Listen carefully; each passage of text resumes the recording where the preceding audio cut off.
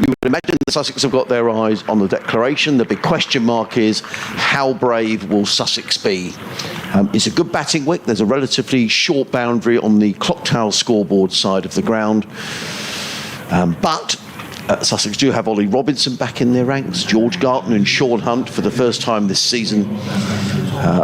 Will Middlesex fancy a run chase? They've got a very strong batting lineup. So, lots to consider, lots to talk about.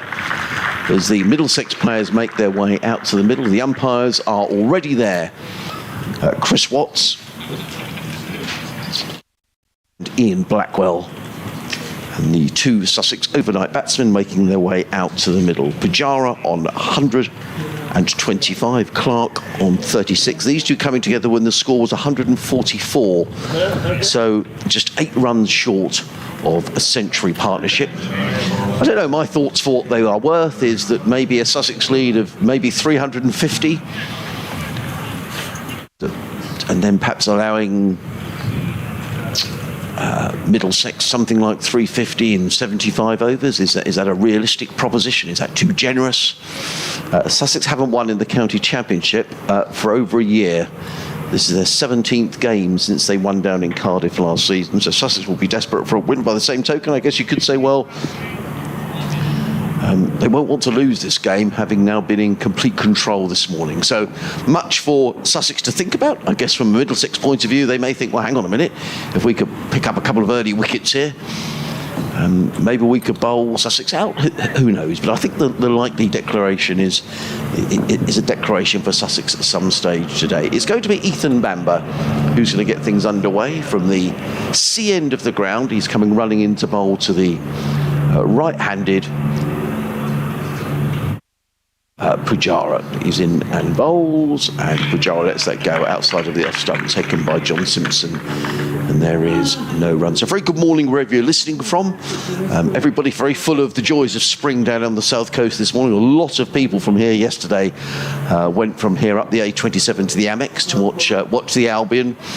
And everybody's in very good spirits this morning after that thumping win for Brighton yesterday against Manchester United. So lots of very happy people around Hove, and I'm sure a few sore heads around Brighton this morning as well.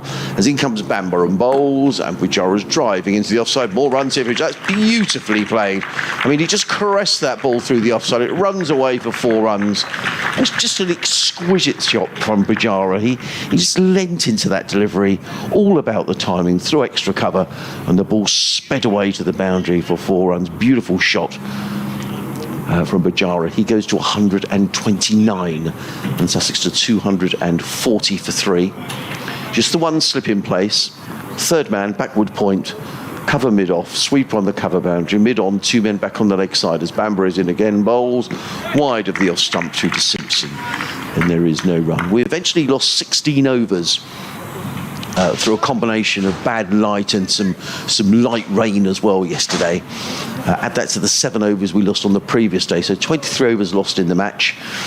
But you know, April into May in the UK, beginning of the county championship season, that's not a bad return really. But this is intriguingly poised. Bamber is on his way from the C end, running away from us in a bowl to Pujara, who's solidly forward to ball, good length, plays it into the offside, and there's no run. A very miss of me. A couple of things I haven't done. The first one is to check that the commentary is going out around the ground. Yes, we are. Tim there on the top tier was probably at the Albion yesterday. Yes, he was. Oh. Yeah. Everybody. Julian isn't here today. Julian was thinking he's got a hangover because he was at the Albion as well. Well, he was, but he was also thinking he might go to Plumpton today to see the racing. Oh. But yeah, he probably has got a hangover. In comes Bamber over the wicket, bowls, and lets that go to Pujara. And the other thing I haven't done this morning is to welcome Kevin Hand to the commentary. Good morning to you. Oh, tell him the truth, Adrian. I wasn't in the room, so that's why you didn't welcome me. Well, I didn't know we were making up overs. No, we're not. Started early. It's only 11 o'clock now, and they've bowled 5 balls already. When does this ever happen? But I guess it's all about today, about a possible Sussex Declaration. When it will come, what they will leave Middlesex, will Middlesex chase? So lots to be decided as Bamble with the final ball of the opening over is in a bowls to Pujara, who lets that go outside of the off stump. So just the one scoring shot, a beautiful extra cover drive from Pujara. He's on 129, Sussex 240 for 3. The lead for Sussex now 274. I was weighing it up, what I think. No inside info whatsoever, of course, because Sussex's decision here. But let's say this morning goes very well for Sussex. 96 overs left in the match. Leave yourself 70 to bowl out Middlesex, so in which case that's batting for an hour and a half. So take the 16 of the first hour, another 8 of the next half hour, so that's 24 off the day's play. 2 for the change of innings, that's 26. So bat for an hour and a half, leaves you half an hour at lunch, before lunch at Middlesex. 70 overs for the day, by which point they've probably in 24 overs scored another 100 runs at least. So you're setting Middlesex 380, 390 to win off 70 overs. Do you think that's not enough of a carrot for Middlesex? That probably isn't enough of a carrot. However, again, you go back to how many do you need at tea? Can you take it down to a T20? Here comes Martin Anderson from the Cromwell Road to get us underway this morning. He's a full toss onto the legs of Clark, just a single down to long leg. Clark moves to 27. 241 for 3. Bit of surprise, there's no Freedy bowling. I think Sussex need to be a bit braver than that. I think you've got to allow yourself time to bowl out a strong Middlesex side. So I'm thinking in my mind a minimum 75 overs. So that means add 2 for the changeover, 77. So I'm saying Sussex back for 19 overs this morning. Yeah. And see where that gets them. And if they carry on at 4 and over, they'll be about 350. Yeah, that'd be good. Middlesex 350 and 75 overs. That's probably enough of a carrot to think, yeah, we'll have a dart at this and see where it takes them. Pujara awaits at 129. Anderson bowls, and this is left alone outside of the off stump. Lovely base and carry on that for a ball in its 53rd over through to Simpson. Yeah, I think that's a fair shout. The question I guess I'd throw to you, Adrian, is how much does a victory mean to winless Sussex at the moment, as opposed to a defeat having been in front since 10:30 on the first morning? Yeah, and that's a fair call, because Sussex won't want to lose this. I mean, they haven't won a championship game for over a year. This is their 17th game since they last won. Anderson bowls full straight and driven by Pujara, clipped really to mid-on. Just brought the bat down nicely on it, watchfully done though, and dot ball it is. So will Sussex be thinking, okay, yes, we want to give ourselves a chance of winning, but we're not prepared to lose the game? What we don't know is psychologically, how does the coach and the skipper weigh up a defeat here? How psychologically damaging is a defeat? Yeah. Here's Anderson. Bowls and Pujara leaves alone outside of the off stump. Through it goes. And what does it mean in terms of winless at this stage? Does a win ignite Sussex's season? Well, quite possibly. Yeah. Not down and out yet. I mean, a win now, and there's plenty of time left in this season to try and climb up the table, isn't there? Try and push for a top 2 spot, but obviously you need to get going quickly, and that means win a game now. So that's what we don't know, is how the coach and the skipper sit on that. As here's Anderson bowls short outside of the off stump. Pujara leaves alone. And we don't know that. I would like to see Sussex be very positive today. I mean, they've got Ollie Robinson back in the side, George Garton, Sean Hunt. So there's plenty of bowling in the side. They've also got Haynes and Clark. So if Middlesex made a real dart at it and Sussex were under pressure, they haven't got the fielding restrictions as well. So I would hope Sussex would be brave. Anderson bowls, and this is eased away into the offside by Pujara. Quick single, no, rejected. Around comes Stoneman at cover. It's 241 for 3 at the end of the 53rd over. There was a not too dissimilar match a couple of years ago at Bristol, and I had convinced Kevin Howells that we were going to have a belting final day at Bristol. That Middlesex were desperate for the win. They had Owen Morgan, they had Paul Sterling in the side. They'd have chased anything that day. I told him, I said, come on down, Gloucester and get engaged in a chase here as well. It's been a dull old 3 days. It's been absolutely flat. It's been a horrible match, but on the final day we're going to have a belter because they'll set it up. Middlesex were desperate. Middlesex at that point, you'd kind of got the little nod over the second and third day. Look, we'll chase anything. Whatever they set us, we'll chase it. They didn't set them anything in the end. I mean, they set them, let's say, 500 off 40, and that was it. And it was game over, which Middlesex went out and they threw the bat at it, first 2 wickets with Morgan and Sterling, and then shut up shop because they just said, well, fine, we're not going to let you win it. We're not going to throw it all away chasing 500 or 40. Well, it wasn't that, but it's something around that. Yeah. I hope that doesn't happen today. In comes Bamber, over the wicket bowls to Clark. Clark is forward, plays into the offside. There is no run. And there was a lot of criticism for Gloucestershire of that, including from myself. I think Kevin Howes did on air as well that day. I'm just trying to remember the coach. They have changed coach now, Gloucestershire. Richard Dawson. His justification at the end was, no, we're going to teach the guys to win a match. You've got to do it properly. We're not just going to have a little, flip of the coin on the final day while we have a shootout after it. Right? If it's a flat 4 days, it's a flat 4 days. In comes Bamber. In and bowls, and Clark is forward, glides that back to the square on the leg side, picks up one, they'll think about two. Clark does come back for the second, good running by Tom Clark. In fact, in the end, it was a comfortable two. He goes to 29, the total 243 for three. This partnership now with 99 between this pair. Now, you flip that to a game at Taunton in 2016 when Chris Rogers set up a game and Middlesex went and won the game. Brilliant. John Simpson, 6 over deep backward square leg. Extraordinary shot that I couldn't even describe to you still now to win it. Bamber. Away from us bowls to Clark, who's forward, plays to mid-on. There is no run. And Rogers at the end of the match said, look, this is a young side, the Overtons, Abel, all the others that were in there. And he said, if they're going to develop as cricketers and learn how to win matches, they've also got to learn how to lose. To win a match, you've got to be prepared to lose. I'm a huge believer. That was what Rogers went for. Now, at the end of that season, all the Somerset fans grumbled, well, if they'd have taken the draw in that game and not allowed Middlesex to win it, guess who'd have won the title in 2016? Okay. Somerset. In comes Bamber over the wicket bowls. Clark forward drives to mid off without timing, no run. Look where Gloucestershire are now, 5 years later from that match in 2018, 4 years later from that match in 2018. Look where Middlesex are. So, I'd agree with Rogers, you'd agreed with Rogers, we'd all have disagreed with Dawson. And also the counter argument to say if Somerset had have held on for the draw in that game, then they'd have won the title that year, and Middlesex wouldn't have. Bamber in and bowls to Clark, and Clark plays firmly into the covers. There is no run. So rather than setting it up, but Rogers' argument was for these guys to learn how to win, they're going to have to learn how to lose as well. So you could say, well, by losing that match, that was how they went on to win so many others that season, rather than just playing out a stale draw. Who knows? But they're all the little things that we hear at the end of matches. We hear during matches, don't we? We'll ask the coach, go on, tell us, well, what are you thinking on this one? I mean, Richard Johnson was the coach then, as interim boss at the time, in 2018, and he'd said to me, pretty much as early as day 2, we were saying to him, come on, let's set something up on the final day here. It's just as flat as anything. We need a win. If we get to the final day, are you interested? In comes Bamber.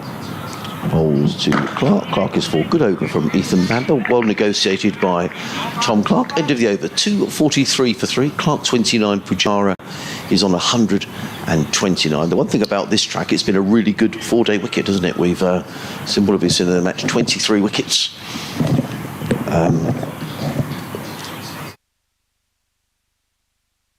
It's been. Sorry, just here. I'll tell you what. We'll tell the listeners. There we go. I could hear a device. I thought it was mine. I think it's yours. It's yours. Well done. I thought I was off. There we go.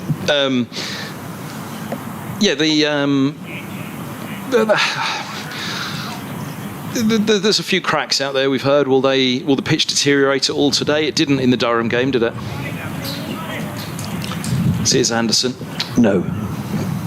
Start of the 55th, he's in bowls outside of the office, left alone, 243 I suppose, objective number 1 here for Sussex this morning is to make the game safe. They don't want to suddenly have a clatter of wickets here this morning, so they don't want to lose 5 for 40 this morning and open the door for Middlesex. But by the same token, I think if you're talking about exciting cricket, attracting people to county cricket, I think some sort of a declaration, sensible declaration, could make it a really good day's cricket. Anderson bowls outside off through to the keeper, it passes. And what I would say is that what Sussex haven't had so far this season is a bowling attack who's been capable of bowling out a side twice. That's been a real problem. But with Robinson back in the side, we haven't seen too much of George Garton. He's been off the field a little bit, so I hope George is okay. That may be a big factor, of course. But if Garton is, able to bowl a few overs, Hunt as well, Robinson, you never know. Ball short, outside off, and cut away down to third for 4 in front of Bamber. Lovely shot by Pujara. I think that's the 100 partnership as well. Beautiful shot, wasn't it? I'm just loving watching him bat. I mean, it's just a treat to be here watching him at these close quarters. It's come fairly quickly as well, Kevin. 156 balls in 93 minutes. So an hour and a half for 100 partnership. These two really got on with it yesterday evening. Beautiful shot. Anderson hits the crease now, he bowls. Oh, and Pujara, I thought he was through that a little early. He did kind of wristily close the bat face and whip it to mid-on in the end, didn't he? I thought he was going to play all around it for a moment. Whether it nipped back in. We have got the emails up and running today. The first email of the day has come in from John Malone, who says, another lovely day in Sussex, coming through loud and clear on the stream. A tremendous result for the Albion yesterday. I wonder if Sussex can produce a result today. Thank you, John. Anderson bowls full, clips away through mid-wicket. Deep squares coming around. They'll take two at least. 249 for 3. Pujara onto 135. Yeah, I think first thing this morning, Pujara has every right to take his time and get himself in. They're not nobody's losing any time here in the game. Certainly not Sussex. The other factor, I guess, that you could almost say is that perhaps even the bad light has now at this stage played into Middlesex's hands a little. Because had Sussex been batted all the way through that time and things gone as well as they did with the bat, Sussex would be miles ahead now.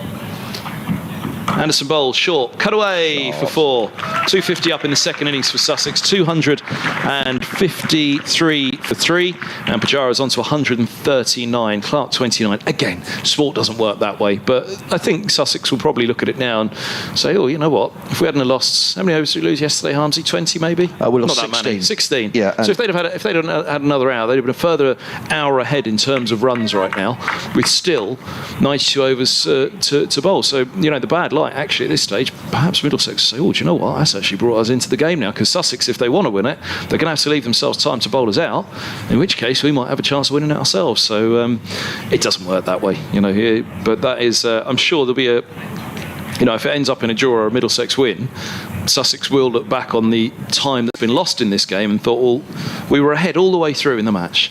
And then we got to the final day, and having lost time, we had to dangle a bit of a carrot for Middlesex, and they've come in and snuck in and won it.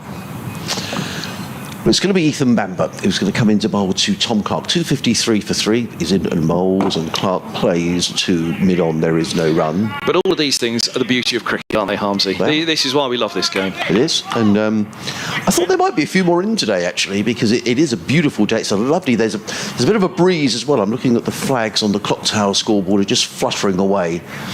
It's a day for a sun hat and a bit of sun cream. A few people sitting in the deck chairs at the Cromwell Road end. The Sussex lead now is 287. As Bamber is in, bowls to Clark, and Clark plays firmly into the covers. There is no run. Clark remains in 29. Pujara already this morning with 3 majestic boundaries. In fact, 4 boundaries. The opening one was a beautifully timed off drive, well, extra cover drive. Just effortlessly played.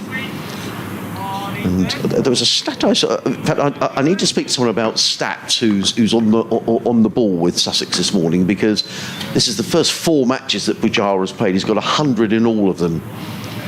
As in comes Bamber and bowls, and Clark, I think that's off the pad onto the leg side. There's a stifled appeal from Ethan Bamber. And 1 more to the total, 254 for 3. So I don't know, going right back through the history of the club, if anyone has arrived at the club and scored hundreds in his first 4 matches, or indeed the volume of runs that Pujara has scored. 203 last week against Durham. He made a double 100 at Derbyshire in his first match. Was he in that game? 201 not out. Bamber in again, bowls. Pujara lets it go outside the off stump. There is no run.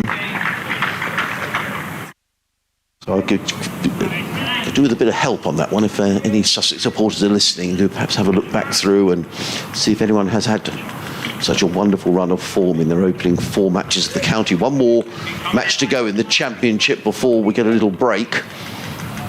At Leicester next week. The game starting on Thursday. Where are you next week, Kevin? At home to Nottinghamshire. Oh, right, okay. comes Bamber bowls, and Pujara is forward, plays into the offside. There is no run. Bamber fields of his own bowling, and there is no run. So if you want to email us, sussexcricket@bbc.co.uk, or you can tweet at BBC Sussex Sport, or at Adrian Harms, or at Kevin Hand BBC. So a multitude of ways of getting in touch throughout the day.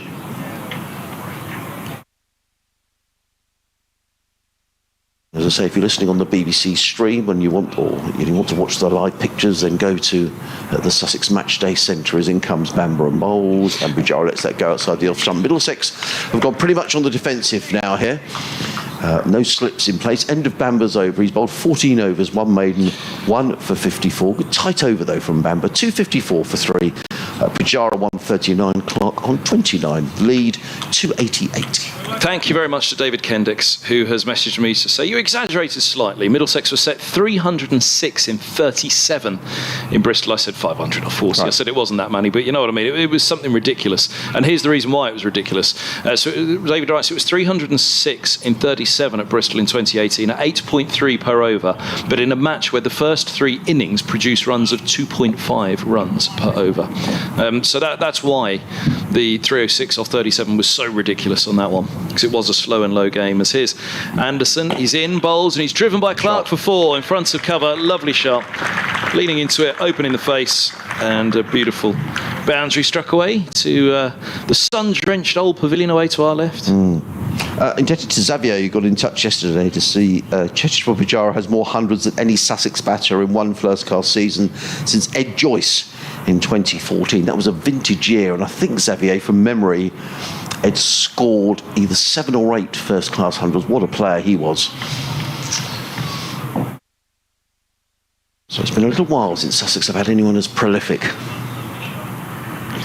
Anderson bowls down the leg side, an attempted whip at this one from Clark through to Simpson. It goes. Cross with himself, wasn't he there, Tom Clark? I was thinking actually, Tim sitting up there on the top shelf, just enjoying the cricket today. You know, if you are a sports mad fan in Sussex, to come here yesterday morning up to the Amex and see Brighton give United a good old drumming yesterday, and come down here on a lovely sunny day and watch the cricket, it sort of doesn't get much better, really. Here's Anderson again, attempted try from Clark. Big puff of dust as he mistimes that up to mid-off. Tim puts his hands in the air. I know a lot of our listeners don't like us going on too much about football, which I completely understand, but there are an awful lot of people here at Brighton who, indeed some of the stewards on the gate this morning, who were able to nip off early yesterday because they either work at the Amex, and a lot of people do work here at Hove and at the Amex as well. So, you know, it's great points of employment for people as well. That's brilliant. Win-win, really. Anderson from the Cromwell Road end bowls, again mistimed, outside off by Clark, looking to drive. He's annoyed with himself. Yeah, he's had that one beautiful cover drive, and he's had 2 mistimed ones that have trickled up to mid-off when he was looking through cover and extra cover again. This is interesting. This is an email from Rick Piper. It came in late yesterday, and it said, day 4 down at Hove, if either Middlesex or Sussex are looking for some advice, might I suggest Lord Ted Dexter? Anderson bowls, and that one is away. Extra cover may have got fingertips to it. Cover and mid-off for giving chase up towards the players' balcony. It goes. They've taken 2, and Clark moves to 35. 260 for 3. Lovely flowing shot. And goes on to say, might I suggest Lord Ted Dexter, who, quote, if you're going to lose, you might as well lose good and proper and try to sneak a win. Kind of like that, really. And Lord Rick says, I'll be out walking on the Thames Path, Henley to Reading. How lovely. Anderson bowls again. Clark looking for that drive. Really went hard at that one, didn't he? Missed time completely to Stoneman, who's at extra cover, just bobbles away. 260 for 3. 90 remain of the match. They've added, 24 this morning? Yeah. So the lead's now 293. What do you think? Anything over 350 and they've pushed it too far, Sussex, in terms of a carrot being dangled? Well, I think you have got to dangle a carrot. I know what everyone's views are. My view is it's got to be something that Middlesex think they've got half a chance of chasing down. And when it comes with a chance of chasing down, you know, in going for the runs, they may make mistakes. So that's what I would do. But then I'm not the coach. In comes Bamber Bowles, let go outside the off stump, taken by Simpson. There is no run. So thank you, Rick, for getting in touch. Rick Piper, lovely to hear from you. I know you're a regular contributor, Rick, and if you are listening as you're walking along the Thames path, Henley to Reading, I don't know how far that is. I have no idea. I'm going to guess it's 20 miles. Henley to Reading. Yeah. So if you're listening to us, Rick, this morning, how far is it from? What, he's walking it today? Yeah, I'll be out walking the Thames path. 40-mile round trip from Henley to Reading. In comes Bamber Bowles. Pujara, beautiful shot down the ground. Very nearly fielded. It's going to be 4 runs. He's hurt his finger. He has hurt his finger. That's nasty. Oh dear, no. oh dear. And who is that? I think it's Robbie White. Oh God, that's nasty. And he's. Oh dear, no, he's in a lot of pain. Yeah, I think he's dislocated his finger or broken a finger. He's in absolute agony. White? I'm pretty sure it is. Let's see. Oh, that's awful. I hate to see people getting injured, and he's bad, and he's stamping his foot on the floor. It was a desperate dive just to try and save. Yeah. They need to get someone on quickly here because he's in an awful lot of pain. Was driven down the ground. White dived across. He got a hand to the ball, and in doing so, has either dislocated a finger or broken a finger. I think that's what it is. I don't think it's a leg injury. No, I think it's a hand, and he's in. And I'm not going to watch him. He is kicking the ground in absolute agony. He could have stubbed his hand on the ground. The physio was coming on, and he's having a look, and he's saying, "What have you done?" Yeah. And I'm not going to look if they're going to put his finger back in. Oh, so he stretched out. I'm just looking at the replay. We're assuming it's a finger. Yeah, I mean, so the drive straight of mid-off, and White runs across. He stretched out his left hand in front of him, diving forward just to try and parry it and stop it, because as soon as it was away from him, and even with the hand that he got on it, it went fly. It continued to fly at a great pace, didn't it, down towards us at the sea end. But it was a really brave effort to try and block off some runs there. Oh, he's in pain, isn't he? He's banging his foot on the ground, is he? Yeah. Well, it was a lovely shot from Pujara. That's the first thing to say. Pujara goes to 143, but I think what we're more concerned about here is Robbie White. So as he's pushed out that left hand, he's diving to his right. His left hand's almost his top hand, isn't it? Do you think his hand got? Do you think it wasn't the ball? Do you think? No, I think it was the ball. I think it was the ball. I think it was the ball. Oh, he's been sat up by Stoneman at the moment and lifted up off the field. I mean, having had. I remember when I just can't watch if they're going to put his finger back on the field. Is it his shoulder, actually? Do you think so? Might be his shoulder. They're going to pop his shoulder back into Don't look arms if you're a bit queasy. Well, he'll yell if he does that. So they need to get him up in the pavilion if they're going to do that. Well, yeah. I mean, the way they lifted him up there, it looks as though it is his shoulder more than his hand now, doesn't it? Now that they've picked him up. Well, I'm not sure. Yeah, he's obviously clearly in an awful lot. I'm not quite sure why they've got a 12th man on here because. Well, I mean, they've just. He can't carry on. What I was going to say is, if you've done one of those injuries, Harmsby, Yeah, they're going to carry him off. If it, he's going to. Oh no, I'm not sure that actually they're not just putting him in a position to brace him to pop the shoulder back in Harmsby, so you might want to look away. Yeah, I'm not good on broken legs and dislocations, I have to say. Yeah. So if you've ever done one of those, I remember I have. I was talking to Dave Armstrong, who's a former England striker, and they are going to limp him off here slowly. So it is a case of limp him off. Do you think it's a leg? No, I don't think it is. I mean, he's not limping in that sense, but they're tenderly taking him off. He's got his right arm around Stoneman, and his left arm is being held very carefully by Pete Waxman. Look, he's in so much pain. He's got to go back down. I think they might have to get a stretcher here. Yeah. This is really. They want a stretcher. The physio is just saying we need a stretcher. I mean, if any family members of Robbie White are tuned in or friends of his and they're not watching the stream, then it is a shoulder injury. It is something that it's horrible. It's painful. But he's in an awful lot of pain, but he will be okay. But it's horrible to watch. Well, John, the Sussex video is out as well now, John, and you can tell with footballers, you can tell with any professional sporting injury when it's bad, when you see the person sort of banging their hand or foot on the ground. I was going to say that. So Dave Armstrong, who played for England and Southampton, I remember talking to him about the injury that ended his career, which was left ankle. I think it was his tendons, his ligaments there, and he said that the night it happened, he went down. I had the same injury, actually. We were just discussing. I think I'd just done it. And he was saying, yeah, that was what ended my career. And that feeling where you go down, you nearly pass out. You go so white, then you want to vomit. You just feel sick, don't you? But you do. Everything goes. The blood just drains from your head. And I think that's what happened when they tried to walk him off there. He's obviously in a little bit of shock from the injury. He's in absolute agony there. He's got his hand over his face. And as you say, we're not here to dramatise, and then we members of Robbie's family who are listening. No, and I think again it's important to reiterate. Look, he's okay. It's not a head injury. It's not something like that. But it's an impact injury, isn't it? That's obviously caused a great deal of shock and pain. And his head's up at the moment. He's talking to them, but he's in awful pain. Bless him. And thankfully we have paramedics on the ground here at Hove, and the paramedics are now coming on, and they've got a proper stretcher trolley is being walked on, and I think Richard Johnson's out there now as well. Obviously, the Middlesex physio, Pete Waxman. Yeah, Ian Salisbury's out there. He is in a huge amount. They put him on one of these flat stretchers, but I think that's now going to be transferred to the paramedics. And we really do wish Robbie. And this is when you need this specialist medical attention. Ian Salisbury has come out as well to have a look. Very, very unfortunate. It was a shot from Pujara straight down the ground. Robbie White dived. It was a brave attempt to stop the ball. We thought for a minute he maybe put a finger out or something, but it now looks like it's a shoulder, and they were trying to help him off the ground. Well, like I say, what we can't tell at the moment, was it a dislocation? Has he broken his arm? Maybe the way he fell when he rolled over the top of it. Maybe the arm broke, or whatever it is. It's some sort of impact injury, though, isn't it? We can happily say that, at least for certainly if any of Robbie's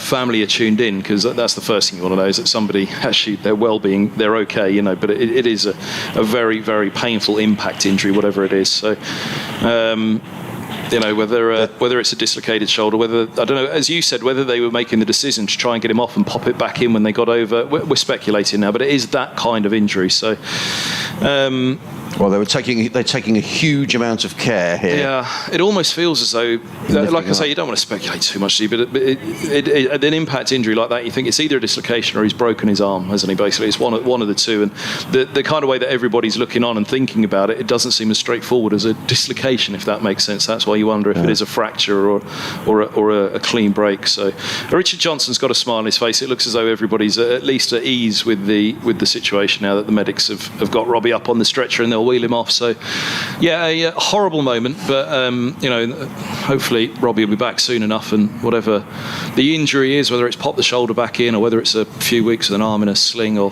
whatever he's got ahead of him, we wish him well and hope he's back very, very soon. There was an injury to Daniel Ibrahim earlier this season, diving around the boundary, where Daniel injured the ligaments in his shoulder. And he is out of the game for a little while. I've seen him around the ground, so he is recovering. But this is good to see the amount of care that's being taken with Robbie White, who's leaving the field on a stretcher, which is very distressing for Robbie White. But we just wish him well. A sympathetic round of applause from the spectators here at Hove. We had a delay for probably 10 minutes or so. He's got his hand over his head. That is extremely painful, and you're right, it is left arm or left shoulder.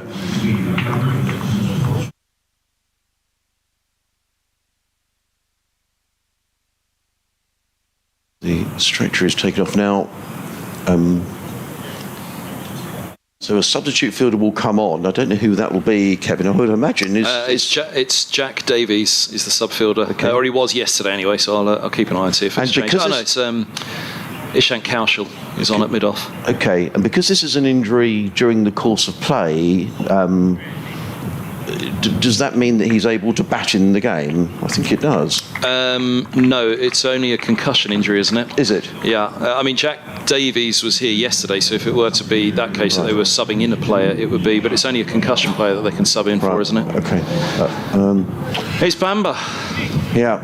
Well, sorry, that was a bit of a delay, but it's... Yeah, it's horrible. We've had it many times over the years, haven't we? Not nice at all. So we dreadful. Well, we wish Robbie White all the best. We'll be giving an update to the listeners on BBC Radio Sussex in a few moments' time. But here comes Bamba running away from us, bowling to Pujara is in the bowls, and Pujara is forward, plays into the offside, fielded in the covers. There is no run. Stoneman fields. Yeah, anything sort of dislocations or breaking makes me. I couldn't be a medic. I have huge admiration for people who are first on the field when players are badly injured. Bamba. I was going to say that Middlesex have gone right on the defensive here, which they have. Bamba away from us in bowls, and Pujara is forward, plays back down the track, and there is no run. In terms of the game, I mean, let's separate these two things. Huge amount of sympathy for Robbie White. Let's hope he gets better soon, and it's not as serious as it looks. In terms of the game, Kevin, because it is only concussion substitutes, will that affect Middlesex's ability to chase down the total? I would say yes, because he's they're a batting batter at 3 down now, aren't they? Yeah, in terms of a match context. In terms of a match context, Middlesex are a batter light. Bamba and bowls, and Pujara drives through the offside and picks up a single, just the single, to 65 for 3, which makes the Sussex lead now 299.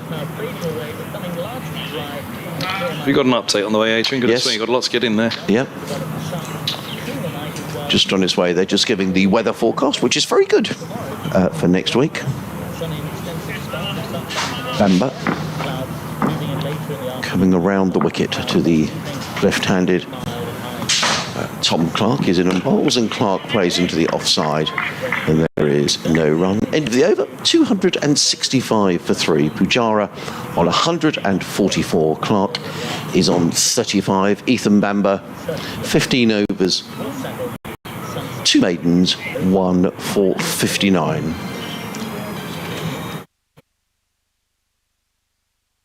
Yes, thanks, Joe. A lovely sunny day down at Hove, and Sussex continuing to press on. They're 265 for 3. Cheshire Pujara imperious again this morning.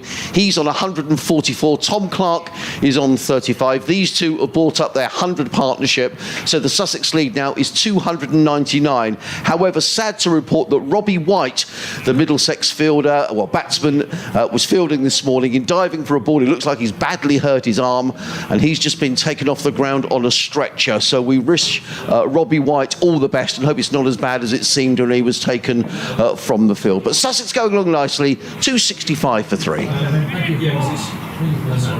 As in comes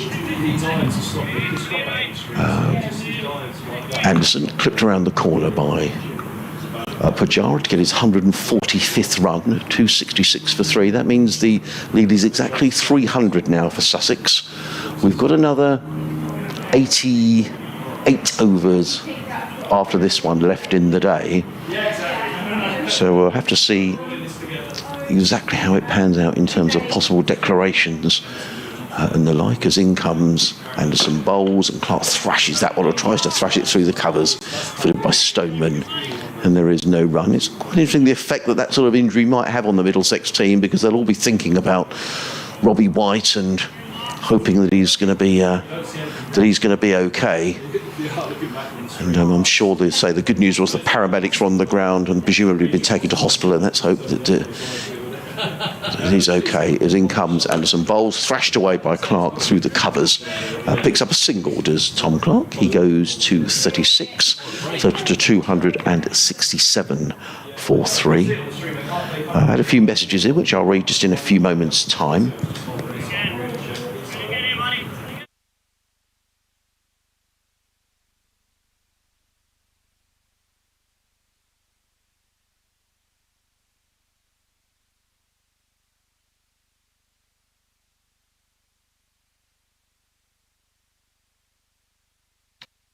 Apologies, just nipping out the room for a minute. 268 for 3, we just missed that delivery.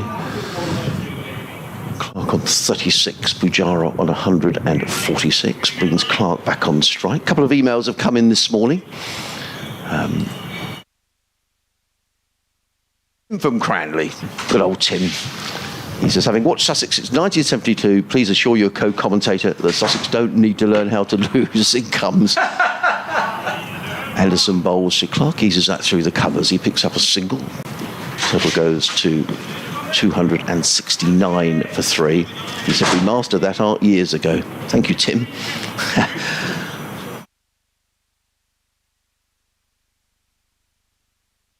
Back to his mark at the Cromwell Road end of the ground. He's coming into bowl to Chetishwar Pujara, who's 4 short of his 150. He's in over the wicket bowls, and Pujara plays onto the onside, thinks about a single. Isn't there? It's the end of the over. 269 for 3. Pujara 146. Clark on 37. An email in from Satbir, who is watching the live stream and its coverage. I'm from Melbourne. In Australia, it's particularly heartening to see the coverage and the crowd. We don't tend to get much of a crowd for our state cricket, so testament to the county coverage to get a crowd. Well, thanks very much indeed for getting in touch from Melbourne. I don't know what the weather's like in Melbourne today. Well, probably not at this time of year. I don't know. Perhaps you could let us know, Satbir, what the weather's like. I mean, the weather here feels like Melbourne weather. Barely, as you can see from the stream, not a cloud in the sky. As Bamber is in and bowls, and Clark drives without timing into the offside, and there is no run. So the state of the game, 269 for 3, add 34 to that, and you get the lead, which is 303. Sorry, Harmsy, did you just listen to me while the kettle was boiling? While you were doing your update, was I talking all over the top of it on the effects mic? No, it's okay. I was more worried about someone saying something. Yeah. I was worried about someone saying something they shouldn't. Not necessarily a good self, but so the mic, the effects microphone is a very good microphone. It's hanging down, but it has to pick up pretty much everything. As in comes Bamber, and that's a lovely wristy shot through mid-wicket from Tom Clark. Races away over the beautiful outfield here at Hove. Tom Clark to 41, to Sussex 273 for 3, and this partnership now worth 129. In everything we've done here this morning, Harmsy, with all the delay for White and obviously all the attention, I don't think we've had the opportunity to look around the field and say, where's Shaheen Shah Afridi? Who hasn't opened the bowling this morning. So where's Afridi? Is he down at fine leg? Well, that's what I think. I think that might be Blake Cullen. Right, he's a long, long way down in the distance. Let me see where if the second. Yeah, second. There's 2 subs on. In comes Bamber, bowls to Clark. Clark plays down the track footed by Bamber off his own bowling, and there is no run. Martin Mahoney's been in touch from High Wycombe. He says, looks like a cracking day. I think that after tea it's free admission. Let's hope for a close finish, provided Sussex win. In fact, Martin, it is free admission to the county ground at Hove throughout the season in the county championship after tea. John Philby, the chairman, confirmed that. So every day after tea, you can get into the county ground for nothing. In comes Bamber, bowls, and forward comes Clark and punches into the covers, footed by Stoneman. And there is no run. 273 for 3. Pujara 146, Clark 41. Live cricket on the BBC Radio Sussex, BBC Radio London. Adrian Harms and Kevin Hand. If you want to watch the pictures as well, go to the Sussex Cricket Club website, click on the Matchday Centre, and you'll see Hove really in all its glory this morning. It does look absolutely magnificent. And a few more people drifting into the ground, perhaps anticipating a really good day's cricket. In comes Bamber, bowls. Clark is forward, plays to mid-wicket, and there is no run. I mean, this ball is now in its 60th over, Kevin, and we were talking about when Sussex might declare, what they might set up for Middlesex. And Steve Finn was with us on Friday talking about how much more difficult it gets for the bowlers when the ball gets older, when it gets softer. And suddenly these two have really looked largely untroubled this morning, which again will be another factor in anything Sussex may decide in terms of setting Middlesex a target. Bamber in again, bowls, and Clark pulls that away on the leg side, picks up a single to Tom Clark to deep mid-wicket.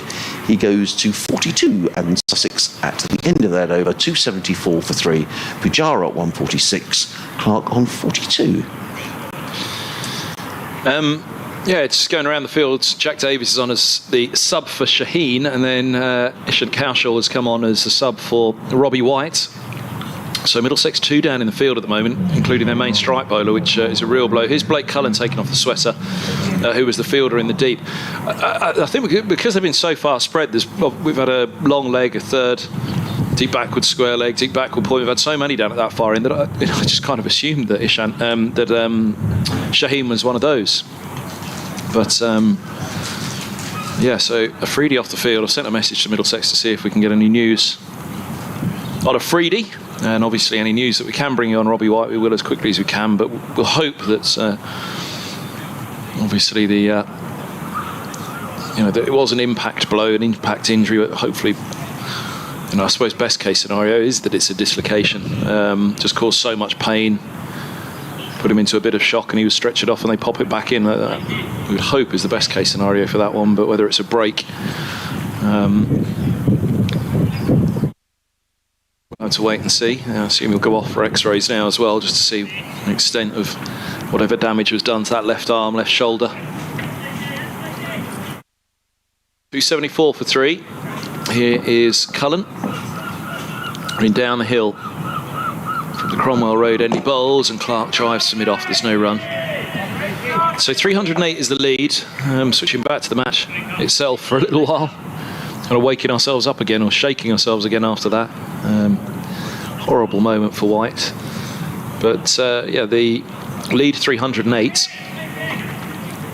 I think 42 more runs, and they're probably safe, Sussex. But how much time do they want to try and bowl out Middlesex? Here's Cullen.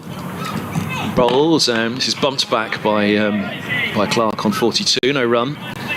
61st over of the innings, 86 remain of the match after this.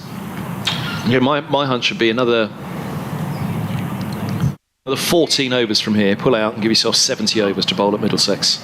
One thing I think that will help today is the lights. Unless some horrible cloud rolls in, then we'll get the full allocation in today, and it feels as though we'll need it. As Cullen bowls, and that's driven by Clark to cover, a deeper cover. There's a deep point, a deep-ish cover, extra cover, and a mid-off. The left-handed Clark. The other question mark on a 4-day pitch, when any game goes to 4 days, or a test match 5 days, is how big a part the spinners will play. Now, we haven't seen Luke Holman this morning. Sussex will be hoping maybe that Mason Crane might play a part today, if it does start to turn. Cullen's past the umpire, he bowls full. Oh, now, what has that taken? It's gone through Simpson for 4 runs. It's a drop. Was it an inside edge? Must have been. Yeah, it was a chance. Yep, 4 runs, and Clark survives on 46. On 42, he moves to 46. Well, that doesn't happen very often, Kevin. Let's have a look. Yeah, inside edge. And there's the footsteps of Ethan Bamber going to collect it on the effects mic down below as the ball tosses it back. It is Bamber, isn't it? I think that I saw. He's making his way around. Yeah, making his way around with his spikes on, not to tread across the massing they've got down in front, the ground staff below us here. But yeah, an inside edge, wrong-footed Simpson. He went back the other way, couldn't recover the ground, recover the gloves quickly enough. As here's Cullen, bowls, and forward goes Clark, pushing to mid-off. There's a slight fumble there by Robson, and they get through for a single. He's on 47, 279 for 3. What is interesting here, Kevin, is I just wonder, it is unsettling for teammates when you see someone who's badly injured. Yeah. And I'm not saying, that necessarily affected John Simpson there, but you just wonder how, you see one of your mates carted off the cricket field. That's not nice to see. Yeah, I'm going to look at Simpson, see how far he'd gone before. I mean, he'd clearly gone one direction. And right arm over, here's Cullen to Pujara, drops a single through the vacant backward points. And 280 for 3 it is at the end of the over. Here it is, Harmsy. Pujara at 147. So Cullen's right arm over to the left-handed Clark. So angling across the left-hander. Simpson's already at an angle to take that ball. And as he goes for the drive, Simpson was almost in position, just expecting it to continue on its way. If it's an outside edge, then you're obviously getting ready to go. In a keeper's mind, you're thinking about the outside, not the inside edge, aren't you? So here's the line of it. Right, if he edges this, then I know I'm going to have to go that little bit further. Well, it was actually the inside edge. So perhaps his body weight was just, poised, ready to go the other way for that one. So even though he didn't take a step one way or the other, I'd imagine just shifting that body weight back and getting those gloves back, he couldn't get them back in time. In comes Ethan Bamber, running in from the CN, comes in and bowls to Pujara wide, and Pujara just eases that down to third man, picks up his 148th run, I apologise. Sussex to 281 for 3. The partnership between these two now is worth 137, is that right? No, it's worth more than that. 144. Yes, 137. That's the partnership between these two. Pujara to 148. Bamber runs in. Middlesex on the defensive here. Comes in and bowls. Clark drives beautifully through the covers. That's going to be 4 runs, and what a lovely way for Tom Clark to go to his half-century. Over pitch from Ethan Bamber, and Tom Clark drilled that ball through the covers. It was a lovely shot by the 21-year-old. He scored a half-century here last week against Durham. He's followed it up with another one today. 51 in 101 balls. Beautiful innings from Tom Clark, who really is establishing himself in this Sussex side. Lovely shot through extra cover. It really was beautifully played. He waits again as Bamber is in and bowls, and Clark plays again, this time into the covers, but on this occasion there is no run. Before this season, Tom Clark had been in and out of the Sussex side, plenty of 20s and 30s, but a real breakthrough moment in the game against Nottinghamshire when he made his maiden 100. That's a lovely knock. 7 fours in that innings of 51. And that was probably the pick of them. A beautiful extra cover drive for 4. Bamber in and bowls, and forward comes Clark. Plays to mid off. There is no run. So the lead for Sussex is 285 plus 34, which is 319. We were speculating maybe a lead of sort of something like 350, maybe giving Middlesex 70, maybe 75 overs. We'll have to see. Maybe Sussex will want to make sure the game is absolutely safe before they declare, which, having not won for such a long time, is understandable. But on the other hand, they'll feel they want to win this game. In comes Bamber and bowls. Clark forward, plays it down the track. Bamber fields off his own bowling, and there is no run. In his 17th over, Ethan Bamber picked up the wicket with Tom Haines. That seems a long time ago now. Remember, Sussex were 6 for 2. And remember, Middlesex in their first innings, of course, were 45 for 4 before making 356. So it has been a game where wickets have gone down early. Here comes Bamber again, bowls, and hammered down the ground by Tom Clark, and that's gone for 4 runs. My heart was in my mouth briefly, because that was exactly the same area where Robbie White dived and so sadly injured himself. But a good shot by Tom Clark, and just a couple of signs there in that shot from Tom Clark that maybe Sussex are just starting. They've got the game in a position where they've negotiated this first 3/4 of an hour. They haven't lost early wickets, and I wonder whether the feeling is now right. Now we're going to really step on the accelerator. They began this morning 236 for 3, so they haven't been slow this morning. What have they added? 14 plus 39. What's that? 53 they've added this morning. So they are going along at a nice rate. Yeah. It just looked like a shot of attacking intent there from Tom Clark. Here's here's Cullen bowls. Forward goes Pujara, and there's no run. 289 for 3.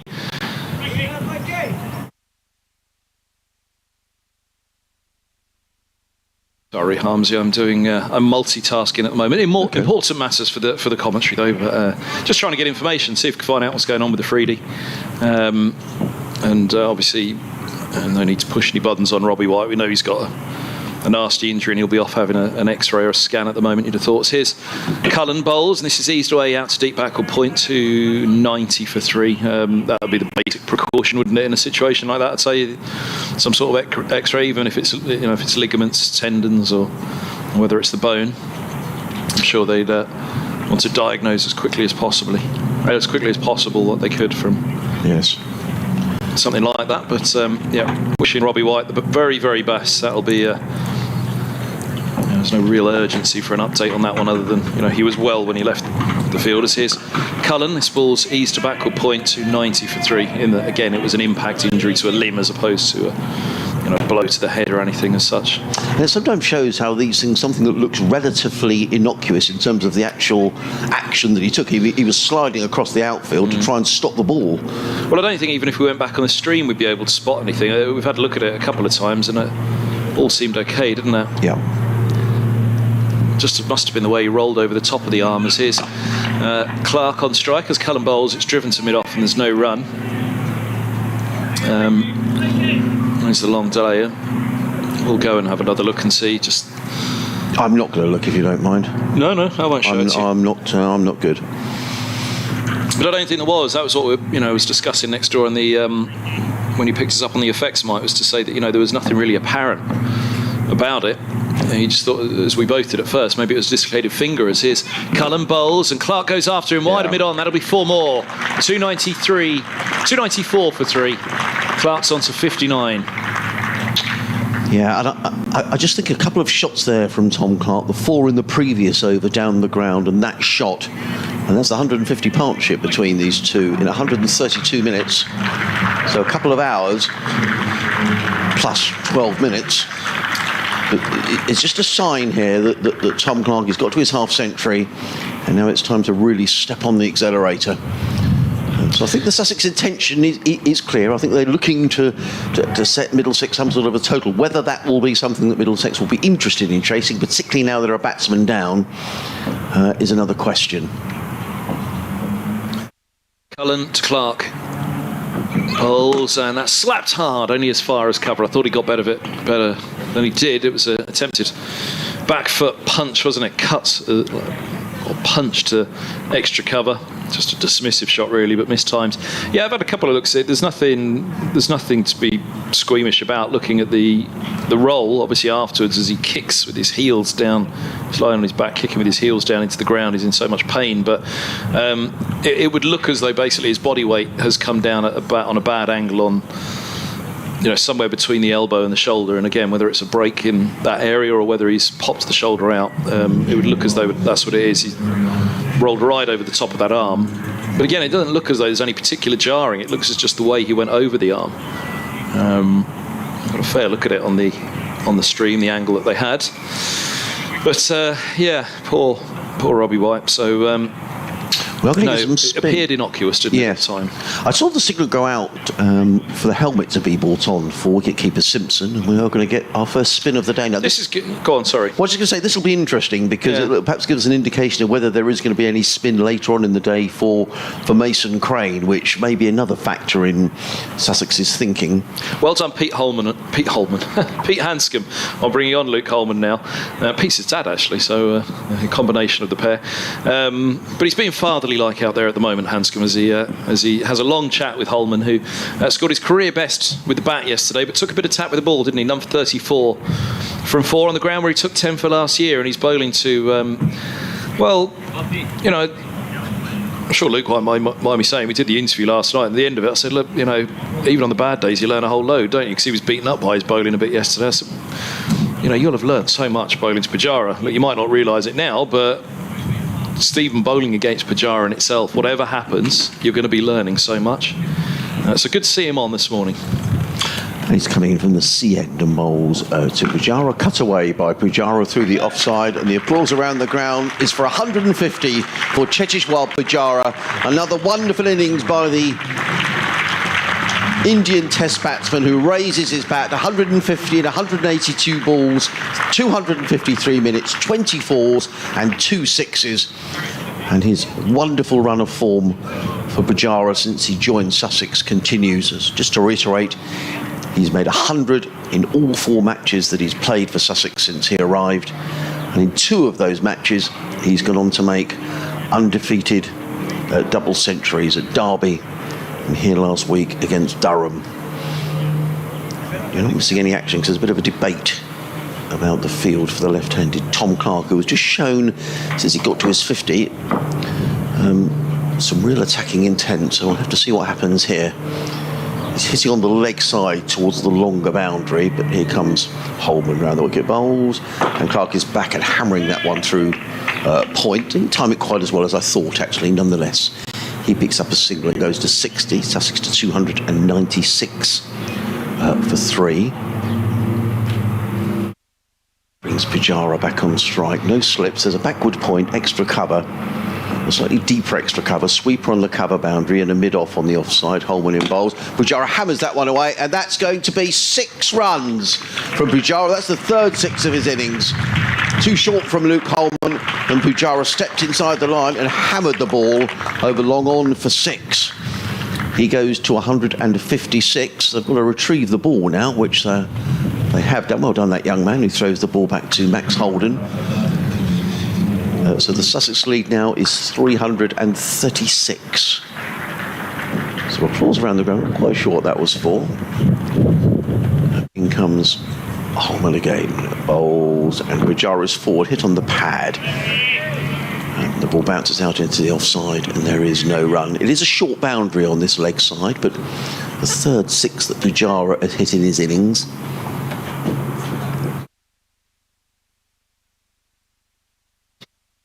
Waits again.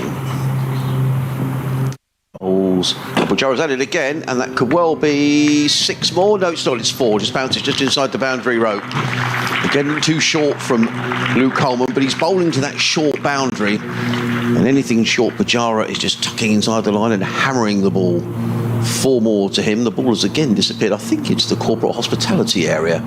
So a couple of people have gone chasing the ball. There we are. It's come back. It's that young man again. He's having a busy morning. Pujara to 160, 306 for 3. Lead now 340. Simpson's run up to say something to Holman. He mustn't beat himself up here, Luke Holman. He's 21 years of age. He's facing Teshwar Pujara, who's on 160 with a short boundary. Yep. In comes Holman again, bowls, and Pujara down the wicket, driving to long on, picks up a single on this occasion. I reckon Pujara knew full well there. I think he was already a couple of yards outside of his crease before Holman released that. He knew it was going to be a fuller delivery. Having dropped short and been put away the last 2, this one was always going to have a lot of flight on it, so a nice little push down to long on. And bats like Pujara have a fair idea what's coming out next ball, don't they, in these situations? They do. 161 to Pujara, 60 to Clark, 307 for 3 are Sussex. So add 34 for that. The lead is 341. Pujara's been brought out a drink, and I'd imagine maybe some instructions coming out as well, being brought out by Ollie Carter, who's on 12 duties for Sussex. Yeah, they've got to start thinking of time now, haven't they? 83 overs left. They lead by 341. Yeah. I was saying, set them 350 off 70. Well, they're going to be more like 380 off 70. Perhaps even more, actually. Yeah. If they tee off. Here's Cullen's Pujara, bowl short. Pujara hooks him and down to fine leg. The fielder's lost it. Who's it? Yeah, he didn't see it. Cowshall down there. Couldn't see it. I'm not sure he got there anyway. It went fine with a long leg. He was looking for the ball, couldn't detect it. The other question here is, with Pujara carries on like this, whether he fancies a third double hundred of the season. Because he scored very quickly this morning. He began this morning on 125. So he's already scored 40 this morning in the first hour.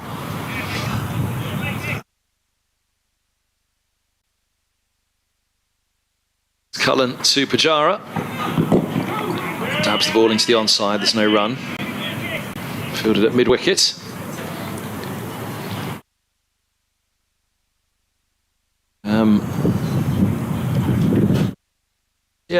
So what? You'd lose 2 for the change of innings now, so that would be 80 left in the day. Yes. It's Chase 345, so they give themselves another 10 overs and they're set Middlesex 400 off 70. As here's Cullen to turn back with a square on the leg side for a single. 312 for 3. Well, I guess there is this shortish leg side boundary, so that will also be a factor that Sussex will be thinking about. But they've got on with things this morning. What did they do this morning? They were 64 plus 12, so they've added 76 in the first hour this morning. Relatively untroubled, and as I say, it doesn't look as if the pitch is giving a huge amount of help. The ball is now 65 overs old. Allen to Clark. Dabbed back to the bowler off the back foot, no run.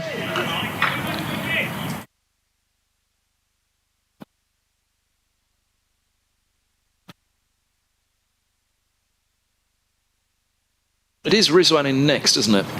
It is Rizwan. That'll be the other thing. Apparently the stream on in the first innings when Pujara and Rizwan batted together hit 10,000 at that particular moment. Cullen comes in, bowls, and that's hit over mid-on for a couple here. Clark will move to 62, mistimed. We were talking about the marketing and PR department, especially, I suppose the best outcome for the marketing and PR department at Sussex today was that Clark got out early, and it was Pujara and Rizwan doing this, and the stream was holding 10,000 all the way through. So that's all the sponsors they needed to. But this is good from Clark, really good. From another youngster impressing in this game. Cullen bowls, and Clark slaps him over mid-on. One bounce up the hill to the Cromwell Road end, and then it quickly bobbles to a roll, and over the boundary rope it goes for 4 more. 318 for 3, and the lead is now 352. Are they going to make it around 400? Middlesex chased 472 in 4 sessions. Again, it was under 4 sessions in the end against Yorkshire. They were set to 472 against a strong Yorkshire side back in 2014, and they chased it with 241 unbeaten from Chris Rogers. There's no question that Sussex are getting a move on him. We thought as soon as Tom Clark got his 50, he's played 4 shots since then, which he may not have played earlier on in his innings. There's some real thought being given here to where the field's going to be set for Pujara. Mark Stoneman in on the conversation as well. It is going to be Luke Coleman who's going to bowl the next over. Look at the Middlesex over rate, +4. Who's that coming across? Is that the skipper having a word to him? Now, is that Peter Hanscom? He's got his jumper on, so I can't see the number on the back of his shirt, but I'm fairly certain that is him. Maybe just slowing things down a little bit as well. They've got this leg side field. I wonder if they might have a long on. At the moment, there's a deep backward square, a fielder at cow corner, a long off, sweeper on the cover boundary. This is a long chat that Hanscom is having with Luke Coleman, which is still carrying on. What on earth can they be talking about? Well, he's giving him a pat on the shoulder. And Hanscom has now gone to field at a deepish extra cover. He's not saving the one. There is an orthodox extra cover as well. In comes Holman, right arm over the wicket, bowls. Pujara down the wicket driving, and he is dropped. Dropped by Mark Stoneman at extra cover. A life for Pujara. And that was routine, really. Poor old Luke Coleman. Yeah, poor Mark Stoneman, of course, as well. Yeah, it was mistimed by Pujara, and he's put down on 166 by Mark Stoneman. That's the 3rd catch he's put down in this match. In comes Holtman again, bowled to Pujara, who hammers that one away through backward point just to rub salt in the wounds and picks up a single. Pujara, he goes to 167. So Pujara dropped on 166. Stoneman's going to get a double ton. Stoneman's going to be the Rogers, isn't he? His Middlesex chase 400 to win. He's dropped 3 catches in the match. Or who went to 99 in the first innings, dropped second ball. He's dropped Pujara. He's going to hit a big one here. Stoneman is coming, I can tell you. In comes Holman. Round the wicket bowls. Clark down the wicket drives. Hammers that away. That's gone all the way for 4 runs. Well, Tom Clark has made up his mind. I wonder what that message was. Well, probably. Let's move things along here for Sussex. I want to see Luke Coleman's chin up at the moment. I want to see somebody out there saying, look, take this, don't let it beat you up, take them on. It might not go well, but it'll help you long term. You'll learn from it. Don't let it beat you down. In comes Holman. Bowls to Clark, is in and bowls, and Clark is playing this one back down the ground. Holman fields of his own bowling. There is no run. His 6th over, 0 for 52 for Luke Holman. And that's the danger when you're bowling on this short side. Having said that, that shot from Tom Clark was to the long part of the ground, out towards the southwest corner. A few more people have drifted in to the ground. Why not? In comes Holman, bowls, and Clark pulls onto the leg side. He's going to pick up a single out to deepish mid-wicket, almost a cow corner. One more to Clark. He goes to 70. Sussex 324 for 3. This partnership between these two now worth 180.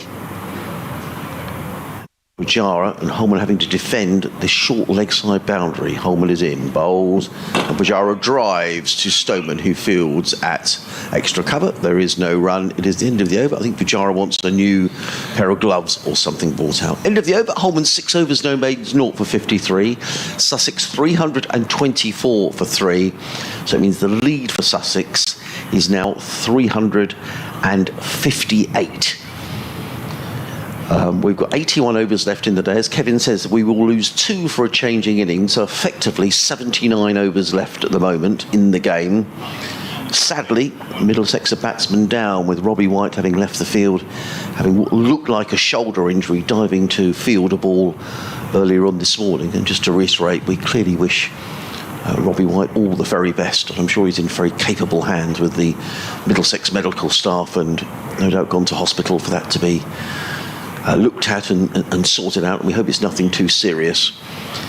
But Middlesex will be down a batsman, and that may well affect, well, it certainly will affect their ability to chase down a score. So how many more does Sussex want is the big question. And how many overs? I said 75 overs that Sussex will want to leave themselves to bowl Middlesex out. Let's see, here comes the first of them. Cullen to Clark. Low full toss outside of the off stump, slapped away. That's deep backward point for a single. And Clark moves to 72, 325 for 3. So if my calculation is right, Kevin, I think Sussex are going to bat for 4 more overs. And that will leave them 75 overs to bowl Middlesex out. I think, but they might see where they are with 75 overs in terms of the lead. Cullen. It's the crease now, he bowls, and Pujara backs away and uppercuts out to deep backward points, where a single's taken. Jack Davies out there, another young keeper, as Robbie White is. Davies, a fine young opening bat. Well, the charge is on, isn't it? Because that was a very un-Pujara-like shot. Apart from for his second innings. It was much like his first, wasn't it?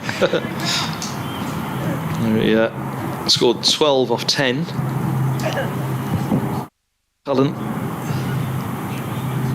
in bowls, and full ball just outside off, backing away Clark, the scoops away at the drive, where a deep cover comes around to collect. There is an orthodox cover in, which is Stoneman. Sabir got in touch from Melbourne, and he inquired about the weather, and I said, well, it's very well Melbourne type weather here today. He said the weather here in Melbourne today is wet and 12 degrees. Not often Australians can say we envy the English sun, but we do at the minute. Yeah, I mean, it's going into winter in Melbourne now, is it? Late autumn, I guess. There's been a huge amount of rain in Australia over the last week, particularly in the New South Wales area. It's been, I think, sort of the wettest winter or the wettest summer for donkey's years. Pujara is in. Pujara's on strike. Cullen's in. Hooked away down to deep backward square leg. A single taken. They've tried banging it in short a few times to Pujara, haven't they? 169 he's on to. 330 for 3 the score. Well fielded down there by Holman, because he had to collect the ball. His first thought was to prevent the boundary. And then he got the throw in very quickly as well. They're battered down, aren't they, Middlesex? You said, but you mentioned Holman there and Anderson at 7 and 8. I guess that, both of those are top 6 batters, really, as you saw, Adrian. So they still do have a fair old depth. As Cullen comes in, bowls, Clark drags him to a deep mid-on for a single. 331 for 3. Well, I guess from a perspective of the game and the spectators here today, Sussex are obviously looking to declare. They're not going to sort of, just bat out the day and we're going to go through to a fairly dull draw. So there is going to be a declaration here at some stage. It's just a question of how enticing that is to Middlesex. Well, we're looking at roughly that half an hour before lunch, as we expected for Sussex to bowl at Middlesex. As Cullen bowls to Pujara, backs away, looks to uppercut through to the keeper. It goes. Pujara's disappointed with himself. It was more an uppercut to a deep backward point that he played, wasn't it? And I think his frustration was that he didn't adapt it to be an uppercut directly over the keeper, which just is a mark, isn't it, of the brilliance of some of these players, that they're disappointed they weren't able to adapt to a bouncer veering in towards them. Pleasure to watch this, a privilege to watch this from Pujara.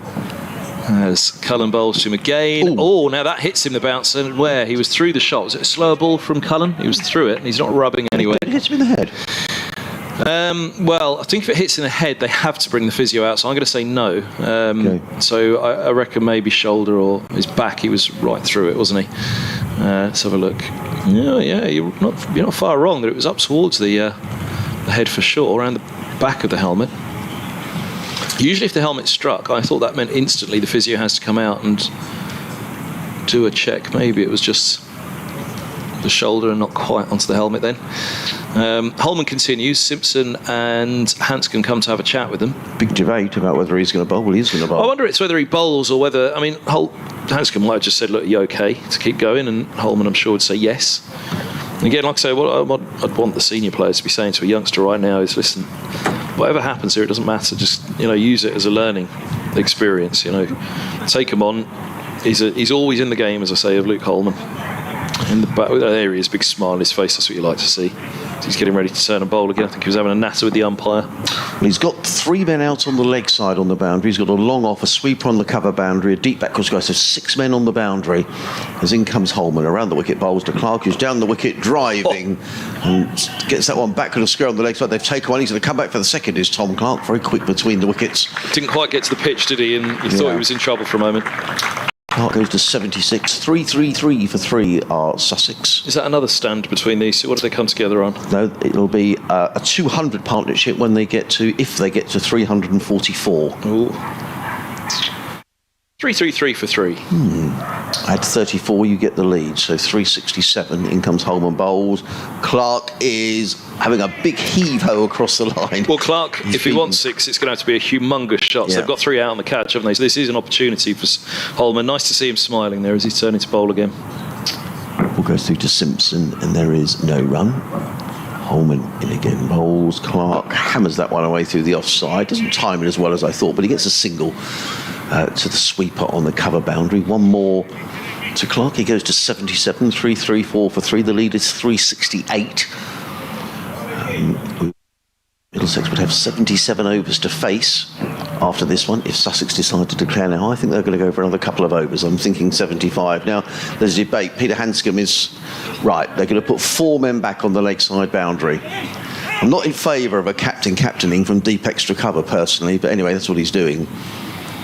He's just yelling instructions to his fielders. So there are 4 men on the fence on the leg side. And now he's moving his deep square leg. Wants him a little finer, I think. So 4 men guarding that leg side boundary. No one saving a single on the leg side. As in comes Holman and bowls. And Pujara pulls away onto the leg side. He's going to get 1. And that's all he's going to get. That was a bit of a very un-Pujara-like shot. Nonetheless, he gets a single. He goes to 170. Sussex to 335 for 3. So this morning, Sussex have added 99 runs in the hour and 10 minutes play that we've had. In comes Holman, bowls Clark down the wicket, and is he stumped? No, he's not. I thought for a minute it had beaten him and it had been stumped. So moral victory for Luke Holman. Back to his mark. He's in his 1 more ball to go in his 7th over. Bowl to the left-handed Clark on a beautiful morning here in Hove. Bowls, and Clark is hit to the pad. That looks close, and he's given out. And Tom Clark is gone, LBW. So Luke Holman gets his reward, and Tom Clark goes for 77. And Pujara's going with him, is he? It looks like that could be the declaration. It is indeed. So I wonder whether Sussex might go for 75 overs, but they've gone for 77 overs. We'll have left in the day 370 off 77. And that is the declaration. So we're back to Tom Clark. We'll first of all wait for this applause around the ground, because there's going to be a lot of applause both for Tom Clark, who makes his way off, and Cheteshwar Pujara. And Tom Clark very graciously says, this is all about you, Cheteshwar, who's going to make his way off the field, and he gets a standing ovation.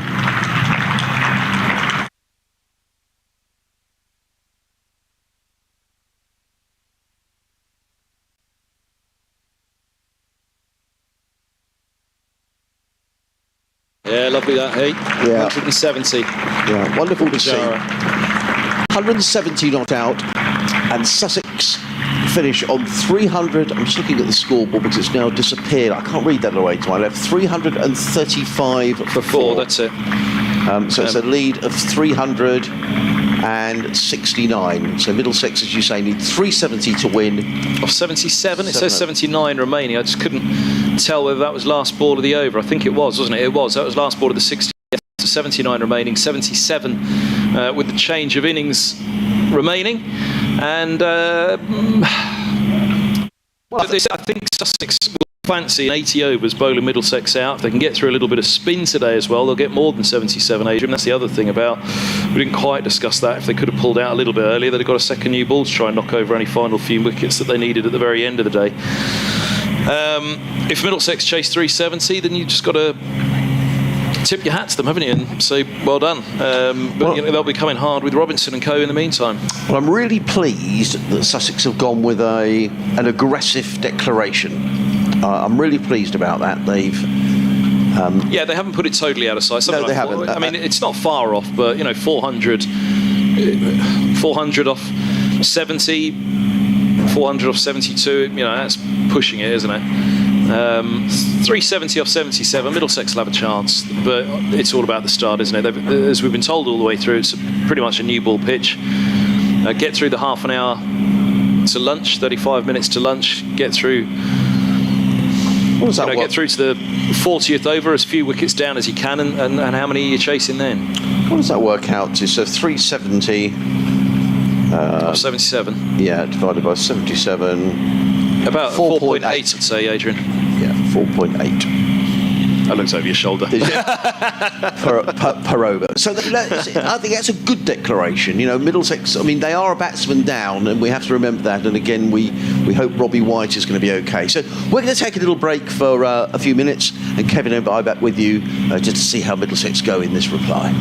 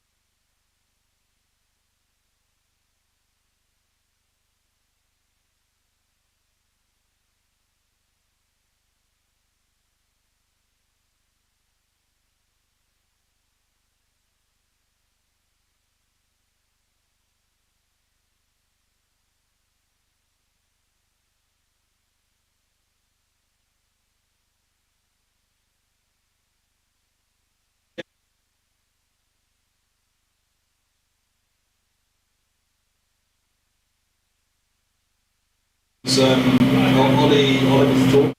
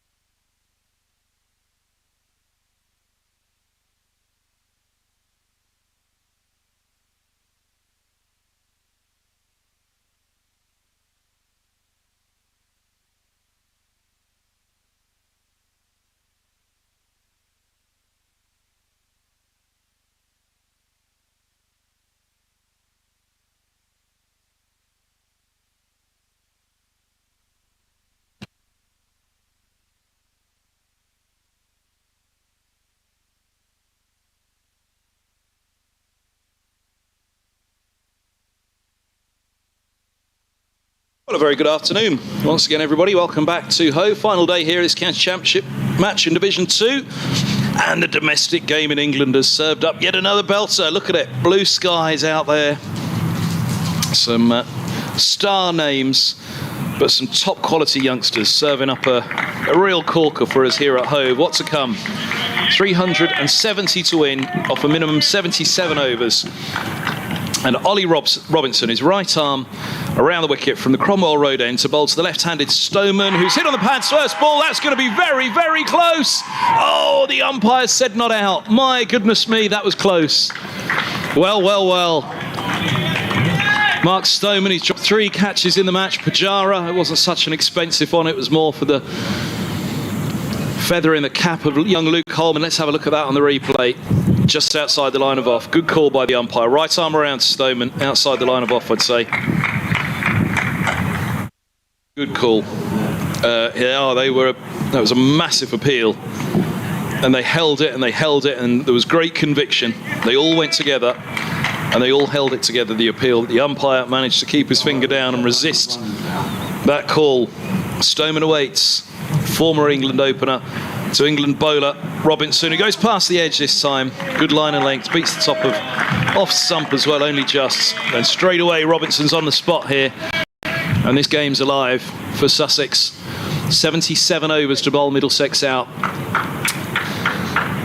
Middlesex, first and foremost, will just be thinking survival here. For the first half of these 77, Middlesex will be thinking survival. Up to lunch, 35 minutes throughout the majority of the afternoon session. Wear the bowlers down, wear the ball down and survive. As here's Robinson bowls, and Stoneman looks to turn into the onside. There's a short leg there. Comes around to collect, and there's no run. So 170 not out for Pujara. Magnificent from him. Fine work from Clark this morning as well. Horrible injury for Robbie White, who appeared to do damage to his arm and rolling over the arm, trying to stop a Pujara drive. No Shaheen Shah Afridi either for Middlesex this morning. Awaiting news on that, as here's Robinson around the wicket. He bowls and tumbles Robinson as he bowls. And, Stoneman gets in behind it, turns into the onside. It looked as though it rather looped down, that one to me. It looks like it took an eternity compared to most. Compared to most Robinson deliveries. Look quickly on the stream again before Robinson turns in real time. Yeah, no, he got it through it. Reasonable pace, had released before he tumbled as he's in now, bowls, and Stoneman turns away into the onside. Quick single taken wide of mid on, and one to come of the over as Robson on a pair comes on to strike. Fifth ball duck.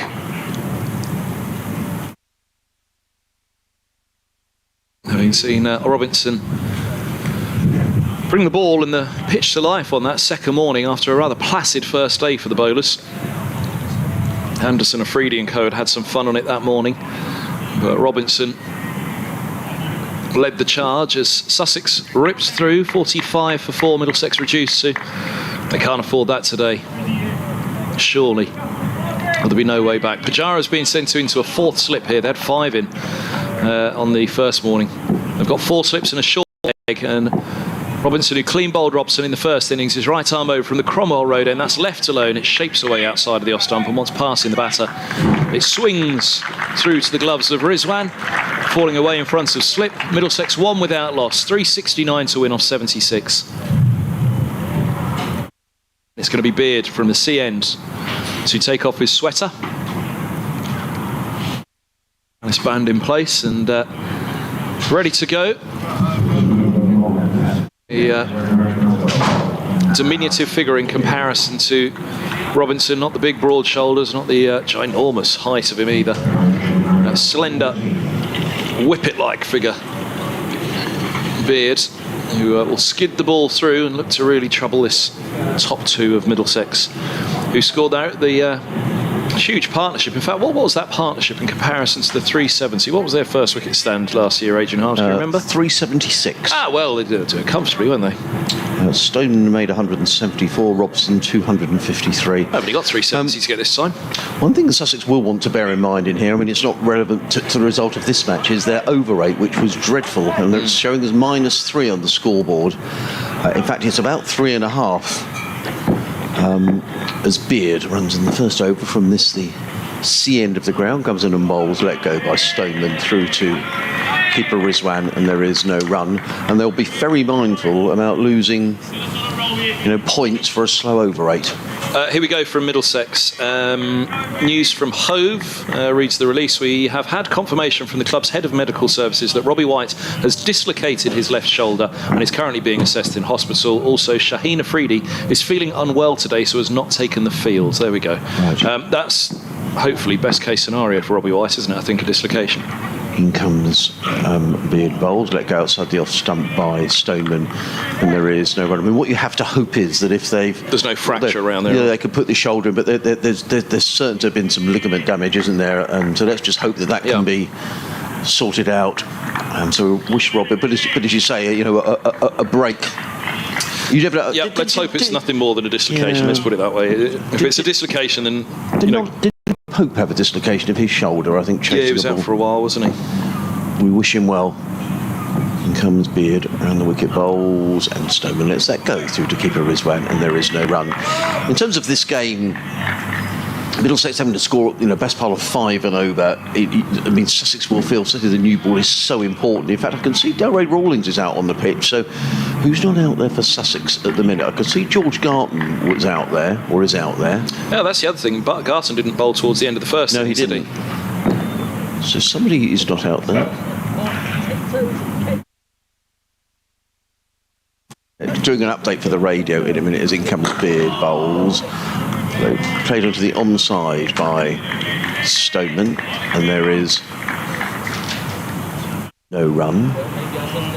2 slips, backward point, cover mid off, mid on, mid wicket. 2 men back on the leg side. So I'm just trying to see who isn't out on the field for Sussex. I think that's Sean Hunt all the way down at the far end at fine leg. Robinson's obviously on, so who's off for Sussex?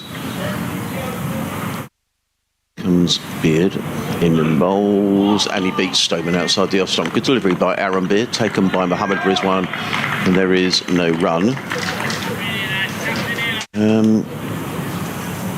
Who can I not see out there? There's Tom Alsop at first slip, Tom Clark at second. I think that's Mason Crane at backward point. Pujara at cover. Haynes at mid-off. Robinson mid-on. Rawlins at that short mid-wicket. I think George Garton's out there at deep mid-wicket. Then comes Beard. In and bowls. And Stoneman sits on the pad. There's a loud appeal and he's given. And Mark Stoneman is on his way. No repeat of his wonderful innings here last year, and Aaron Beard has got the breakthrough for Sussex, and Mark Stoneman is on his way for one, and Middlesex are 1 for 1. He took his time, did umpire Blackwell, but the finger went up for Mark Stoneman, who stood and looked at where the ball out LBW, but Stoneman has to go, and Sussex with a breakthrough in the second over, and Middlesex are 1 for 1. If the freeze frame's anything to go by, that doesn't look a great call by the umpire, Adrian. It doesn't. Right arm around to Stoneman. You can clearly see the off stump there, and it's hit him above the knee roll. I mean, if you go, he's unlucky to be given out for that. If that's hitting the top of leg, if you go upstairs on DRS, fair enough. But that's pretty unlucky on 2 counts, isn't it? High tan going down the leg. I think there's enough area of doubt there that the batter can feel pretty hard done by. But that's cricket, isn't it? Scorebook says out, and Middlesex will get a few in their favour this year as well. But Stoneman, as an individual in the moment, I think can feel pretty unlucky with that one. And there will be a change in the batting order here for Middlesex, because Robbie White batted at number 3 in the first innings, but the captain Peter Hanscom. Cometh the hour, cometh the man. Could it be Hanscom's finest hour for Middlesex? They need him now, and it's interesting. They've got Max Holden, who's batting at 5 in this match, who is an opener. Yes, thanks very much indeed, Joe. It is the most glorious at Hove, lots and lots of blue sky, and a very good morning for Sussex so far. They declared on 335 for 4. Cheteshwan Pujara, another masterclass from him. He finished 170 not out. Tom Clark making 77. The declaration means that Middlesex need to score 370 in 77 overs, and they've already lost a wicket. That's the wicket of Mark Stoneman, who's just been LBW to Aaron Beard for 1. So Middlesex now 1 for 1. We're in the third over, being bowled by Ollie Robinson. Shot by through the covers, a slightly wide delivery from Ollie Robinson. So there are 4 slips in place. A point mid-off, mid-on, mid-wicket, who is Rawlins. I'm sort of trying to work out who's off the field for Sussex, and I will get there in a moment.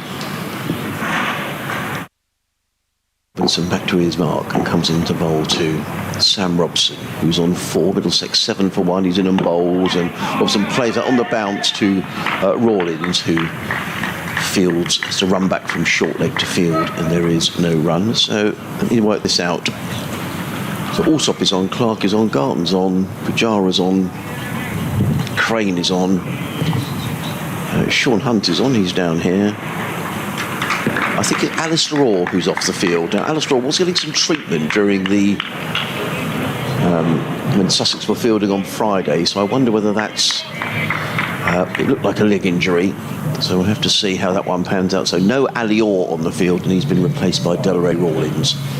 4 slips go down. Robinson, in bright sunshine here at Hove, is in and bowls, and let go outside the off stump by Hanscom, taken by Rizwan, and there is no run. Come on, Rig, is the cry from the Sussex fielders. That's Ollie Robinson's nickname.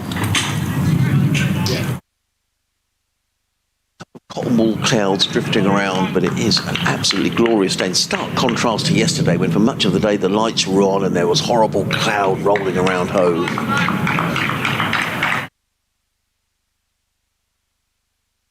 Vincent.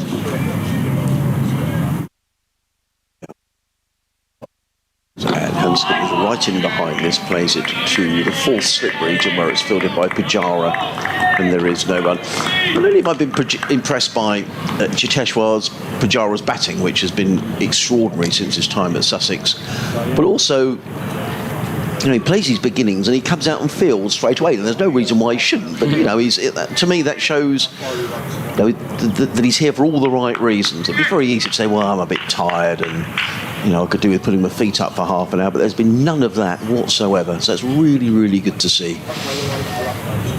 Robinson in and bowls. Hanscom's right in behind that. Plays on the bounce to Rawlins at short leg, and there is no run. Rawlins actually threw the ball at the stumps and hit the stumps. The bails have come off.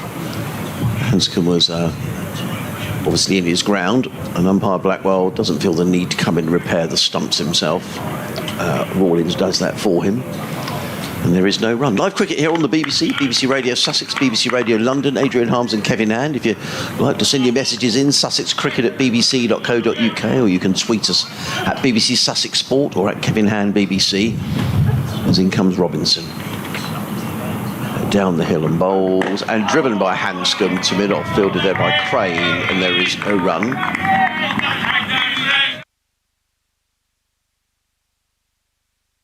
For Ollie Robinson.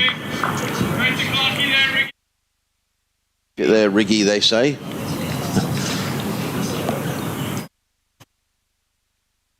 $370 to win, wasn't it? 376, you say that partnership was last year? Yes, it was. 376 between Stoneman and Robson. Robson made 243 from memory. I'll check that in a moment. Robinson wheels round at the Cromwell Road end and is running in bowls to Hanscom. And Hanscom plays a good bit of fielding by Rawlins at short leg. The ball hit him on the pads he's got underneath his trousers. And not a made no from Molly Robinson, because there was a no ball in there. 8 for 1 are Middlesex. Hanscom yet to score. Robson is on 5 and a boundary to Sam Robson off the first ball of the over. So Middlesex 8 for 1, needing another 362 to win. They've got 74 overs in which to get them. Ollie Robinson figures are 2 overs, no maidens, no wicket for 8. The wicket taker Aaron Beard, who had Mark Stoneman LBW for a single in the previous over from Beard.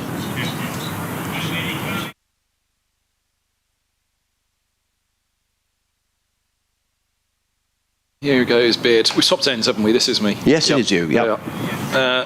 It's Beard to Robson. With 3 slips in place, a backward point, a cover, a mid-off, mid-on, mid-wicket and long leg. 8 for 1, 20 minutes to tea on the to lunch on the final day. This is down the leg side. Rizwan doesn't get hold of it cleanly. Leg by signal or by? Oh, by. Rizwan won't like that, will he? Been a difficult one for keepers this game. Has been a little up and down at times. Been a few that, certainly down here at the sea end, where the keepers are as close to as you could imagine in a commentary position around the country. On this particular track that we were watching on, there have been a few that Rizwan had just let die a second time in front of him and smother it, or one that he'd take up over his head. But overall, the pitch has been a really fantastic one, hasn't it, I think? And as long as there's no deterioration today, which there's no signs of yet, Hanscom just has to pull away as Beard was running in. He was checking the field, or scratch away at his crease again. He's faced 5 deliveries, Hanscom. Looking for a first real score of the summer for Middlesex. The Middlesex captain, as here's Beard into bowl to him, and Hanscom solidly defends into the onside. 9 for 1. Message from Zach Tomazzi, the former chief executive at Sussex. He says, "Good morning, Adrian and Kevin. Very much enjoying the commentary. As for Pujara, what a wonderful batter and such a good signing for Sussex. How good must it be for the young Sussex cricketers to share a dressing room with him and, of course, hone their skills alongside him. Well, planning to head over to Lord's on Friday for my first live cricket of the season. All the best, and here's to a close final session." That's from Zach Tomazzi. Thank you, Zach. So you'll see Zach at Lord's. He was good, Zach. We liked Zach, didn't he, when we... Is CEO down here? This is Beard past the umpire, bowls, and this is eased away, backward a point by Hanscom to get off the mark, just a single. 10 for 1. It was CEO, wasn't it? Yes. Yep. Not quite old enough to be a chairman yet, is he? I don't know how... I wouldn't say that to John Field. I don't know how old John is, actually. Sorry, Michael Farrell, if he's tuned in as well. Middlesex chairman. Here goes Beard. 3 slips crash down, and Robson awaits. Beard bowls full straight, middle and off, and Robson clips him away. That's lovely timing, wide and mid on. This is actually a struggle to keep this in. That's a great bit of fielding down there. As slides from Haynes prevents the boundary. They've taken 2. Robson's on to 5, to 7, 12 for 1. Do you think, I mean, it's very, very unfortunate what's happened to Robbie White, but it's something we've spoken about a bit this season because, you know, fielders do chuck themselves around the ground an awful lot more than they used to, Kevin. And that was a case in point there with Tom Haynes. You know, he may have saved a single. But we do seem to be getting a few more sort of shoulder and arm injuries where fielders are throwing themselves around the boundary. I mean, it's great to watch good fielding. But there is a risk to it, and I was thinking there when Tom was chasing, oh, don't do anything, Tom. 2 slips and a short mid-wicket.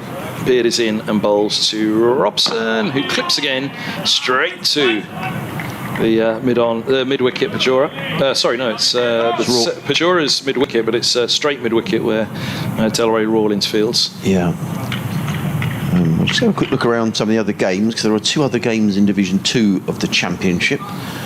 Worcestershire are battling hard to save the game at New Road. They're 147 for 2.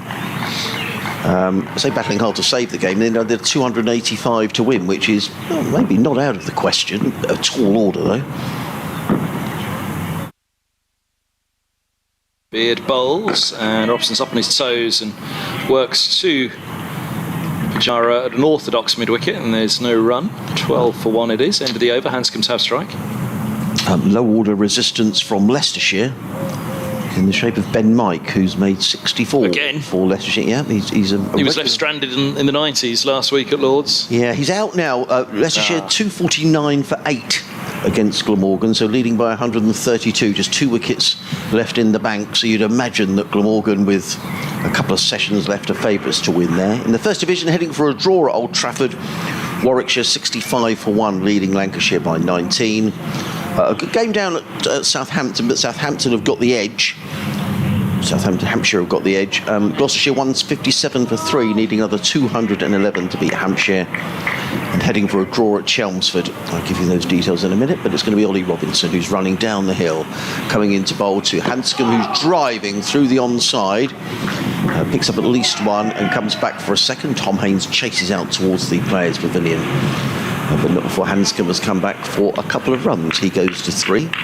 Middlesex to 14 for 1. Yorkshire all out for 465. Essex 7 without loss in their second innings, trailing by 55. So very much looks like being a draw at Chelmsford, a draw at Old Trafford. Could be a result at yes, as a trolley makes its way around the back of the media centre here. Robinson is in again, bowls, and Hanscom flicks that down to fine leg, fielded right down below us by Sean Hunt. I spoke to Sean Hunt last night. He was telling me how hard he's worked on his fitness, and I'm sure it's on public record. It's an interview that's available via the BBC website.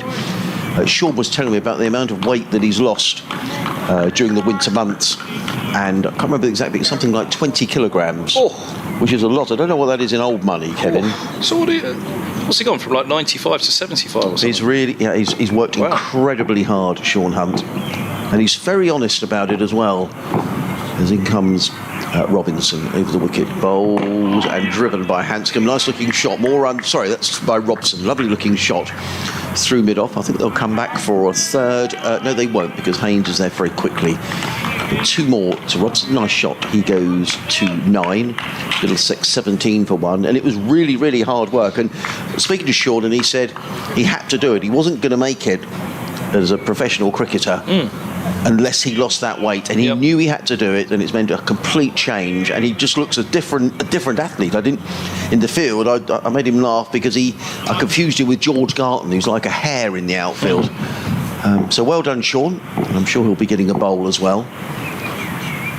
As Robinson in again over the wicket, bowls forward comes Robson, plays to mid on, no run. If you're wanting to watch the live stream and you're listening via the BBC website, but if you want to watch the live stream, click on the Sussex Cricket Club Match Day Centre, where you can get the pictures and you'll see Hove. And it probably won't look much better than this all season, to be honest, because there's probably, there's a few more cotton wool clouds, and they really are cotton wool clouds above the ground today. A little bit of a breeze, not too much. It's just a wonderful day to watch cricket, and Hove looking a real picture.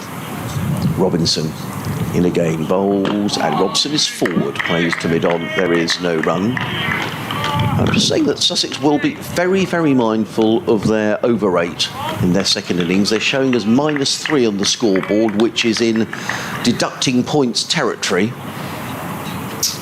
And they were very slow in the first innings, and they'll be extremely mindful of that. Just don't want to chuck points away. Points are hardly enough to come by in county championship cricket as it is without throwing away on a slow over rate. Robinson. In again. Last umpire Watts bowls, and Robson lets that one go outside of the off stump. He's a bit annoyed with himself, Ollie Robson. He hasn't quite hit his very high standards. Hasn't quite hit his straps here in this little 3-over spell. He just stands at the crease and just looking where he's landing his front foot. End of the over. Middlesex 17 for 1. Hanscom on 4. Robson on 9. For those of you just joining us this morning, I've just had a message from a colleague of mine, Andrew Raybert. Hello, Andrew. Lovely to hear from you this morning. He says 20 kilograms is a little over 3 stone. So that's a lot of weight, Kevin, that Sean Hunt has shifted. So good luck to Sean. Yeah, the news this morning, Sussex declaring on 335 for 4. Pujara, 170 not out. Tom Clark made 77. A partnership of 189 between that pairing. Middlesex set 370 to win in 77 overs, but they are a batsman light, with Robbie White sadly injuring his shoulder, dislocating his shoulder, we've heard officially from Middlesex. He'll clearly take no further part in the match. Beards in, bowls, and clips from quite a straight line by Hanscom for 4 through square leg. Long leg won't get around to it. That was the U's and the R's. They felt that if he'd have missed that, he was absolutely stone dead. Hanscom moves to 8. Middlesex 21 for 1. Target to win. Well, the runs required are below 350, Harmsy. 349. There's a lot of runs, particularly when you're a batsman down, but the skipper here is trying to be positive, isn't he? This is the thing. It's a run rate of not far shy of 5 and over. To Hanscom once more. Second ball of the 6th over. He bowls, and Hanscom just plays a little bit too far away from off stumps. He looks to defend that one, beats the edge and through to Rizwan it goes. 10 minutes to lunch on the final day. Just going to catch Simon has been in touch as well to say 20 kilograms is over 3 stone. We're talking about Sean Hunt, who, we're not being in any way rude or disrespectful to Sean. He spoke about it very openly last night. And shows huge determination, actually. That's been a huge change of diet and all sorts of things, so well done him. He is not far from us as he turns. Gets a good sprint going, nice stride in, bowls, and forward goes Hanscom looking to drive. Bumps it back to the bowler all along the floor. But Peter Hanscom, obviously a fine player, but been short of runs. Would that be fair, Kevin, in his Middlesex career? In his Middlesex career, yeah, he's off the back of a fine shield for Victoria, but Norton 27 in his 2 innings so far against Glamorgan and Leicestershire. And what about last season? Yeah, he was well short. I'll tell you the breakdown of the figures now. 2 slips crouched down and a short straight mid-wicket. The sub, Delroy Orleans, as this ball's full outside off stump. Yeah, it was a tough start last year for Hanscom, which he never really recovered. There were a couple of innings here and there which stood out, but he missed the first couple of rounds, which is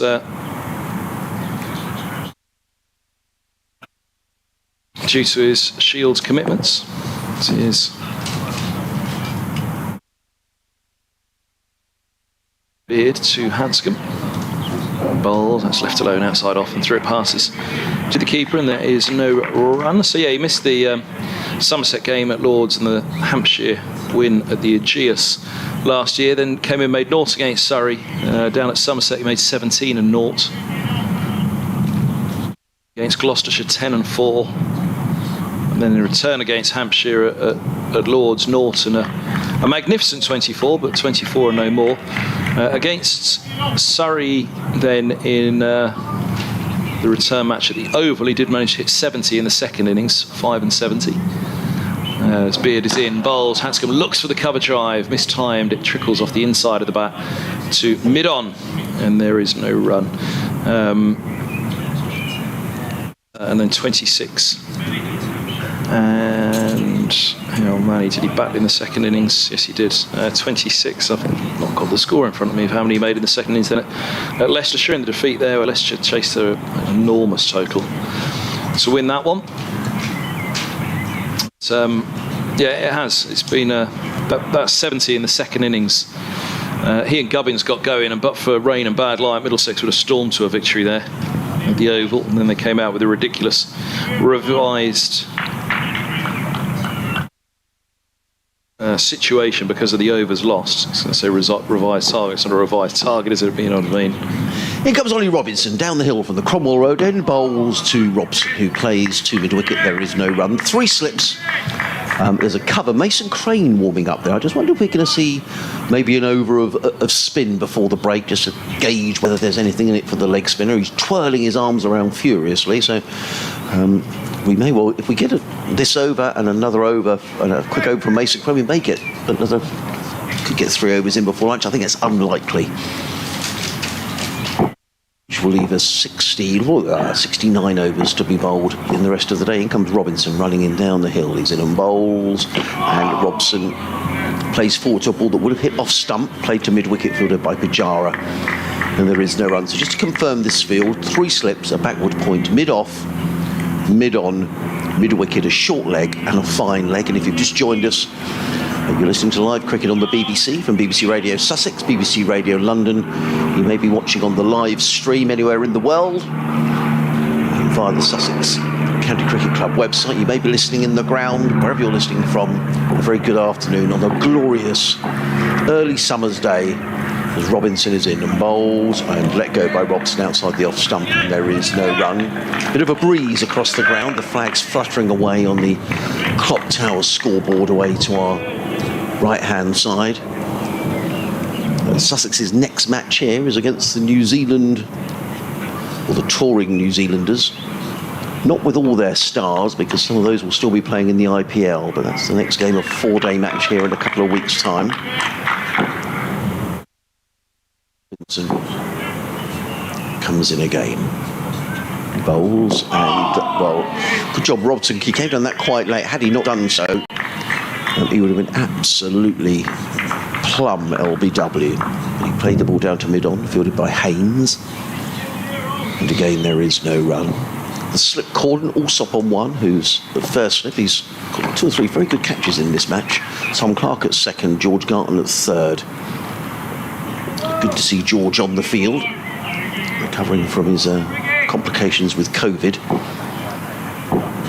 Standing there at third slip, in comes Robinson, bowled, and Robson drives down the ground. Robinson fields athletically off his own bowling, and there is no run. I have to say that Ollie Robinson, who hasn't played a game of cricket since the 5th Test match over in Hobart, he missed the entire tour of the West Indies with these back spasm problems, but he's looked largely injury-free in this game. He looks very fit as well, Ollie Robinson. You'd imagine that he'll have to prove his fitness to the selectors. You'd have thought probably he'll have to play against Leicestershire next week, and maybe the following week against New Zealand as well. In comes Robinson, bowls, and allowed appeal. I think that was going down the leg side, and I think it was too high. It was an appeal that sort of lacked any real conviction, I think, from Ollie Robinson. Nonetheless, it's a maiden over, and Middlesex are 21 for 1, and indeed we are going to see a bit of leg spin. A good captaincy, I think, by Tom Haynes, giving Mason Crane an over before lunch, and with the hard ball as well, various protective equipment is being brought out. George Garton just signalling towards the pavilion. In fact, I think George is going out to field on the boundary. The helmet is being brought on by Henry Crocombe, who's on 12th men duties alongside Ollie Carter and Delray Rawlins. Rawlins is on the field as a replacement for Ali Orr, who hasn't taken the field this afternoon. So I think we will just get the one more over before lunch, which will be bowled by Mason Crane, who you think will probably get a pretty long bowl for Sussex this afternoon. There's a couple of looseners there, throwing the ball to Tom Clark. So he's got a slip and a short leg for the right-handed Hanscom. I think this will be the last over before lunch. A deep backward square, mid-wicket, mid-on, mid-off, short extra cover, backward point, and a sweeper on the cover boundary. And one down at lunch, probably Middlesex might just have taken that nasty little 8-over stint before the interval. Here's Crane then. Slip and a short leg to bowl to Hanscom and leaves that one alone down the leg side. Oh, that really bounces, doesn't it? Wristbands hit on the grill. Left shoulder. Yeah, I don't know if that came out the foot marks. It did spit, didn't it? Mm-hmm. Got the opportunity, Crane, to have a long bowl and give the ball plenty of air and really attack the batsman. Right, again, kicked away by Hanscom. And the leg side.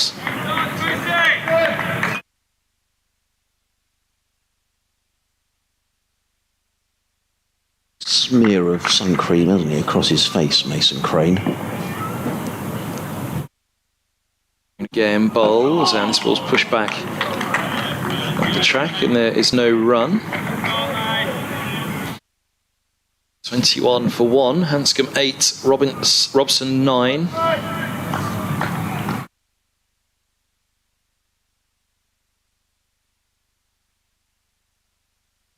Again, and this is down the leg side through to the gloves. 21 for 1 it remains. Just hasn't quite got it on the spot in this over, has he, Crane? No, you've got to be pitching. You've got to be pitching around about that leg stump, haven't you? Turning the ball across the right hander. Yeah, he's probably looking for that, isn't he? Looking for. That's the thing. He's probably been too much towards the middle and leg, and it hasn't turned for him really. He's got a bit of bounce. This one drops short, and Hanscom drags him away for a single out to deep mid wicket. One to come until lunch. But he can afford to attack the stumps. I guess the point I'm making is if you're pitching the ball outside the leg stump, you're certainly not going to pick up an LBW. Yeah, he's drifted a little bit too much, hasn't he, towards leg stump. I haven't seen enough of watching Mason Crane to spot, the googly or whether his action differs at all. How's this one down the leg side again? Robson goes back and across with it. Looks to turn it to the onside, only turns it to the fielder at short leg, Delray Rawlins. 22 for 1 it is at lunch. Hanscom 9, Robson 9. Stoneman the man to fall for 1. Perhaps a little unlucky on that LBW from Beard. 3:48 more to win with a minimum 69 overs remaining. Adrian Harms. Yeah, thanks very much indeed, Kevin. So the players leaving the field are highly entertaining morning's cricket here at Hove, and much cricket still to be played for the rest of this match. 8 overs gone in the innings, so we've got another 69 to be bowled this afternoon. Kevin and I will take a little breather and be back with you after lunch. But thanks for listening and thanks for all your messages. We'll leave the effects mic bubbling away.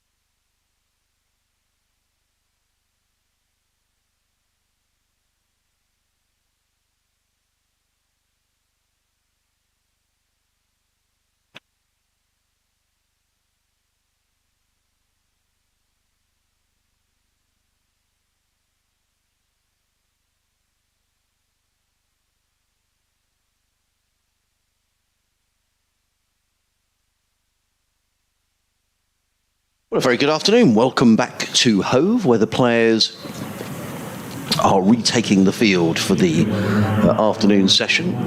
The sun has momentarily gone behind a cloud, but fear not, it is a lot more cloudy than it was first thing this morning, but there is still lots and lots of blue sky, so please don't worry about we're going to get interruptions for rain, famous last words, but the forecast for today is really good on the south coast. So the Sussex fielders making their way out for the post-lunch session. Still, I can see Delray Rawlins is out there, which suggests that Ali Orr is not going to be taking any part in the field. But I can see that Sean Hunt looks like he's going to open the bowling from the Cromwell Road end in this first over after lunch. So we had 8 overs before lunch. Middlesex 22 for 1 with both Hanscom and Robson on 9. Middlesex needing 370 if they're going to win this match, so they need another 348 in 69 overs. That's a rate of as near as damn it 5 and over. And we'll get a very good idea during this session whether Middlesex are going to give it a go or whether they're going to decide that with a batsman down, and yet again to mention that Robbie White with that dislocated shoulder, let's hope that he's going to be okay, but he won't play any further part in this match. So Middlesex effectively with a man down to, you could say they're 22 for 2, which is not a very nice way of putting it, but that's the reality. So Sussex needing 8 wickets to wrap this up.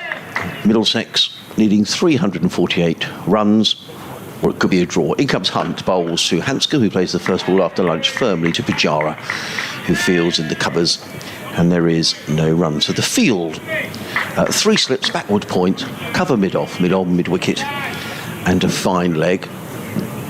And just to mention that the Sussex over rate is not good, and it's now -4 on the scoreboard. And I'm sure that Tom Haynes will be very mindful of that this afternoon. Sussex already have been deducted points this season for a slow over rate, as in comes Hunt and bowls. Short, pulled away by Hanscom down to fine leg, fielded down below us by Mason Crane, who gets in the throw. One more to Hanscom, he goes into double figures. Middlesex to 23 for 1. 2 batsmen have a bit of a natter in the middle of the pitch. So that will, I mean, -4, I would say you are definitely in deducting points territory. And Sussex were painfully slow. And there's even more of a delay. They really do need, I know we've got Sam Robson is taking guard, but now they're changing the field again, and there was far too much of this. And now Hunt is ready to bowl the next delivery, and a fielder is now being moved from third slip to mid-wicket. They're moving a fielder onto the boundary. This is all using up time. And I think Sussex, that's something they need to keep a real eye on, because they will lose points. Hunt on his way from the Cromwell Road end, in around the wicket, bowls, and up at his toes is Robson, plays onto the onside, and there is no run. And it's in sharp contrast to Middlesex, whose over rate has been excellent throughout the match, and noticeable the way they run between overs. It's not a criticism, but it's a fact. And slow over rates do get punished by points deductions, and you wouldn't want at the end of the season to miss out on something through a slow over rate.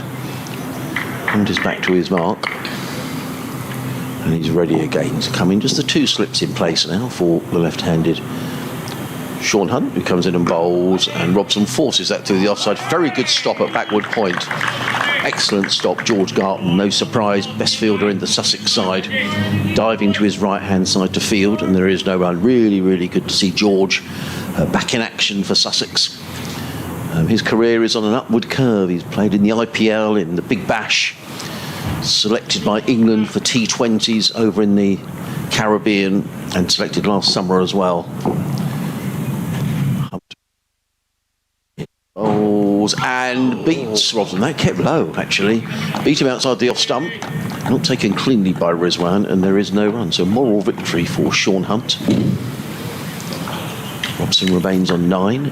Live cricket here, BBC Radio Sussex, BBC Radio London, Adrian Harms and Kevin Hunt. If you want to watch the live pictures, then please go to the Sussex Cricket Club website, where you can click on the Matchday Centre and watch the very good live stream that everyone's worked very hard down here at Sussex to get up to a really good level. As in comes Hunt around the wicket, bowls, and Robson drives through the covers. He's going to pick up a couple of runs. Garton in hot pursuit. They may just decide to take a single because Garton is very, very good. He gets in the throw, but Robson did come back for a second. Momentarily, I thought with George Garton's arm that he might be in trouble. Now Sussex are running between the overs, and that's good to see. So the slip cordon will be in place. It's whether the bowler is going to be in place to bowl the next over. And again, I think this is just where Sussex are letting themselves down a little bit. Here we are, the wicket keeper, and everyone is in place. It is going to be George Garton who's going to bowl, but George is coming all the way in from the cover boundary to get ready to bowl this over. But it is going to be George Garton. He's going to bowl his left arm from the C end of the ground. I don't know if you spoke to anyone at lunchtime, Kev, what the feeling is about Middlesex, whether with a batsman down they'll be very happy to leave Hove with a draw, or whether you think at some stage they'll give this a go. Maybe it's a case of thinking, well, let's get to tea and see where we stand. But if you're going to go at 5 and over, you've probably got to make some sort of decision sometime before that, I would think. Yeah, and look, I think for Middlesex, you've got to save the game first, haven't you? Make sure you don't end up in a heap here. Again, they can't afford to be 45-4 in the second innings, or there won't really be any way back for them. You'd have thought, as here goes Garton to Hanscom, 2 slips go down and left arm over he bowls. That's worked away nicely through square for a single. Fielder in the deep is Pujara. Hanscom moves level with Robson on 11, who's on to strike, 26 for 1. But again, over the years, I've been seeing these final days, how they shape up. Right, let's see where we are at tea. Take it down to a 20-20. If you get it to 20 overs to go and you still need 140. It's Garton who's setting off. Oh no, something's upset Robson. He steps away. Let's take 140 out of it and take 20 overs out of it. So you'd have 48 overs remaining to score 200. As here's a length ball which Robson gets behind, pushing back up the track, and there's no run. So 50 overs to score 200, and then that leaves you 20 overs, score 140. What do you reckon, Harmsy? 4 and over up to the last 20 overs, and then you've got to go, if you've got wickets in hand, go at 7 and over. As here's Garton to some forward defence, pushed away into the offside, and there's no run. I can hear. We're playing out somewhere, aren't we? Yes, we are.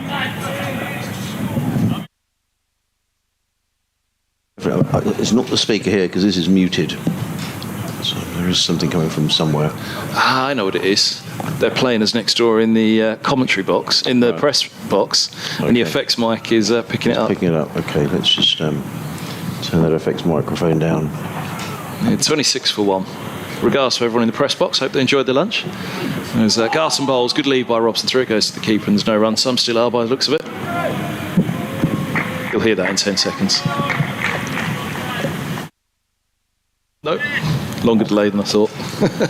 26 for 1. And 11 apiece, Hanscom and Robson. 2 slips, a backward point, cover mid-off. Mid-on, mid-wickets, deep square and long leg. What did you have for lunch today, Harmsy? I had a very nice vegetarian balti pie. Oh, you went the pie again. Vegetarian balti pie. Very nice it was. Okay, what was the main today? What was the dish of the day? It's Garton bowls, and this ball's dabbed to mid-wicket and there's no run, 26 for 1. I didn't think to ask, to be honest. I saw the pie and I thought that... I was quite keen on having some fish and chips, but there wasn't any. That's Friday, is it? Fish and chips Friday? Yeah, probably was. Is that the day you had it? Yeah.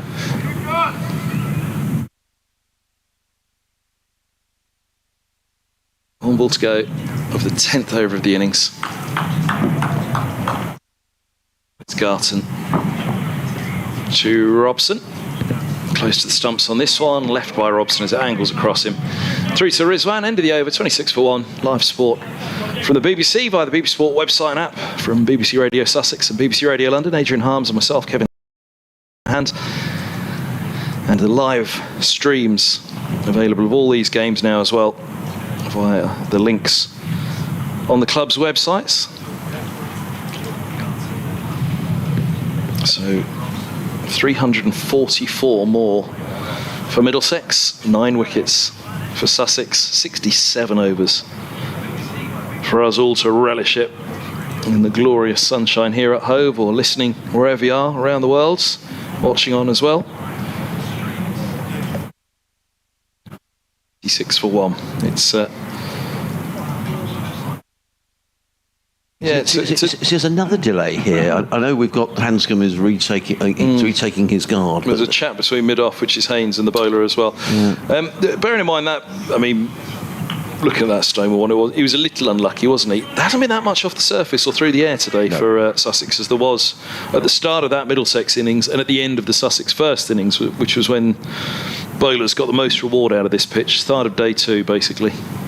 Well, in comes Sean Hunt. The ground in shade momentarily as Hunt is in and bowls, and Hanscom deflects that down to fine leg and picks up his 12th run, 27 for 1. There's still lots of blue sky, but there are increasing amounts of cloud across Hove. Most of that is pretty high-level cotton wool cloud, but away to the southwest, a bit more of a consistent cloud cover slowly making its way in. But the forecast is good for today, whereas yesterday we had those very irritating interruptions for light rain and bad light. The light is excellent now as the sun is back out, and in comes Hunt, bowls, and Hanscom is forward back down the track. Hunt feels off his own bowling, and there is no run. Sorry, I apologise, Robson, not Hanscom. Robson on 11, Hanscom on 12. The wicket to go down there to Mark Stoneman, who was LBW to Aaron Beard. When the score was on 1, and that 1 run had been scored by Mark Stoneman. Peter Swaby's been in touch. Hello, Peter. As in comes Sean Hunt around the wicket, bowls, let go by Robson outside the off stump, no run. He says you might want to check with the Sussex archivist, but Pujara and Clark's 191 for the 4th wicket is, I think, the 4th wicket part is the highest 4th wicket partnership for Sussex v Middlesex, previously 166 between Michael Bevan and James Kirtley at Southgate on the 30th and the 31st of July. I wonder whether James knew he had a batting record. I will tell him later. Thank you, Peter. It is obviously the highest 4th wicket partnership for Sussex v Middlesex at Hove.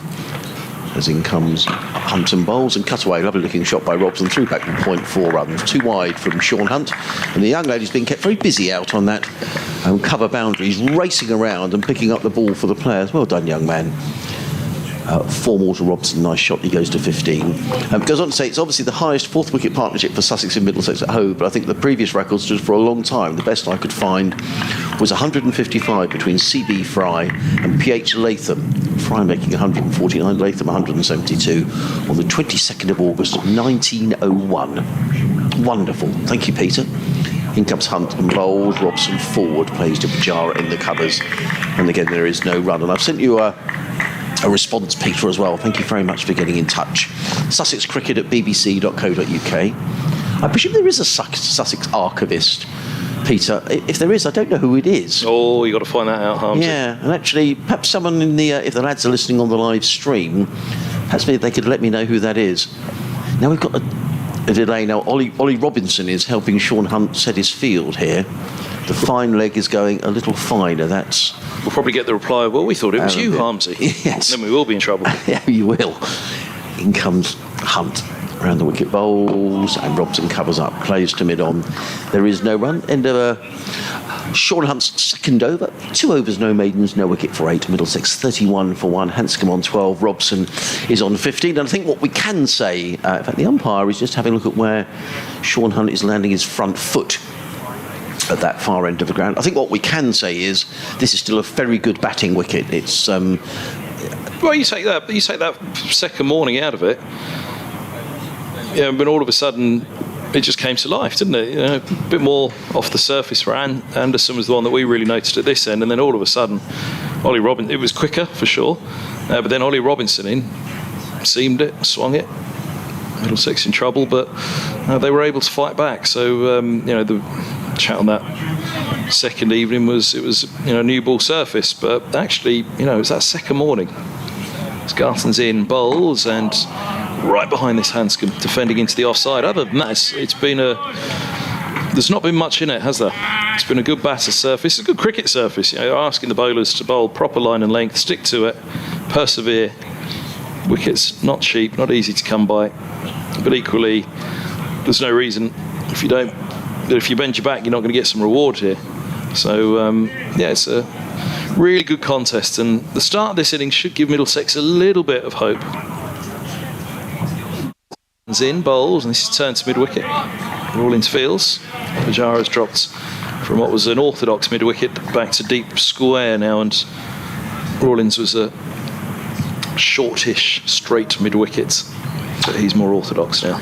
Good news for Sussex women. They've beaten Surrey by 70 runs in the first T20 semi-final at finals day. Hampshire are now playing Kent to decide who will meet Sussex in the final, which is at 4:30 today. Here's Garson, he's in, bowls outside of the off stump, through it goes to the keeper. So well done to the Sussex women, and Jamie will keep you updated. Ollie Robinson is going through quite a rigorous warm-up. He was just lying on his back doing some sort of Pilates. Now he's doing some jogging on the spot. I don't know if that means he's going to bowl shortly or whether he's just feeling a bit stiff after his lunch. One thing is for sure, he won't be over-bowled here. Garson is into the crease now, he bowls, and that ball's pushed away to the offside defensively by Hanscom, no run. Derek in Hurstpier Point says, he's got 2 notes for me here actually. 8 years ago today, Kevin, you persuaded me to sign up to Twitter and probably regretted it ever since, says Derek in Hurstpier Point. Good to have you with us, Del.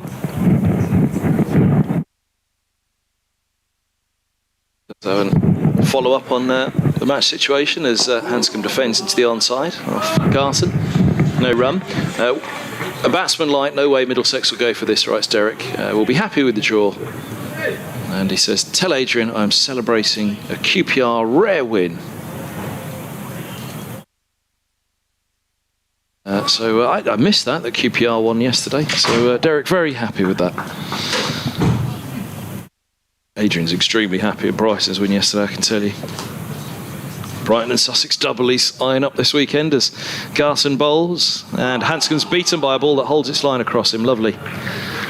Good stuff from Garson. And 31 for 1 it is. Hanscom 12, Robson 15, 12 overs bowled. Really good to see George Garton back in action. He played his last championship game here, was the Middlesex game last year, when he played just as a batsman in that game. Puts his sweater on.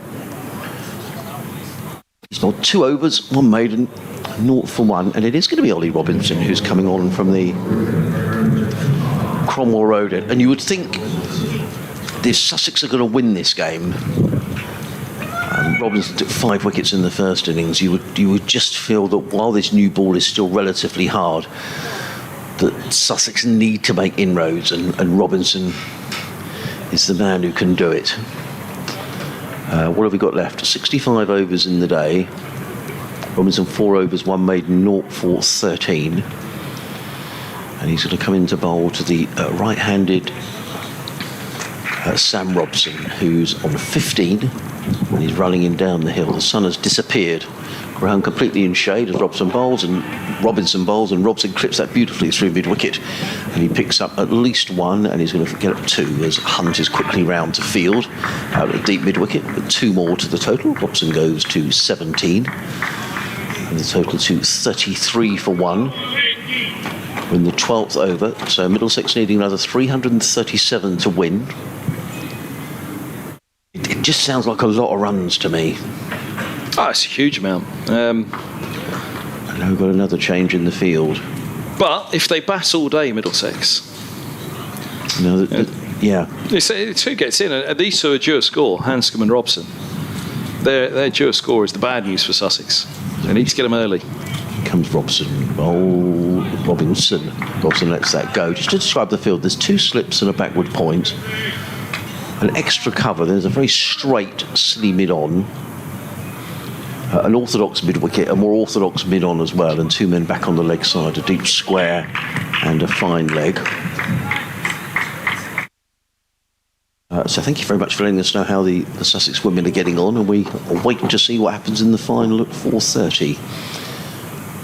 Robinson wheels away at the far end of the ground. In and bowls, and was that an edge? I'd have put a lot of money on that was an edge. I think that was an edge. But nobody's gone. Did it drop short? It was short of Rizwan. It was definitely short of Rizwan. Well, in which case, yeah, it was definitely an edge then. But no one went up, did they? That was the thing. I thought it carried and nobody went up. It dropped short, you say? Well, yeah, I mean, they're saying it dropped short. Yeah, it did. It dropped well short. Yeah. Robinson's got it. So they're all looking at where they're standing. They've just perhaps we should go up a yard. Well, that was what we were saying earlier. I mean, there have been those balls that have been taken around, in front of that. I think Simpson one that took in front of his face yesterday. Comes Robinson, bowls, Robson forward, played into the offside, fielded by Haynes. There is no run. The pitch has almost reverted a little bit back to day one, hasn't it? Where, a little bit slower, a little bit lower. It's not beating the edge as much in this innings. And it hasn't since that burst yesterday where showed it Shara Freedy and Bamber and Anderson and Co and Cullen. They had a good start, Middlesex, didn't they? But they weren't able to follow it up. Pujara got in and went big. Robinson, the Cromwell Road end. In again to bowl to Robson, who's forward, plays to backward point. There is no. You just get the feeling that if Sussex are going to get wickets, it's Robinson who's the man who's going to do it. Just looking at runs scored in the second division, there are 3 players who have scored in excess of 700 runs in the county championship this season. Shan Masood for Derbyshire's made 713 at an average of 118. Second on the list is Cheshire Pujara, who scored 717 runs, an average of 143. And top of the list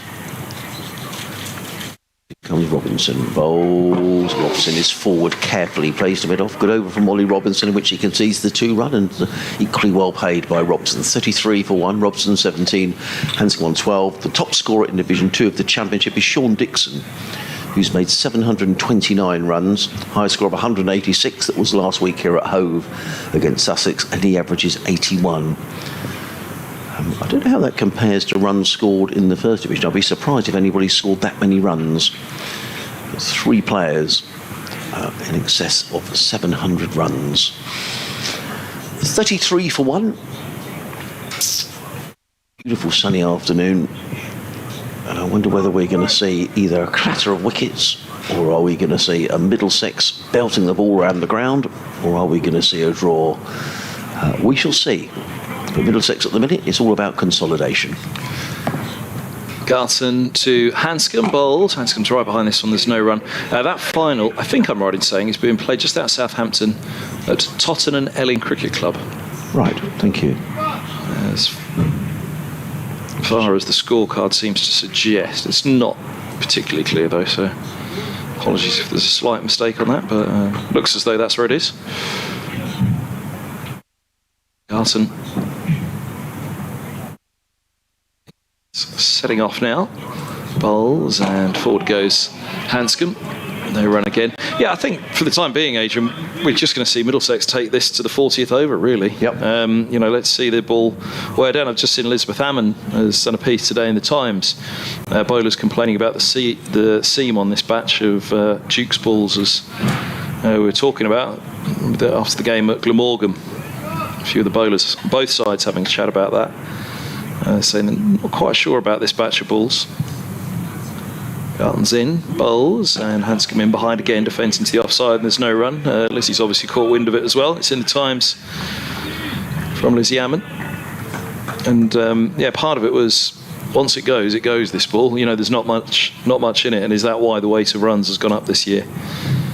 In the April and May period, where usually it's a wicket fest rather than a run fest. So for the time being, it's just good old-fashioned, proper first-class cricket, isn't it? Get in and wear the ball down, wear the bowlers down, as Garton bowls to Hanscom, turns to mid-wicket and there's no run. I'm not going to say there's plenty of time, but I think there is time in this game. I don't think in this day, especially with that short boundary, Adrian. I mean, if these two get in, for example, Hanscom and Robson, you could well see something along the lines of what happened last year when Stoneman and Robson went along at an extraordinary rate in that partnership, didn't they? They did, 376. Garton hits the stumps now, bowls, and this ball's eased away. 2 point, no run, 33 for 1. Looking at runs in the first division, I can't get them in numerical order, but I've got Harry Brook of Yorkshire, who scored 635 runs, an average 158. Who else has scored a lot of runs? Ben Compton of Kent, who's had a terrific start to the season, 560 runs, he's averaging 93. Seem to be the main ones. Gubbins, 407 runs at 58. Garton to Hanscom, bowls, he's hooked out to deep backward square. Pujara fields a single, Hanscom's on to 13, 34 for 1. David Milan, 482. It's the end of the over, 14 gone. So no one in the first division is matching the 3 players who have scored over 700 runs in the second division of the county championship. 63 overs left to be bowled in the match, and Ollie Robinson is going to bowl the first of those.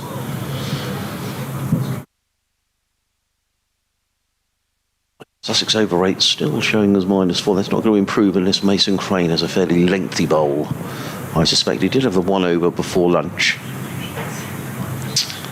Totting and Elling is correct, is where those finals are being played. Thank you, Jamie, for letting us know. The Sussex press officer.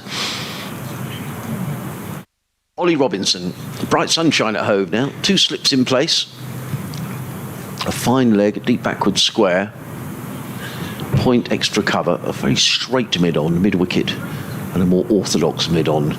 As in comes Robinson, bowls, and forward comes Hanscom, and everything behind that play to Garton at point, and there is no run.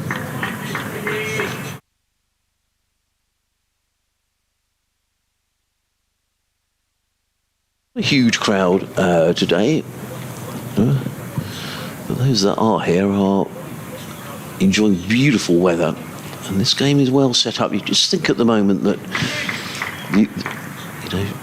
the odds are favouring a draw, but a couple of wickets could change all that, or all of a sudden if Middlesex do get a hurry on, as in comes Robinson, bowls, and Hanscom clips this to deep mid-wicket fielded by Sean Hunt. 1 more for the total. Hanscom goes to 14, and Middlesex to 35 for 1.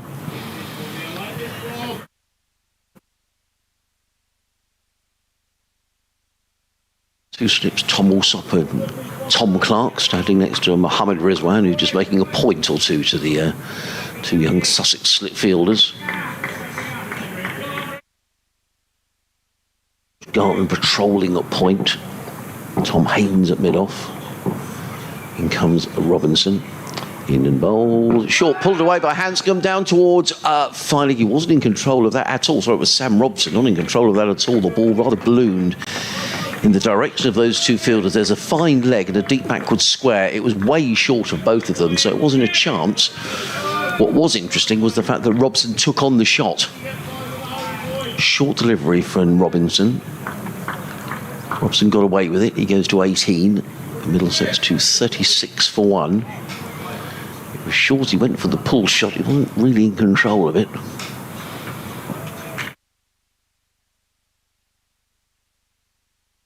Robinson in his 6th over, figures of 0 for 17. He's on his way again. In and bowls. Oh, that kept low. That really did keep low. Hanscom did well to dig that out. He's coming back for the second. He'll need to be quick. Good bit of fielding by Aaron Beard, by Mason Crane, I'm sorry, who gets in the throw. But not before Hanscom to come back with a couple of runs. But that really did keep low. And Hanscom did well to squirt that one down to fine leg.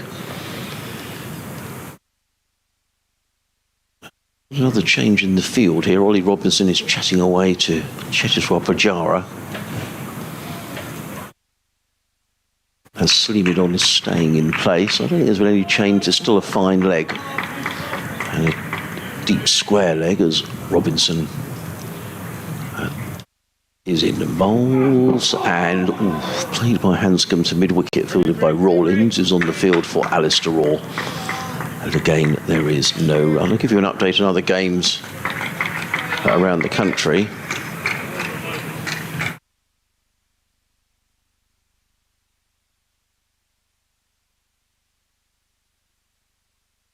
Chris has been in touch about the declaration. Hello, Chris. Good to hear from you. He says, seems about right to me, Adrian. Neither brave or unrealistic to me. It feels slightly on the cautious side, if anything. I'm commenting from 200 miles away, so what do I know? Good to hear from you, Chris. In comes Robinson bowls, and Hanscom uppercuts that over the infield. George Garton in hot pursuit. Oh, George, be careful. George Garton goes hurtling into an advertising board. He doesn't prevent the boundary. I think he's okay. We've really seen one nasty injury today with, unfortunately, Robbie White carried off the field with a dislocated shoulder, diving at mid-off to prevent a boundary from Pujara. And George Garton, 10 out of 10 for effort, but he went absolutely hurtling into the advertising boards. He's okay because he's going to bowl the next over from the C end of the ground. The result was, though, a boundary to Hanscom, who goes on to 20, and Middlesex to 42 for 1. 62 overs left in the day. Middlesex needing another 328 to win. Elsewhere in the county championship, let me give you the scores in the games that are going on. All of them seem to be drifting towards draws, certainly in the first division, but not so in the second division, I think. Having said that, Worcestershire 173 for 2, needing another 269 to beat Durham. We've now got another break in play because obviously the ball has been damaged where it went presumably careering into the advertising hoardings. Azhar Ali is on 66, Jack Haynes on 73 for Worcestershire, 173 for 2, as I say, needing another 269 to beat Durham. Glamorgan look on course to beat Leicestershire in Cardiff. Glamorgan 43 for 1, needing another 107 to beat Leicestershire, so I'd imagine that's almost certainly going to happen. It's going to be a draw at Old Trafford. Warwickshire 92 for 2. In their second innings, leading Lancashire by 46. A good game down at the Aegeus Bowl, where Gloucestershire are 195 for 4, needing another 173 to beat Hampshire. Who's in the runs there? Miles Hammond on 64. Ryan Higgins just come to the crease. He's 4 not out. And the game at Essex drifting to a draw as well. Essex 58 without loss in their second innings, trailing Yorkshire by 4. We're back underway. And it's going to be George Garton who's going to bowl the next over from the C end of the ground with 2 slips, a backward point, cover mid-off, mid-on, mid-wicket. Deep backward square and a fine leg. Garton's in bowls and forward comes Robson, plays straight back down the track, and there is no run. So getting along just below 3 and over Middlesex. It's 2.8. The stream's got it all up there for us, Harmsy, isn't it? 2.8, the run rate required, 5.2. Steve Oxford's been in touch. Hello, Steve. He says, I make it Brooke has scored 718 for Yorkshire so far. Add his current match score to the total he has on the BBC site. I've gone through another site, Steve, which I think add them up as they're going along, but I stand to be corrected as Garton is in and bowls. Robson carefully forward. Garton fields off his own bowling, and there is no run. He said he had a very fine season, though, Harry Brooke. Very highly rated Yorkshire batsman. Played against Sussex last year, I think, in the game up at Headingley. Whether he made runs, I'll check me notes. Garton. Back to his son has got him momentarily. He's in bowls and forward comes Robson. That's a beautiful looking shot. 2 extra cover. That's going to race away for 4 runs. No need for Tom Haines to chase that. That was as elegant as the cover drives that Pujara was playing earlier on. Just beautifully caressed through the covers by Robson. He goes to 22 and Middlesex to 46 for 1. Needing another 324 to win. Here we are. Sussex against Yorkshire. Did he play? He did, actually. Oh, yes, he did. He made 49. So we have seen him down here at Hove. Garton on his way again. Bowls, and Robson plays that into the covers. And there is no run. 46 for 1. I think there will just be a few notes. A little quiet out there at the moment, Harmsy. It's only the 16th over of the innings, so the ball's still got time. Yeah. But I think there'll just be the first little bit of doubt. for Sussex out there at the moment. Things have settled, haven't they, in this innings? There haven't been the alarm bells that we saw in the first for Middlesex. No. I still think it's a huge amount of runs to score. And Sussex with the option always to close it up if they want to. In comes Garton, bowls up on his toes is Robson. I just think from a Middlesex close up that short boundary would be tough. Yeah, it's unfortunate from a Middlesex point of view that they're effectively 46 for 2. Well, that's true, and maybe 3 with a Freedy to Robbie Wright, and a Freedy who came in down the order. And I guess if it's a situation where Middlesex are really in with a hunt, and Freedy, we understand, not feeling well. Was that the? Oh, I don't think it was exactly that. So you hope that maybe by this evening, if he's required, he can get out there. Yeah. In comes Garton bowls, full toss, driven down the ground by Robson. A tumbling Haynes prevents anything more than a single. Robson moves on to 23 at the end of the over. Middlesex off 47 for 1. George Garton 4 overs, 1 made, no wicket for 7. Just feeling his way back into action is George Garton. I can see Tom Haynes coming over and having a word with him, and I think that might be just perhaps have a blow, George. I think they're just treading very, very carefully. I mean, the problem with COVID is, Kevin, that we don't really understand what some of the long-term effects are. We? You know, that's something that's only going to be determined as time goes on. But if a young fit cricketer like George Garton can be affected, he's just out on his haunches, George, at Backwell Point. I hope he's okay. He spent some time off the field as well, but he may just be resting and having a little think about things, but I just hope he's not feeling fatigued. I'm sure if he does, he'll be the first one to say, I just need to go off and have a bit of a break. Here comes Robinson, 2 slips and a silly point. He bowls, silly mid-on, sorry. He bowls to Robson, who defends into the onside. There's no run. Shaheen Shah Afridi not feeling well today, Harmsy. Yeah. Maybe there wasn't anything in that tea that was slipped to him yesterday by... we were all going, oh, isn't that nice? Lovely cup of tea he shared yesterday, didn't he, with... Yes, there was a picture on the balcony, yeah, with him sharing a cup of tea, yes, he was.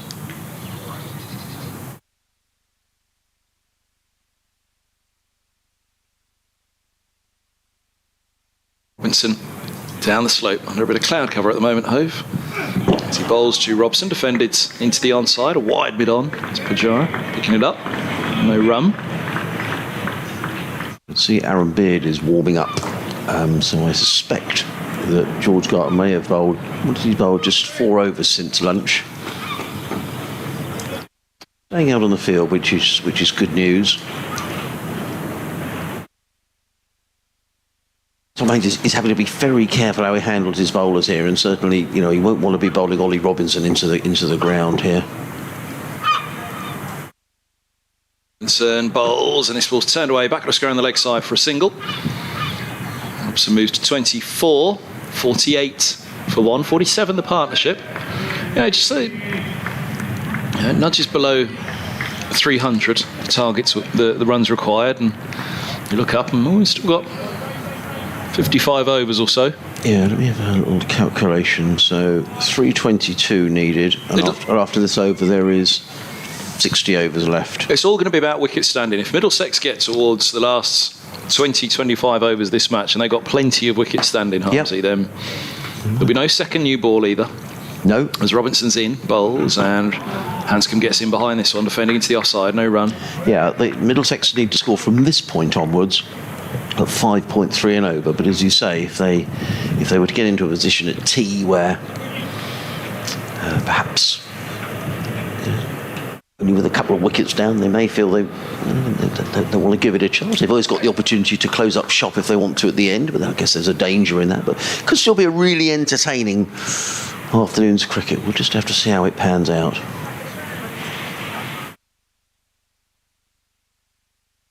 Robinson bowls. This ball's turned through square leg by Hanscom. Oh.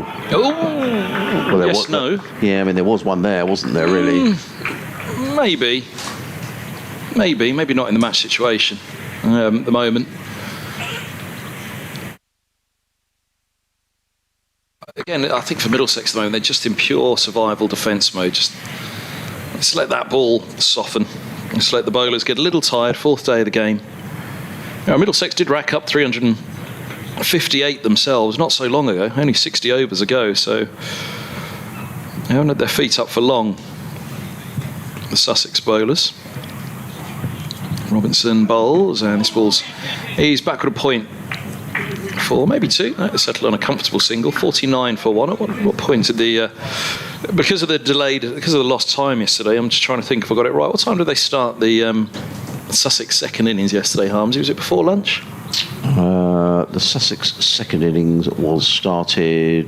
Yes, I think it was. Let me have a look. I'm just looking at George Garton actually.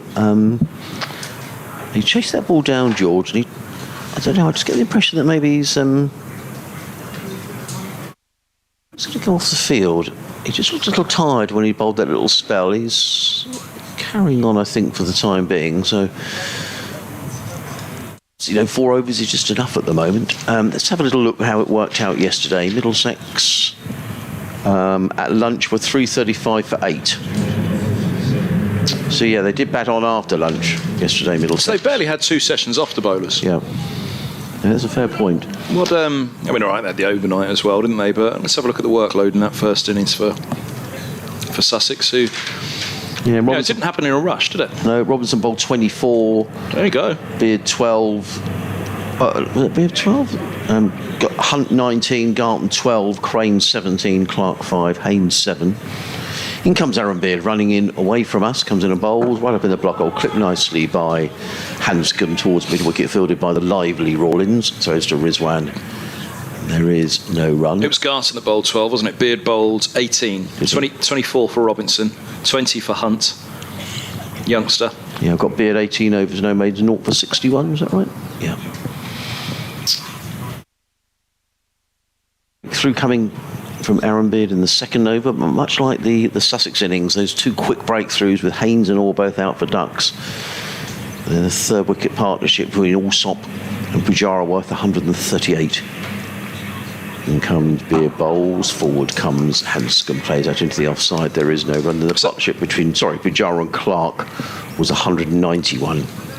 So they've, they've basically had a couple of sessions off, haven't they?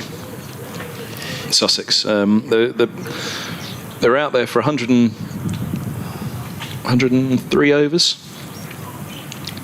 A couple of sessions off, back out they go. Middlesex take this up to tee with plenty of wickets in hand. I think we can have a really fiery finish here. Beard on his way away from us, in and bowls and clipped onto the onside by Hanscom, who goes through for his 22nd run. And the Middlesex 50 is up, 50 for none. I don't know if we'll get a little ripple around of applause around the ground. Wait for the partnership, 51. I mean, the Sussex 335 for 4, this is interesting, Kevin, came in 68 overs. So if you think Middlesex need 370... and if you think at the beginning they were having to be careful. Yes, they were. So as Middlesex are here. The runs did come very, very quickly. And the opening up, it wasn't that extreme until the very end, was it? Yeah. Beard in bowls and driven. Nice, that's a lovely looking shot. And that'll be 4 runs. Finds the gap beautifully, does Sam Robson. Drives the ball through extra cover and picks up a boundary. He goes to 28 and Middlesex to 54 for 1. Yep. Did he get an answer to your archivist? No. So I don't know if the lads are listening on the stream. But I'm not sure if Middlesex have an archivist, actually. I don't know if there is such a thing. But most counties do. I mean, Trevor Jones used to commentate with Mark Church for years, didn't he? The historian, the archivist at Surrey, and then down at Solent. Kev's mate Dave Allen, sometimes joins in on the commentaries, comes and says, oh, yes, I remember. He's always got some absolute gems, hasn't he? Yeah, he's Mr. Hampshire, isn't he? He knows pretty much everything that goes on and has gone on for donkey's years. Beard turns down in front of us. Pompey lad, isn't he, Dave? Is he? Comes in and bowls and up on his toes. Another nice looking shot by Robson, who's getting into a nice rhythm here. He's going to pick up at least a couple of runs. George Garton chases back towards the boundary edge. They think about it. I think Garton's good arm, quick. Yeah, very good arm. I think his reputation preceded him then, George Garton. He chased across the boundary, but he's got a lightning fast arm. And I think Peter Hanson recognised that and was no way he was going to take a chance at coming back for a third. Tweeted a little while ago, Dave Allen, about a Hampshire player who was apparently he was born in Pompey but left quite soon after his birth. And I tweeted, reply, clever fella. Haven't heard from Dave since. Big Pompey fan. Beard. on his way again, runs away from us. In bowls, and Robson covers up, plays straight back down the track. There is no run. That's the end of Aaron Beard's over, an over that cost 7 runs. So Middlesex needed to go on at a little over 5 and over. Have done what they needed to in that over. Picked up the 7. Robson to 30. Hanscom is on 22. Middlesex are 56 for 1. The partnership between these two now worth 55. Aaron Beard 4 overs, 1 maiden, 1 for 14. And I just wonder.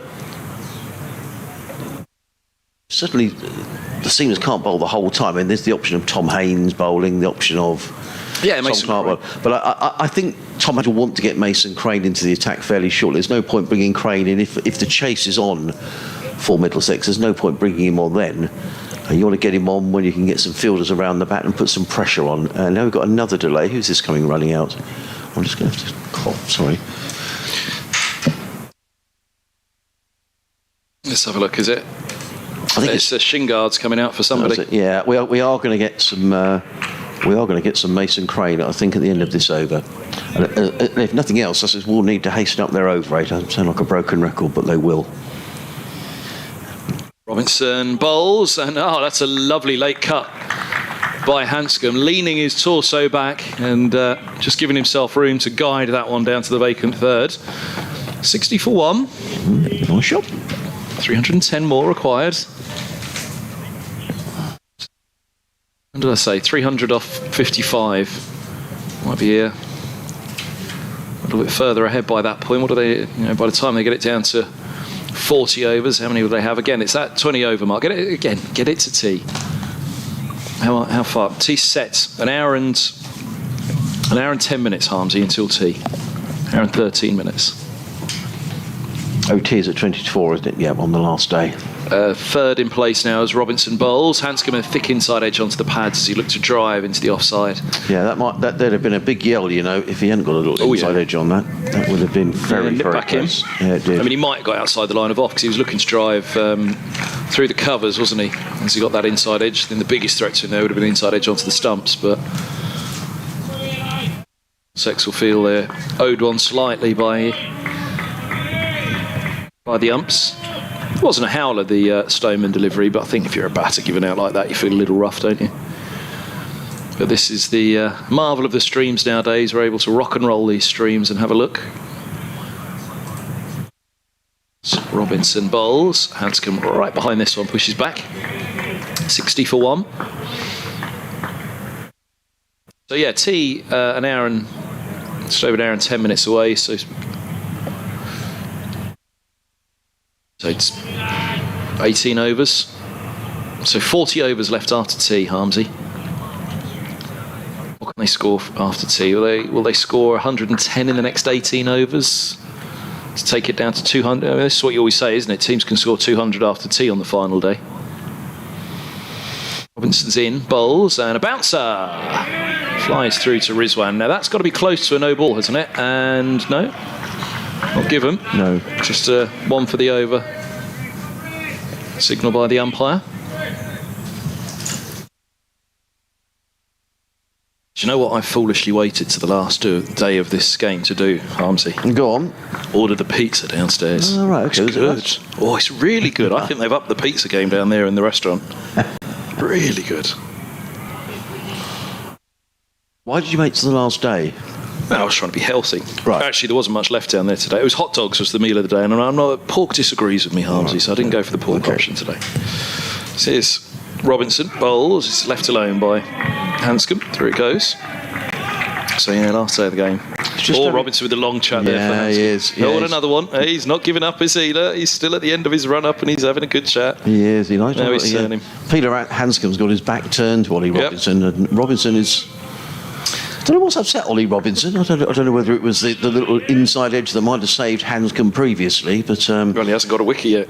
Clearly something has annoyed Ollie Robinson. He's used to having Middlesex about 5 down by this point, isn't he? No, he does enjoy playing against Middlesex, does Ollie Robinson. This could be interesting. So he slips crouch down. Robinson's midway through his run up. Bowls, very good line and length. Hanscom solidly behind it again, pushes away into the inside. He's got a lot to Robinson, say to him, hasn't he does. End of the over. He's walked right out. Goodness me, he's right in the ear of Hanscom here. Walking right back up along the track. I tell you what, that's like I think the umpire's having a little watch as well on that, just to make sure it doesn't go too far. They seem to be paying close attention there, the two umpires. No, I wouldn't be surprised. He's going to have a word with Ollie Robinson. Yeah, settle down a little. And I think that's fair enough. He's having a chat. Yeah, with Ian Blackwell is smiling. It looks jovial enough. Yeah, exactly. I think it's just let's keep it within a certain limit. Yeah. He really followed him down. He went straight to him at the end of his follow through, didn't he? And then turned and walked back up the track with Hanscom for a little while, right in his ear. But you know, we like sledging as part of this game, don't we? We like the mind games. It is meant to be a tough old game in the middle. I mean, I bet your Hanscom's heard far worse. No, I'm sure he has. Down under. I mean, it's something that I'm not. I confess, I'm not a massive fan of. You know, I think a little bit of chatter. That to me, it just sort of looked. If it I don't know, for a minute, it just looked like it might get a little bit ugly. I mean, it all seemed to be all smiles. Funny enough, actually, it was one of those where if the batsman had chirped back, which is what the bowler's trying to get him to do. Yeah, trying to goad him. Yeah.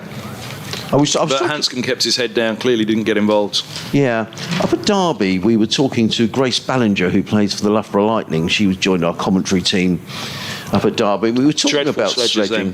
Well, she was saying that she really does like to dish it out. You know, she's a bowler, and Grace was saying, I love it. I love to, speak up about it. Whereas, who was down here for the Nottinghamshire game? It was Chloe Brewer. Who plays for the South East Stars, and she was saying that she never gives it out, but what she does, if people start to get stuck into her in terms of verbals, she said, I quite enjoy it really, if that's what they want to do, but I never respond. So it's, different folks for different, what do they call it? Different strokes for different folks. Anyway, here comes Mason Crane over the wicket. Bowls short, hammered away through the covers. It's going to be at least one and probably two. Good bit of fielding by Beard. I'll tell you what, that's an excellent piece of fielding. Really good piece of fielding by Aaron Beard, because really Robson deserved a couple of runs there. It was played firmly through backward point, and Beard made up a lot of ground, fielded the ball and sent in an excellent throw right over the top of the stumps. It's a long way out there. Very good piece of fielding by Beard. Hanscom is going to retake his guard. He's on 26, 61 for 1. Sussex's over rate now is -5. They're in serious trouble here in this game. They are going to be ducked points, unless something fairly dramatic happens. Crane in bowls. Forward comes Hanscom, plays into the offside, and there is no run. Well, you'd have thought the spinners will settle in for a while, so it should get it back to -2 across today. You'd have thought, I mean, this isn't going to happen in a flash. We're going to be here right to the end, come what may, aren't we? Crane in and bowls, played into the offside by Hanscom, and there is no run. But Sussex have been slow. I mean, it's been very noticeable watching this game. I mean, Middlesex have been +3, +4, and Sussex are -5. There hasn't been a lot of wickets. I mean, there's not going to be too many mitigating factors here, as in comes Crane bowls and played into the offside by Hanscom, and there is no run.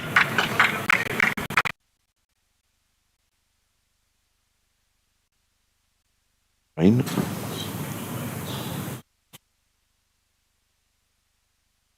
Crane again bowls. Tickled down the leg side. There's a loud appeal. Well, it isn't an appeal, a loud appeal. There's an ooh more than anything else. Let's wait for the umpire's signal. And it's been signalled as runs. So a little tickle round the corner from Hanscom brings him a couple more. He goes to 28.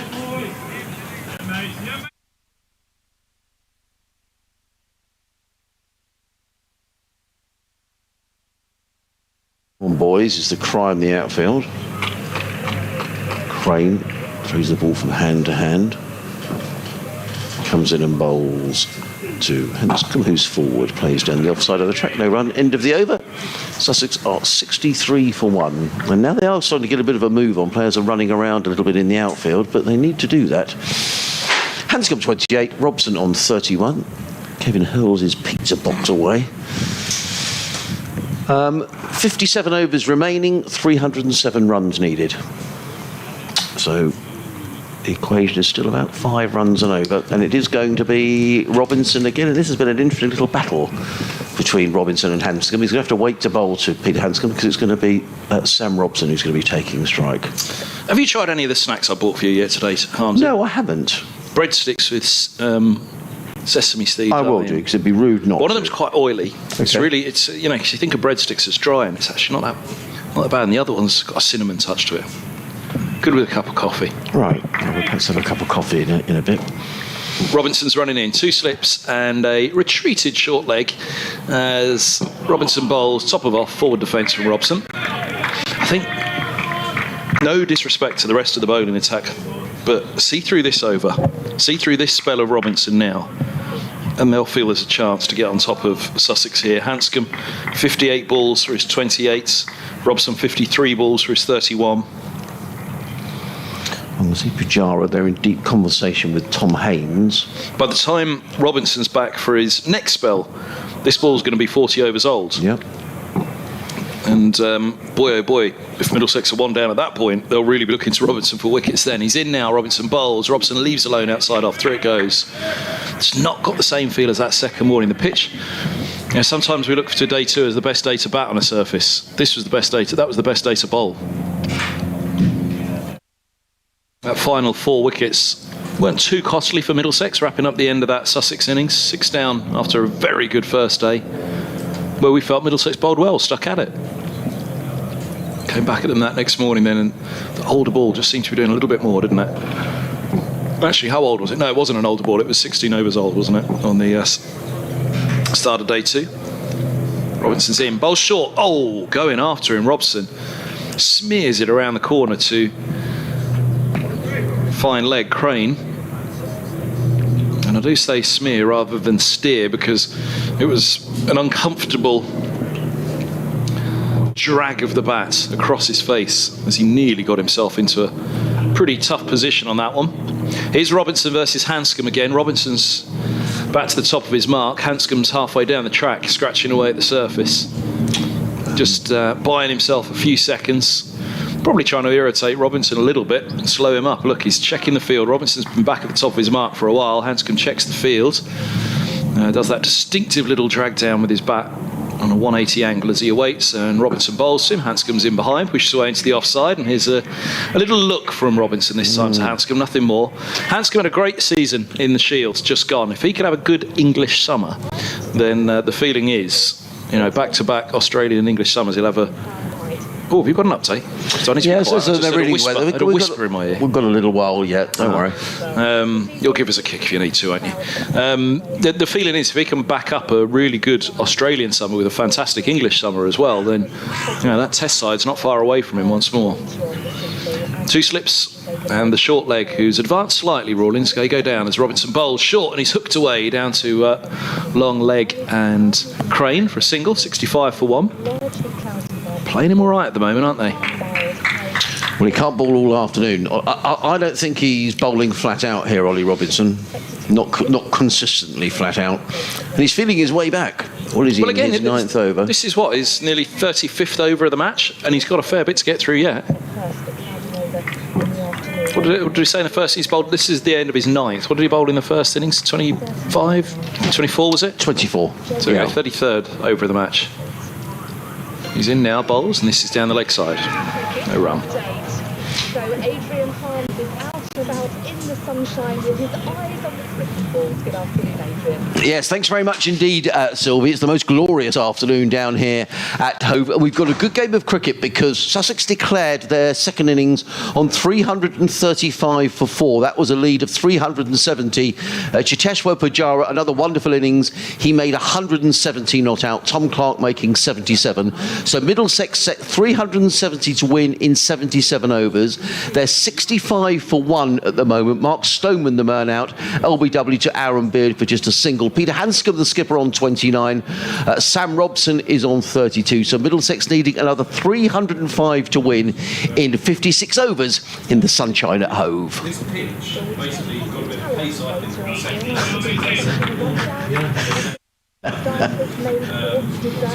Hopefully cakes. Thanks, Sylvie. In comes Crane and bowls forward. Agency offside, and there is no run.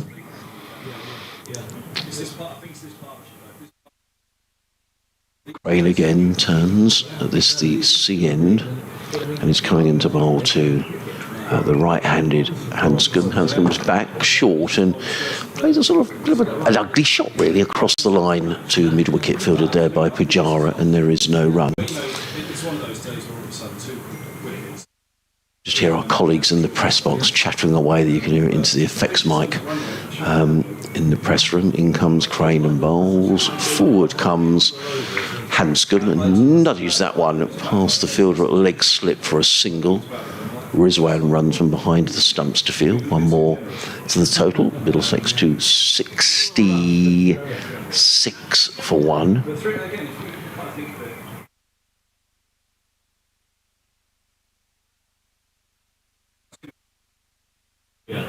In terms of the field, there's a slip and a short leg as Crane waits at the top of his run.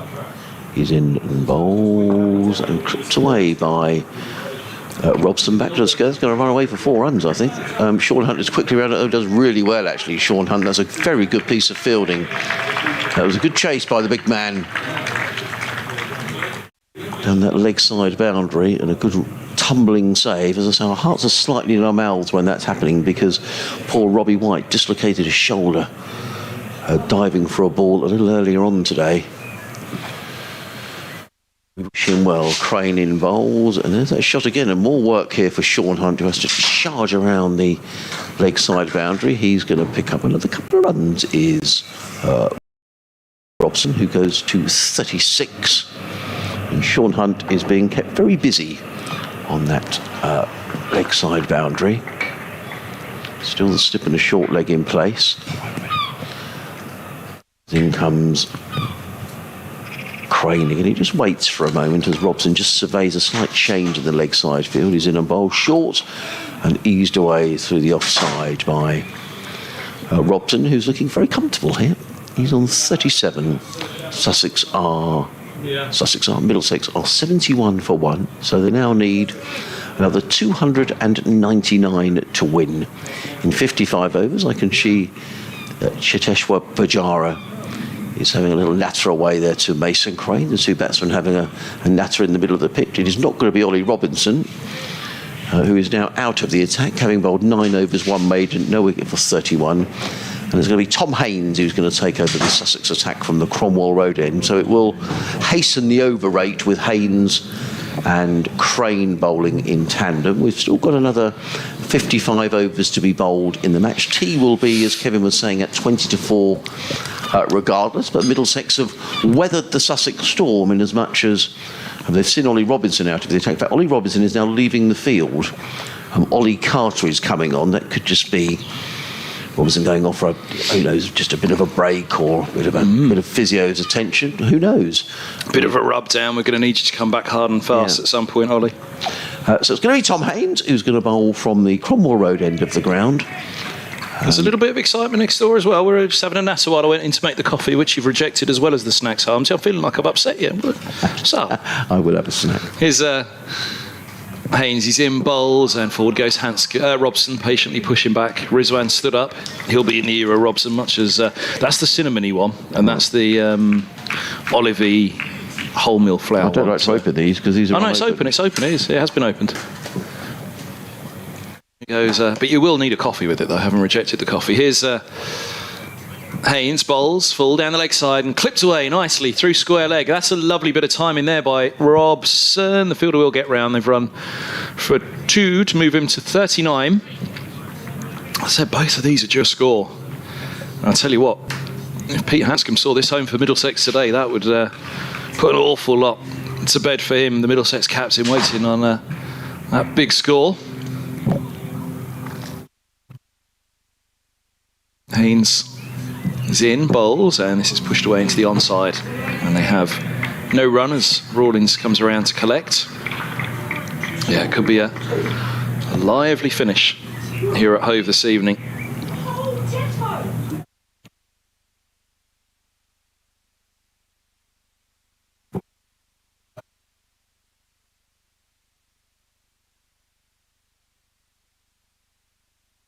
This ball's full, pushed up to mid-on, and there's no run. 73 for 1. This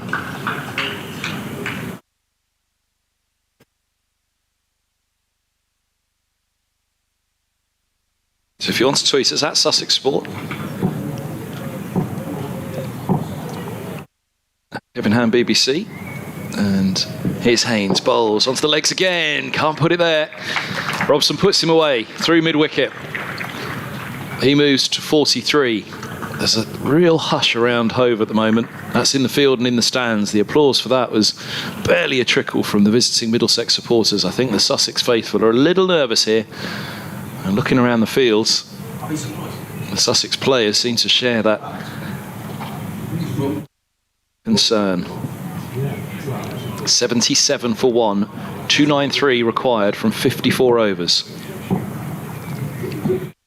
Haynes in, bowls, Robson's forward, pushing back up the track, no run. End of the 23rd.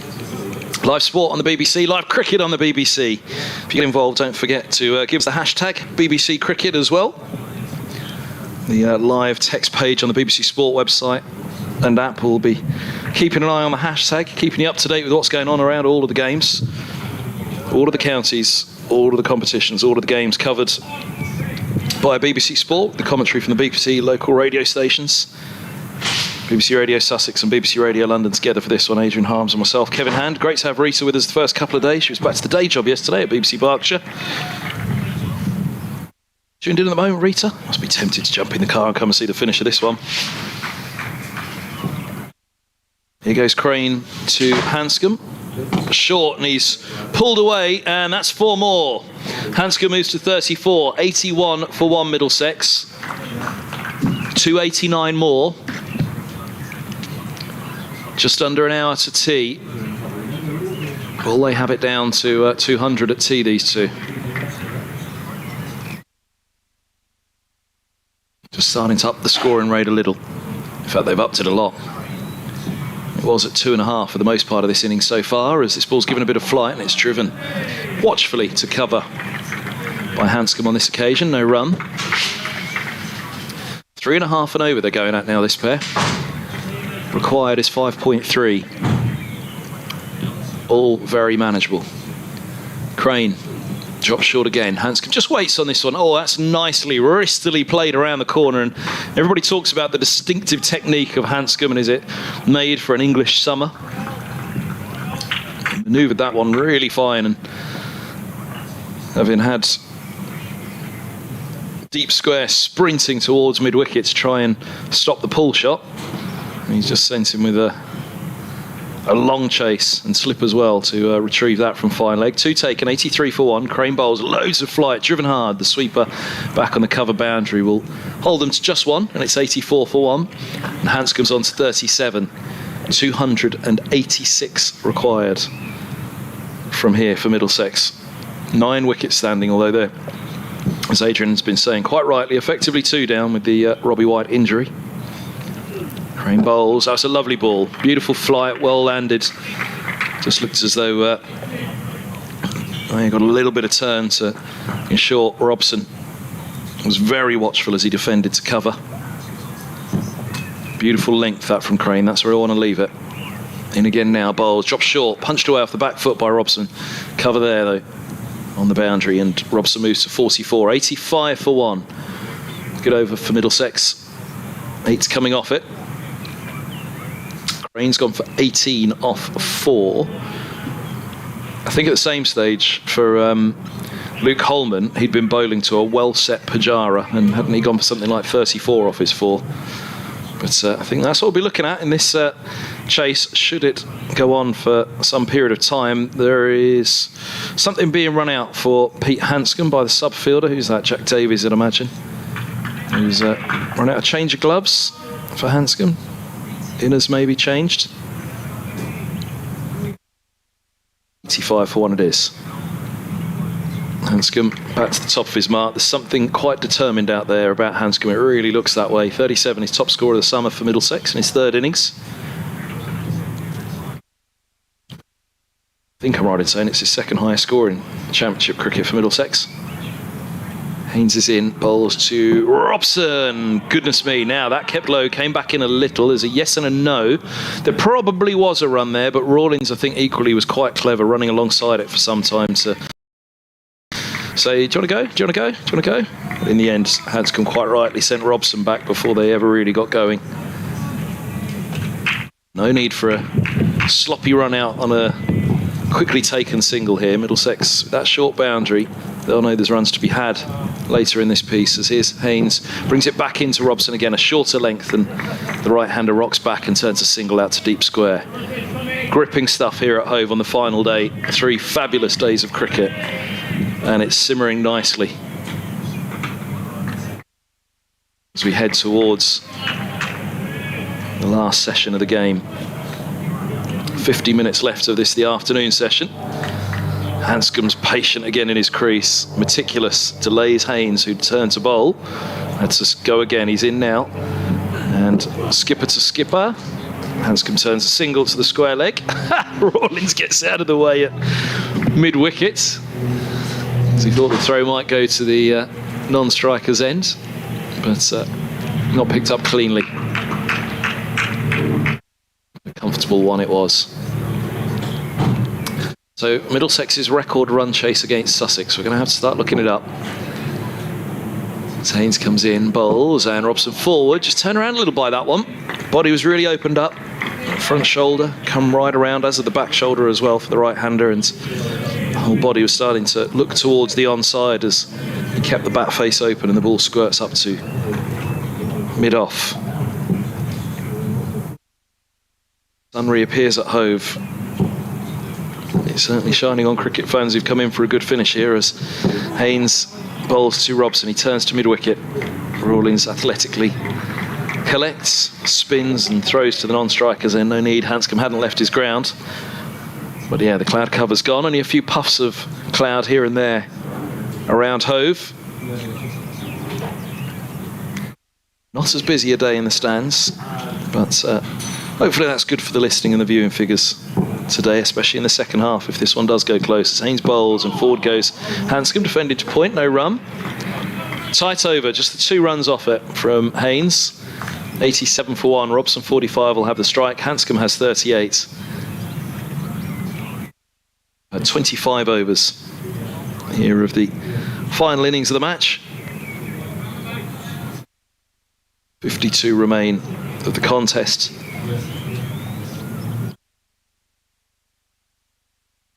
It's 48 minutes to the set tee on the final day of 340. Mason Crane continuing here at the sea end. He's having a chat with the skipper. He's putting his sweater back on. Meantime, Hanscom meticulously marks his guard once more. Checks the fields. Adjusts all the bits of the guard that he wants to, and settles down now. In comes Mason Crane running in bowls, almost wide outside the off stump. It could have always been given a wide, but umpire Blackwell How has that decides. not been signalled? Well, I agree, that was very wide. How has that not been signalled? I think Pete Hanscom's just looking up the track in a run chase, thinking, what?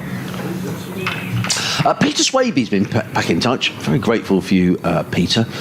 I'll tell you the question I asked him, as in comes Crane and bowls, played in the offside by Hanscom, no run. Peter earlier on was telling us about the 4th wicket partnership between Clark and Pujara of 191, which was a record for Sussex against Middlesex. But I also asked Peter whether he knew whether anyone in their first 4 matches for Sussex has scored hundreds, which Pujara has, as in comes Crane and bowls, and Hanscom plays with soft hands and just deflects that down to third man, where it's fielded by Clark at backward point, no run. So has anyone done that? And Peter says the answer is no. Pujara was the 16th player to score 100 on his debut for Sussex. I had a quick look at their stats, and I can't see that anyone else has scored hundreds for Sussex in the first 2 matches, let alone 4. Not even Ranji.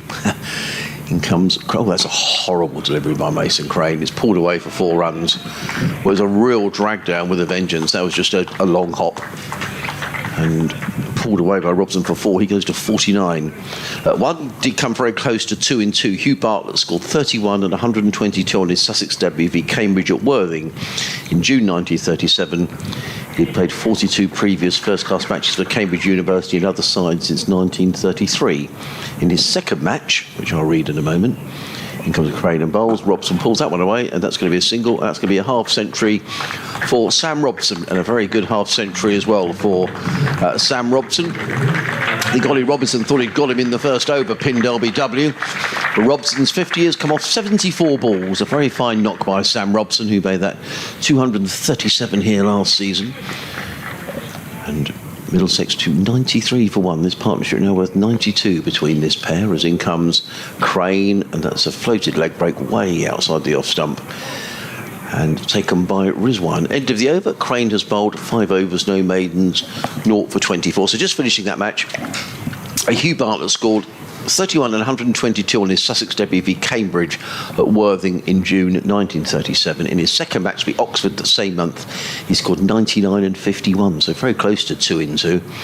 So just one short. His third match was Norton 14 v New Zealand. How funny, Peter, that Sussex are also playing New Zealand this season in a tour match. So, Peter, thank you very much. I'm trying to find out who the Sussex archivist is, if there is such a thing. But you're a font of knowledge, so I'm extremely grateful for you for getting in touch.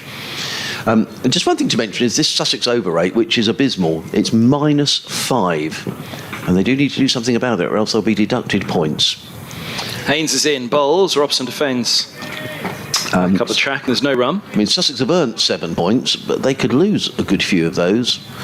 I'm not exactly aware of the way the calculation works, but you'd have thought at -5, that is definitely going to be points. I'm not sure if it's a point per over or is exactly how it works. But when you've got hard-earned points, you don't want to lose them. Slip goes down as Haynes bowls again, and Robson has timed that sweetly backward a square on the leg side. Long leg's got a chase, they've taken 2. Crane's there to collect. 95 for 1. 275 to win. 50.4 overs remain. In one-day cricket standards, Armsy, Yeah. this is a pretty modest chase. 75 to win off 50. Yeah. Haynes is in, bowls, and goes through Robson, looking to drive. He's nipped a couple back in, Haynes. And some excitement. Yeah, I mean, Sussex will hope that the best chance of Sussex winning this match is for Middlesex to keep going for this, because in the run chase you may make the odd mistake, you may take the odd risk. So, it still could be a really good finish here. Haynes bowls, Robson's forward, driving. Square out to deep point.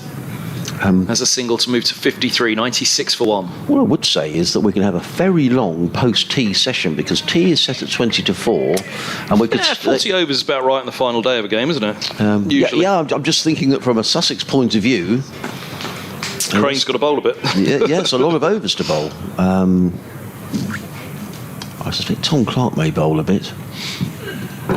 This will... From Haynes to Hanscom, he's killed dead in front of him by the Middlesex skipper.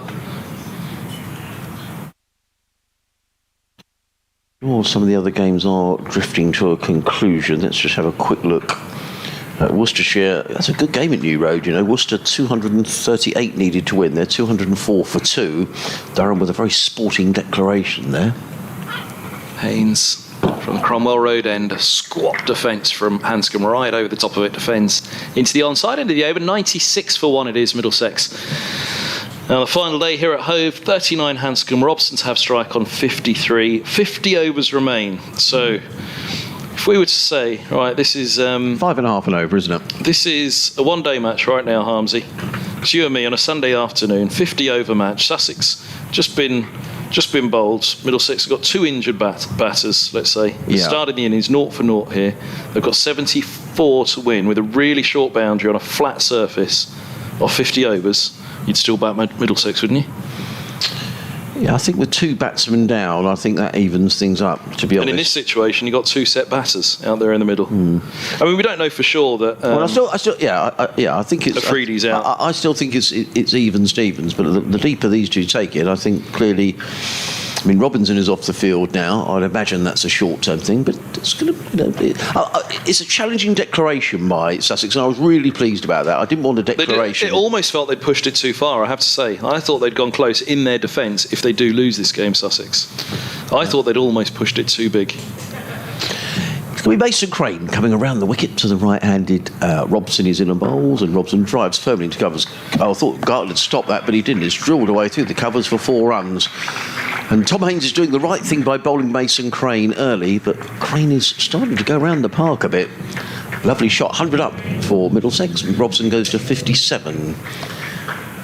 So 100 up, so 270 needed to win.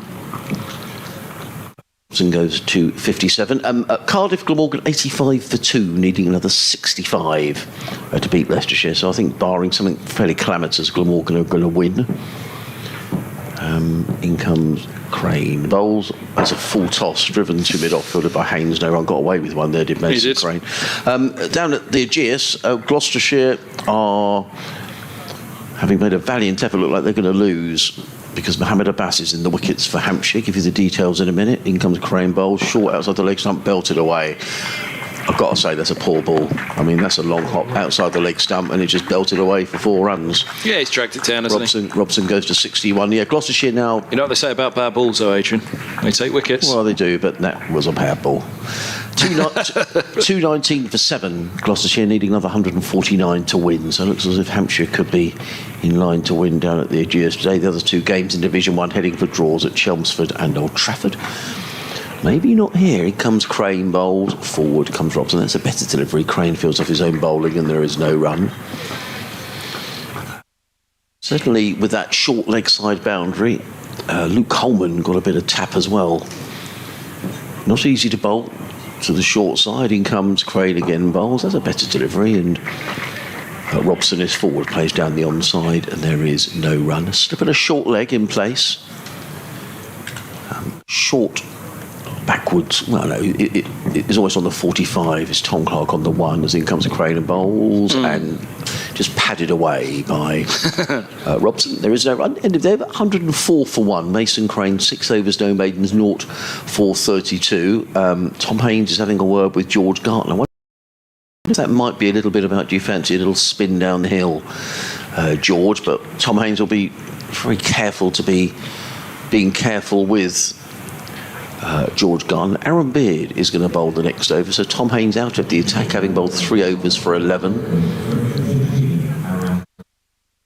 Aaron Beard, who has taken the only wicket to fall so far, 4 overs, 1 maiden, 1 for 14, and he's going to bowl from the Cromwell Road end of the ground. 49 overs left.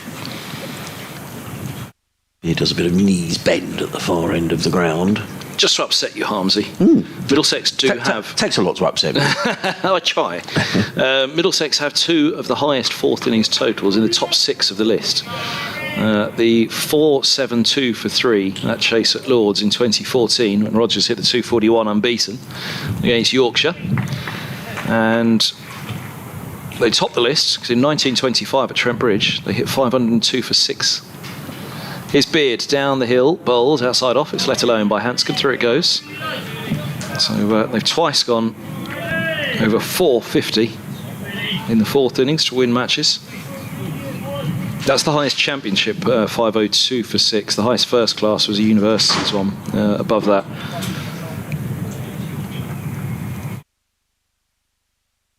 Doesn't feature on this list I've got in front of me.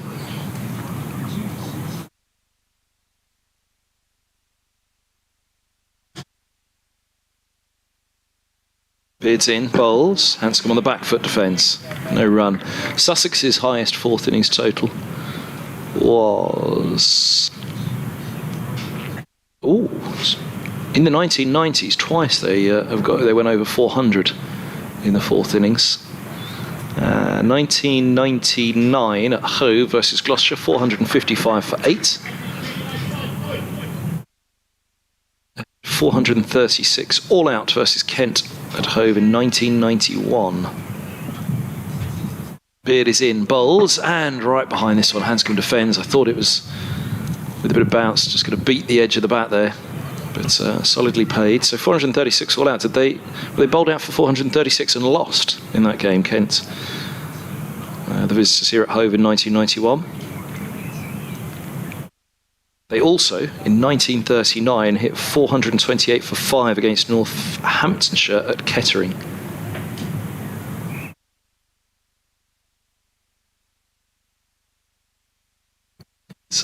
Beard bowls. Oh, that gets up and gets big on Hanscom, who rides it well down to third.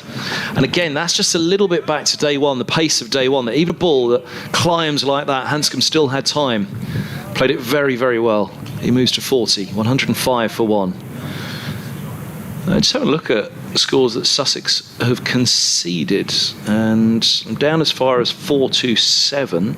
Sussex have never conceded more than 427 in the fourth innings of a match. Have they conceded over 400? The list just doesn't quite extend at the moment. I'll keep looking. This is Beard with a wide slip. He bowls and Robson defends back up the track. No run once more.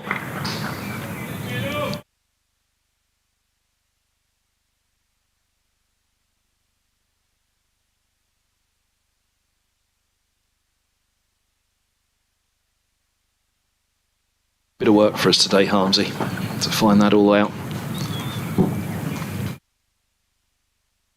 We'll get in contact with Andrew Sampson if we're feeling lazy.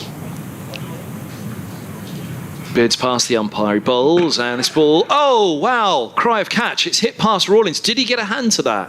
I don't think he saw it. I don't think he saw it, but did he get a hand to it? He kind of threw up his left hand towards his left shoulder. Everybody cried catch, and I did look, he's looking at his fingertips. It was hit a his chance. hands. It was a chance. Aaron Beard clearly thought it was a chance. I mean, he's hit it hard, really hard, Robson. Wasn't over the top of it, didn't hit it as sweetly as he'd have liked, but he still clubbed it. Did it go for 4? No, it went for 2. No, it went for 2, thank you. Robson's on to 63. I was too busy looking at Rawlins, and he's still looking at that left hand. He just sort of stuck his hand now. I mean, maybe I kind of got the feeling that Delray didn't see it, maybe until the last minute, but it was in the air, and Beard clearly thought it was a chance, and I think the others did as well. So now, Mason Crane going to carry on? Yes, he is. I mean, what that over from Beard gave Sussex was a bit of breathing space with 3 runs coming off of it, but certainly Mason Crane is going here at the best part of 6 and over, which is with Middlesex needing 5.5 and over.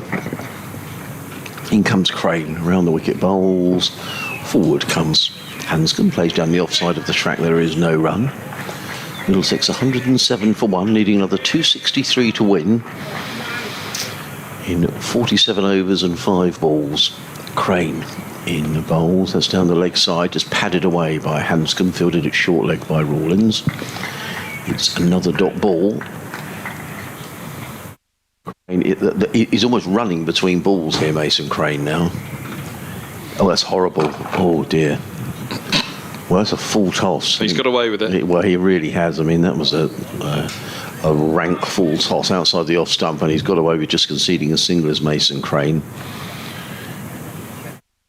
But Sussex are sort of trying to motor through these overs now, but it's a problem of their own making, to be honest, because they were very, very slow in the first innings. That's where the problem was. They took an inordinate amount of time to bowl their overs. Crane in again. Pitching around leg stump, eased onto the leg side by Robson, who goes through for his 64th run. 109 for one.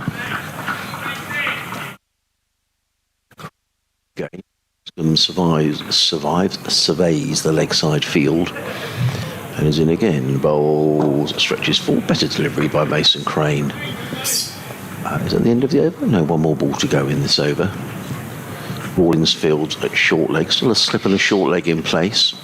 Backward square leg, sweeper on the cover boundary, short extra, mid on, 2 men back on the leg side as Crane is in bowls, and Hanscom eases that to one of those fielders on the leg side, who is Cheshwar Pujara, who comes into field. End of Mason Crane's over. That was a better over in which he conceded just the 3 runs. Middlesex 110 for one, Hanscom 42, Robson 64. Live cricket on the BBC. BBC Radio Sussex, BBC Radio London, Adrian Harms and Kevin Hand. Should Middlesex hit 370 here, it will be the 8th highest total in the 4th innings for Middlesex of a match. So the 502 for 6 at Trent Bridge, that record championship chase in 1925. The 472 for 3 to beat Yorkshire at Lords in 2014. They hit 408 for 4 against Glamorgan at Southgate in 2005. So his Beard down the hill. Bowls that, keeps it low as it comes back into Hanscom, but he plays it well into the onside defensively, and there's no run. They also hit 405 for 4 against Somerset at Taunton in 2015. That was the... Let's have a look. Wait, am I getting confused now? Was that the John Simpson match and he hit 6 to win it? That was 20... Oh, where's it gone? Simpson first innings bowled for 7. Simpson second innings not out 18 for 4s. Here goes Beard bowls. This is turned by Hanscom to mid-wicket and a single taken. It just got out of reach of Rawlins. Deep square collects. No, of course, this was the match, where Voges hit 132. Franklin was unbeaten on 115. And Middlesex chased 405 to beat Somerset at Taunton in 2015. They hit 392 against Surrey at the Oval in 1994. Another game that I remember well in just a moment. As here's Beard bowls, and right behind this one Robson defends into the offside. There's no run. So they've got good recent record, Harmsy. 2018 at Grace Road, 383 for 9 to beat Leicestershire. James Harris hitting the winning runs on that one. And then 7th on the list, 371 for 6 against Somerset at Uxbridge in 1990. So 370 to win this one. Will sit 8th on the highest 4th innings totals for Middlesex. Beard bowls, that's full, pushed away into the onside, just wide of mid-on, and they'll get a few here. It's up towards the corner flag, isn't it? The 90-degree angle almost of that boundary rope in front of the players' balcony. They've run 3. Robson's on 67, 114 for 1 in the 31st over of the innings. You can just hear that. Keep going, lads. Even the keep going, lads is a little laboured from Sussex out there in the field at the moment. They know they've got a problem here. If these two stay in, Middlesex win this. It's as simple as that. The time is on Middlesex's side. The run rate is on Middlesex's side here. They won't be perturbed by that. So Sussex, a draw is actually starting to stretch a long way here, Harmsy, isn't it? In this position, as Beard turns, he's setting off to bowl. He's got a silly mid-on now as Hanscom turns to mid-wicket and there's no run.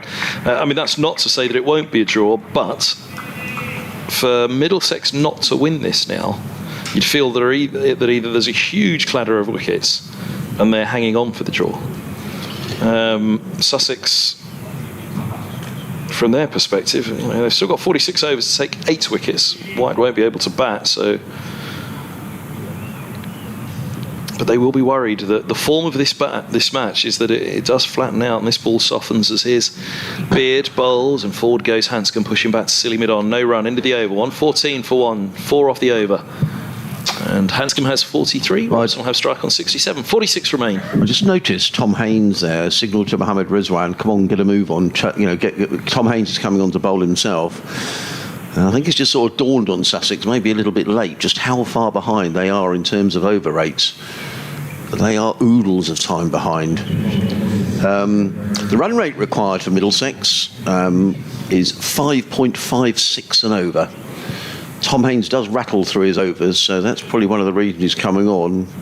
But I think it's just dawned on Sussex a bit late, actually, that they're in trouble on this over rate. Whether they're in trouble in the match, I don't know. I'll reserve judgment on that because I still think that was a good declaration. I was pleased to see Sussex were attempting to win the game, but in doing so, you've got to be prepared to lose it. Haynes is in already. Comes in and bowls. Forward comes Robson, plays to mid-on. There is no run. Go then is the cry. Now the over rate is down to -4, so it has made a difference with a little bit of speeding up going on, but there'll need to be more of it. Then comes Haynes, bowls, driven by... attempted to be driven by Robson through the offside, but he plays it straight to mid-on, fielded by Pujara. There is no run. Who would be the... If Middlesex thought, right, we want to put someone in next to have a wallop for 10 overs. In comes Haynes and bowls, and forward is Robson into the offside, no run. I don't think they'd mess. I think they'd put Holden in next, bat properly. Max coming at 5. Just take time out of it like these guys have, because they've got a powerhouse to come, as we've seen of Simpson, Anderson, Holman. They've got batters there in that middle order who can score quickly. In comes Haynes again. In and bowls. Robson's forward. That's a lovely shot. Straight down the ground for 4 runs. Right down below. So that was a lovely... Oh, the ball's bounced over onto the Pujara is coming running down the... Where is it? Is it hidden from him? Are you going to have to go and tell him, it's just Harmsy? straight down here, I think. Oh, careful. Oh, careful, Chase one.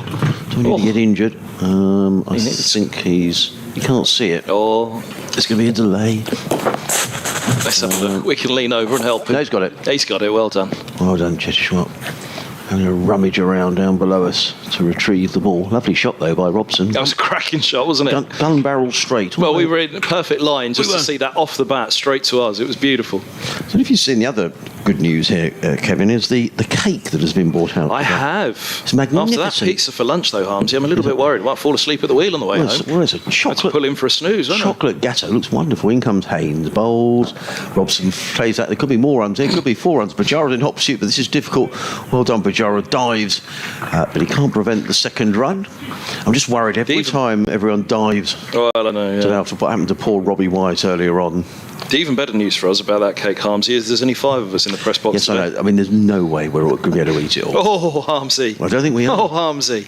In comes Haynes and bowls. Robson again down there. That's more. That's 4. Straight down the ground. Lovely shot. And the ball hops over the rope. No, it doesn't. It bangs into the advertising board. So 10 off the over from Tom Haynes. Robson is very quickly on to 77 of 95 balls. I just saw Tom Alsop there just sort of glancing at the scoreboard, probably doing a little bit of mental maths and thinking, this is a good start by Middlesex. 124 for 1. The partnership is worth 123. I think Mason Crane is going to bowl from the Cromwell Road end. Is he going to bowl? No, it's not. It's going to be Aaron Beard who's going to bowl. Delray Rawlings has taken the pads off, which suggests to me we've seen Tom Haynes is going off. So Tom Haynes is going off. I think that's Henry Crocombe who's come on the field. Yes, it is. So Haynes is on, Ollie Carter's on, so Alistair Orr is off. Is Ollie Robinson back on? Robinson was off. So just see how many 12th men have gone out there at the minute. Beard comes in, clipped away nicely by Hanscom to deep backward square, picks up a single, he goes to 44, 125 1. So Carter is on for Orr, Rawlins is on for Robinson, and now Crocombe is on for Haynes. So presumably, well, I don't know, don't say presumably, I wonder whether Pujara has taken over the captaincy. Either way, Sussex have got 3 12th men and 2 of the bowlings are off the field in Haynes and Robinson. And then comes Beard running down the hill, in and bowls and clipped away by Robson, who's really got the bit between his teeth here. He picks up a single, he goes to 78, Middlesex to 126 for 1. How many did Robbo get when Buck hit that 4.72? Let's have a look. Chris Rogers, 241 in that 4.72. Robson hit 77 from 119 deliveries. He's on 78 here from 96. Milan 35, Morgan 27, Dexter 72 with Rogers in that chase. In comes Beard down the hill, bowls. Oh, that's a good delivery. That's a very good delivery. Beats hands go outside edge. Doesn't miss the off stump by very much as well. That's the first time the ball has beaten the bat in a little while, to be honest. This is the track. On this track. That's where you've got. That's all you can do as a bowler. Other than day 2, where things were happening for the bowlers, it's just been a track to keep it on the top of off stump. You can't move from there. And if you do, especially down the hill here at Hove, just boom, skid on a bit, might bounce a little bit more than the batter expected down the hill, or it's just things that will happen. You really, they swap. Beard again. In and bowls, forward comes Hanscom, placed to mid-off, there is no run. This is what people like Mike Selby talk about, and they say, and Angus Fraser over the years, and I've spoken to him about it, it's on this kind of track that you learn how to bowl. Because you cannot stray. Otherwise, four ball, just alleviated a bit of pressure again. The batters sit a little bit happier. You've just got to persist. You've just got to hang on in there as bowlers. Keep it on that spot, top of off. Just keep going. In comes Beard again down the hill, bowls and turned by Hanscom to mid-wicket fielder by Rawlins. There is no run. This is better from a Sussex perspective. Aaron Beard bowling a good line and length. And the fact that the pads were taken off by Tom Haynes suggests to me that they're not going to bowl Mason Crane for a little while. He's been expensive. And Sussex just can't afford to leak runs at sort of eights and nines and over. In fact, Tom Haynes' last over went for 10. Two lovely shots by Robson, it has to be said, straight down the ground. Lovely on drives. Beard. Busy approach to the wicket. In and bowls, and forward comes Hanscom, and that's an over in which Aaron Beard has just conceded the 2 runs. I can see Tom Haynes is coming running back on, so Henry Crocombe is going off, so the skipper is back. Still 2 substitute fielders on the field. In fact, it looks like Ollie Robinson might be coming on as well. He's just wandering down the steps, I can see, of the pavilion away in the left-hand corner of the ground. So let's see whether Robinson is coming back on. It looks like he probably is. Let's see whether... yeah, there we go. Ollie Carter is going off, and Ollie Robinson is coming back on. So that's good news as far as Sussex are concerned. He makes a signal to the umpire, does Ollie Carter, to say I'm going off. Robinson is coming back on. I'm a little unsure myself, Kevin, of the rules, how long you can go off before you can bowl again. But I'm sure the Sussex dressing room are aware. No, I don't think with short changes is a problem, is there? It's not a... The Sussex have turned to the seamers again here, because it's going to be Sean Hunt who's back into the attack, which will do nothing for the over 8 in terms of... I'm not saying Sean Hunt is necessarily slow, but... Now, Harmsy, I said this would take 8th spot on the highest 4th innings total list of Middlesex. Guess which one it's going to nudge into 9th? Go on. Middlesex versus Sussex, 366 for 5 at Lords in 1926. Right. So their previous highest 4th innings total against Sussex will be nudged into 2nd spot. Wow. Okay. I'll just make sure that that was in a win. Yes, Middlesex won by 5 wickets. It wasn't a drawn match at that point. So here comes Sean Hunt running away from us, comes into bowl to Robson, who flicks this to deep mid-wicket, where Rawlins is in quickly and fields, throws to Rizwan, but not before Robson has gone through for his 79th run of the innings. The total 127 for 1. Middlesex needing another 243 to win. And there are 43 overs left after this. Oh, I've had one from Derek. He's seen a lot of Middlesex run chases over the years. Hunt. Bowls to Hanscom. Hanscom just plays this onto the onside. Let's see if that was off the side pad. We'll wait for the umpire's signal. And he is going to signal that it is a leg by. So the total advances by 128 for 1. 47 was the first year, I think. So Derek saw Middlesex get 404 for 4. Robertson and Compton tons in 1947. This one was, what did I say it was? 1926. Yeah. The Sussex 5-wicket win. I think Dell was celebrating his 21st birthday that day. In comes Hunt and bowls, and up on his toes is Robson, plays into the offside, and then there is no run. Sussex could do with a couple of, or 2 or 3 overs just to try and dry up this run chase. Hendren got 105 unbeaten in that 2nd innings, 366 for 5. Tate, Gibson, Bowley, Gilligan and Wensley with the Sussex attack. Hunt. In again, bowls, and he gets a good delivery by Sean Hunt, and he just lured Sam Robson into a full shot. There's no slips in place. Tom Haynes very much on the defensive here for Sussex. There's a 3rd man, a sweeper on the cover boundary, 3 men saving 1 on the offside, and that play and a miss from Sam Robson has prompted Tom Alsop to go back into slip. So just the 2 men saving 1 on the offside. And on the onside, there's a mid-on, a mid-wicket, a deep backward square and a fine leg as in comes Hunt, bowls, and played firmly by Robson out to Rawlins, who again comes running in from square leg to field. 1 more to the total, 129 for 1. Turnham Green, Patsy Hendren was born, 1889. He died in my birthplace, Tootingbeck, Right. in 1962. Didn't know that. I have to message Dan Norcross, he's another Tootingbeck resident. In comes Hunt. Runs away from us. In bowls, and forward comes Hanscom, plays it down the offside of the track. Good over by Sean Hunt. An over in which just conceded 3 runs, one of those being a leg There's only 2 going down to the bowler. Sussex are suddenly getting a move on between overs now. Beard is already at his getting ready to bowl, but the problem hasn't been in this second innings. The problem was in the first innings when they were dawdling around. They weren't. It's little things that make all the difference, isn't it? A fielder gets the bowler's jumper and runs to the umpire with it. All those things save time. But when the bowler's ambling in and giving his jumper to the umpire, ambling back, there's far too much of that from Sussex. But now there is a delay. The batsmen are having a little natter as they're fully entitled to in the middle of the pitch. But the field is spread far and wide here. A third man, a sweeper on the sweeper on the cover boundary. No, he's not. He's staying in on the one. So a third man, point, cover, mid-off, mid-on, mid-wicket. A short fine leg, almost on the 45. And an orthodox fine leg. And a deep backward square. Round the wicket he comes, Beard, his 8th over. Bowls and Robson clips handsomely down to long leg. Hanscom's back onto strike.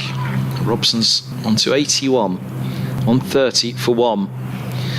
I know all the Middlesex fans are also screaming exactly what Peter Mead is tweeting right now. I can't help but thinking you're tempting fate in all this discussion of highest Middlesex winning totals. It isn't over till it's over, although I'm very glad Mason Crane hasn't had a great day at the office. Not yet, Peter, not yet. He's a brilliant bowler, Crane, much like Luke Holman. Holman nearly had Pujara in the end, didn't he, after all that? Pujara was hitting out at that point, but nonetheless. Derrick's off his long run. Fast that 3 Sussex bowlers are going off for a rest. As here's Beard from the Cromwell Road end. He bowls short, watchfully hooked by Handsome, all along the floor to Rawlins, despite the cry of catch.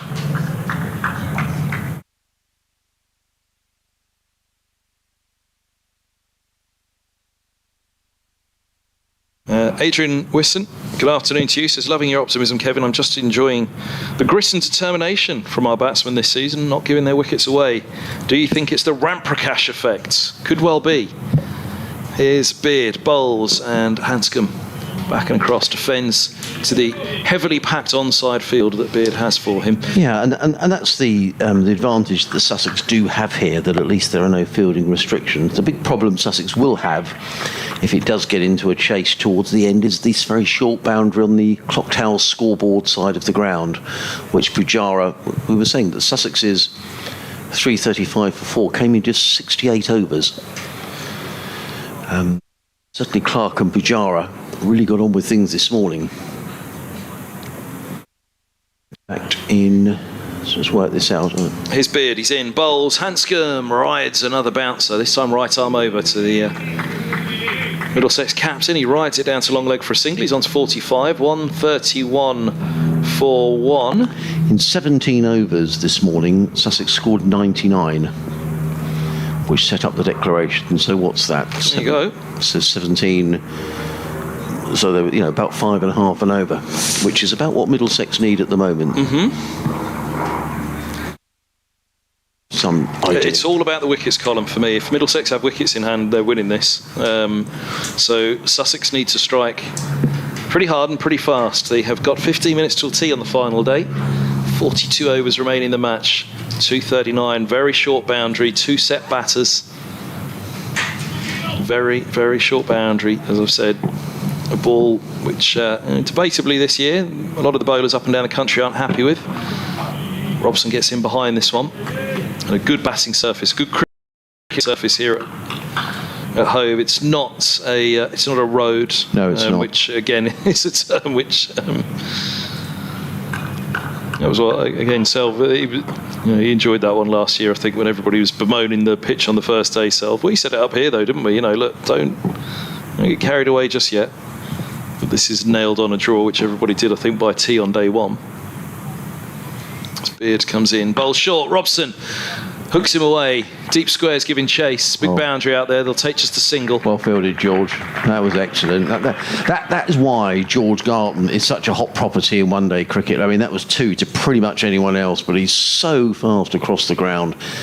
Good bit of fielding, gets in the throw and prevented what probably should have been 2 to most fielders. Just a single. Good shot though. 132 for 1. 82 Robson. 40. 5 to Hanscom. Just looking at the game at Old Trafford, which I was calling as a draw. No, not you as well, Harmsy. Well, Warwickshire are collapsing. They're now 138 for 6, the county champions, in their second innings, leading Lancashire by just 92. And Never write cricket off. yeah, Matt Parkinson in the wickets. He's taken 3, including the former Sussex man Michael Burgess for a duck. So that's looking as if that could have some legs in it, that game. In comes Sean Hunt running in from the C end of the ground. Around the wicket comes in and bowls, and forward comes Robson with a model forward defensive shot to mid-wicket, fielded by Pujara. And there is no run. He's got a slip in place. Sean Hunt, a slip, a third man, a sweeper on the cover point boundary, extra cover mid-off. There's a mid-on, a mid-wicket, deep backward square and a fine leg. The Sussex over 8 is still showing at -4. As Kevin was saying, T will be taken regardless at 20 to 4. In comes Hunt and bowls, covers up as Robson plays to mid-wicket. I can see a lady has come out onto her balcony and is either taking the washing in or putting some more washing out. It's a good day for drying today. Can you see away on the right-hand side? I can, yeah. The washing line with green pegs. I was going to say that she probably can't. In fact, I said it's a lady. I think it's a guy out there who's pinning I'm not the getting washing involved, Harmsy. I'm not getting involved. I was just going to go with you on that one. In comes Hunt, runs away from us, comes in and bowls, and forward is Robson, plays it to backward point, fielded by Clark, who gets in the throw, misses. There could be an overthrow, but actually Hanscom, in being very keen to make his ground, actually ran a long way through the crease, and there's no chance to turn back and come back for an overthrow. It is just the one to Robson, who goes to 83, 133 for 1. Whoever it is, I think what they were doing was moving the washing so that they could sit down now in the sun. 'Cause Right. The sun, the washings are all across that balcony in shades, apart from that one little slither now where they've just moved the washing so they Yes. can sit in the sun. But that's the one block of flats here where you can't actually see the cricket, I'd imagine. Can't. Yeah, you're right behind the scoreboard. In comes Hunt and bowls, forward comes Hanscom, plays to mid-off, there is no run. You might get a sighter of one end, maybe. You Yeah. might get a sighter of the far end. There's a lady just come out onto a balcony in a grey jacket. Are you and sure it's a white lady this time, Harmsy? She's come out of her balcony doors. I don't know if she's going to sit down. She's just picking up a cushion, I think. And she's going to put, yeah, there we are. A white cushion, a couple of white cushions. So I wonder if she's going to sit down and watch the cricket. I think she might be going to be. 133 for 1. It's a glorious day here at Hove. Hunt is in and bowls. Oh, and he beats Hanscom outside the off-stump. But delivery did keep low. Yeah, kept very low. Goes through to Rizwan, who was sort of grubbing around on the floor. Was he Hamid Rizwan? Was he just sort of... Oh, let's hope not. No, he's all right. No, he's He's okay. picked himself up. There's a record run chase for Middlesex against Sussex. So we know it'll be Middlesex against Sussex's highest. Hunt. Just the one run conceded in this over. As Tom Haynes has turned to his seamers to try and stem the flow of runs. In again bowls. Hanscom plays this through backward point, and it's a single to Peter Hanscom, who goes to 46. Middlesex 134 for 1. The equation, Middlesex needing 236 to win in 41 overs.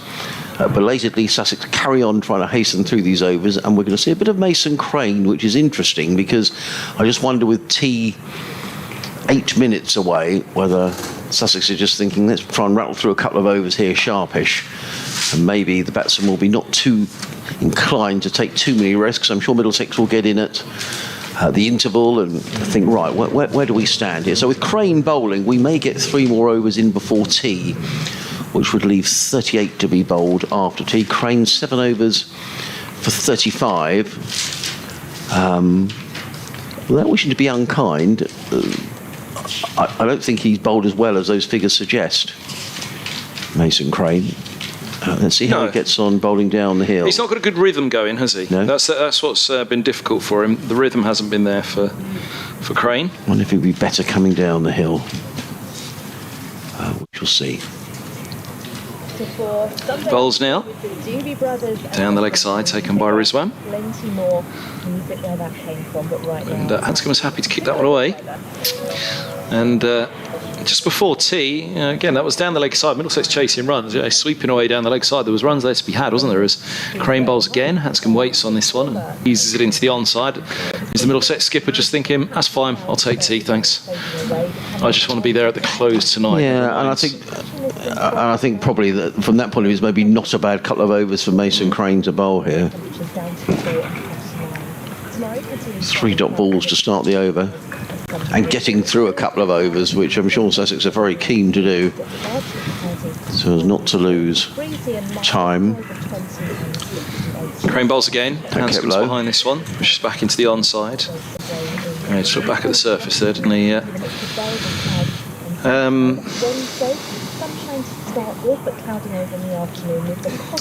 Here's Crane around the wickets. A bit of flight down the leg side, left alone again down the leg side by Hanscom, resisting the given a wide. Sweet. And yeah, that's good to see. Not happy with that last one. Got a cricket update to do, Kevin. Okay, well, in the sunshine on a Sunday afternoon, let's get the very latest with Adrian Hunt. Yes, what could be better, Sylvie? Middlesex are 135 for 1 in their second innings. The equation is they need another 235 to win in 40 overs. Sam Robson going along very nicely. He's on 83. The skipper Hanscom is on 46. Earlier on in the day, Sussex declaring on 335 for 4. Chetishwar Pujara, another wonderful innings. He made 170. So all to play for. 40 overs left after this one.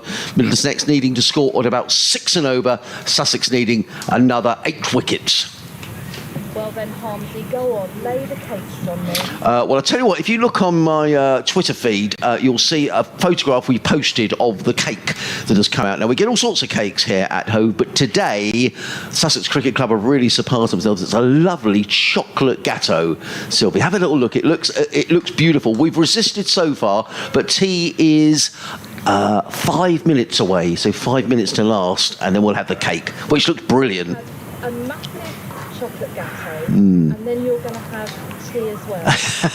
Well, I'll tell you what, I think there's 5 of us in the press box. There is no way, Sylvie, we can eat all that cake. Well, we might do. All right, I'll see if I can find that picture, and I will look up forward to catching up with you. Adrian, thank you. Sylvie. So I think probably, Kevin, we might get 2 more overs in before tea. First of which to be bowled by Sean Hunt, who's in and bowls to Robson, who plays to mid-on. There is no run. Have I pinched your over? I'm sorry, I have. It always gets slightly confusing when there's No, you haven't. updates to come. So I think we're going to have 38 overs after tea. The longer it goes, clearly you feel that in terms of a result, it's more a likelihood of a draw, a Middlesex win, or a Sussex win, probably in that order, as in comes Hunt and bowls, played by Robson to mid-wicket. That also kept a little low, actually.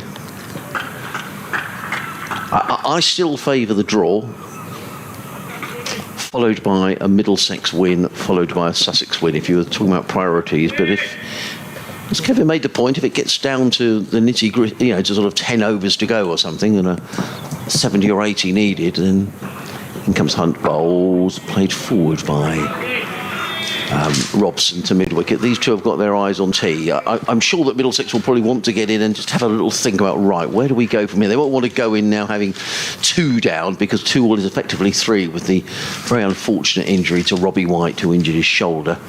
Yeah, I mean, at the moment, the way to look at the White situation for Middlesex is that they picked up 2 quick wickets here, because White would have been in at 3, wouldn't he? In comes Hunt and bowls and steered to mid-wicket. Another dot ball. Sean Hunt bowling. It's a good line here. So I don't think they need to get too panicked by the White injury or the White absence. Obviously panicked by the injury because it was a horrible one. We hope that dislocated shoulder.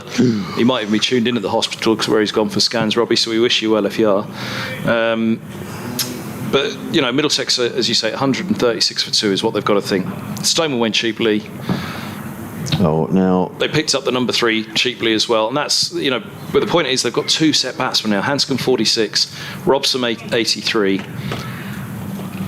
I think they just have to kind of put it behind them. The White absence now. In comes Hunt. Around the wicket bowls, Hanscom forward, plays into the covers, there is no run. I wonder if that was trying to waste a bit of time there, Peter Hanscom, because he stopped Sean Hunt halfway through his run. It would suit Robson, sorry, it would suit Middlesex if this was the last over before tea. Hunt is now running back to his mark. Sussex are desperate to get another over in here, which they should do, provided that Sean Hunt doesn't bowl a no ball. 5 dot balls so far in the over. He's in and bowls, and Robson is forward, plays into the offside. Sussex will run round here and get another over in before tea. Umpire Watts is making his way in. It all feels a little bit too little too late. I don't know why Sussex weren't doing this earlier. They're now sort of running around because it's dawned on them that they are so far behind on the over 8.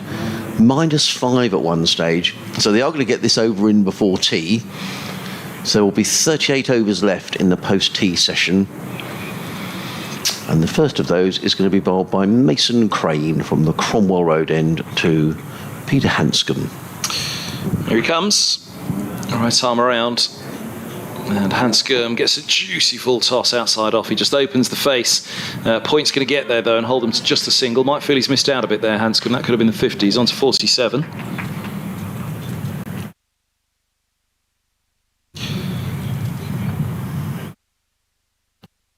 Minute to the run rate required, Kevin, is 5.9 and over, so it's crept up a bit. It's Crane bowls way into the offside, no run.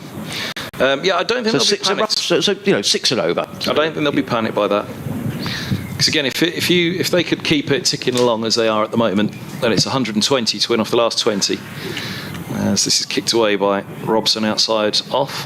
What did you say Sussex scored off those 19? 99? 99 off 17 overs. Off 17, so there you go. So if Middlesex are chasing 120 off 20 this evening. So this is down the leg side. Robson's going to put that one away as he... good stop. Good rolling stop by Delray Rawlings at long leg. He saved a couple there. Robson's got 2. He's on to 85. That tells you... Now listen to that applause. Do you remember when I said, that wasn't much of an applause when there was a lovely 4 hit away a little while ago? Because I think, it wasn't out of disrespect because they're a great crowd here at Hove. Very generous, aren't they? But I think it was just the nerves settling in. But look at that applause for saving 2 as here's Crane bowls and Robson kicks away again. 139 for 1.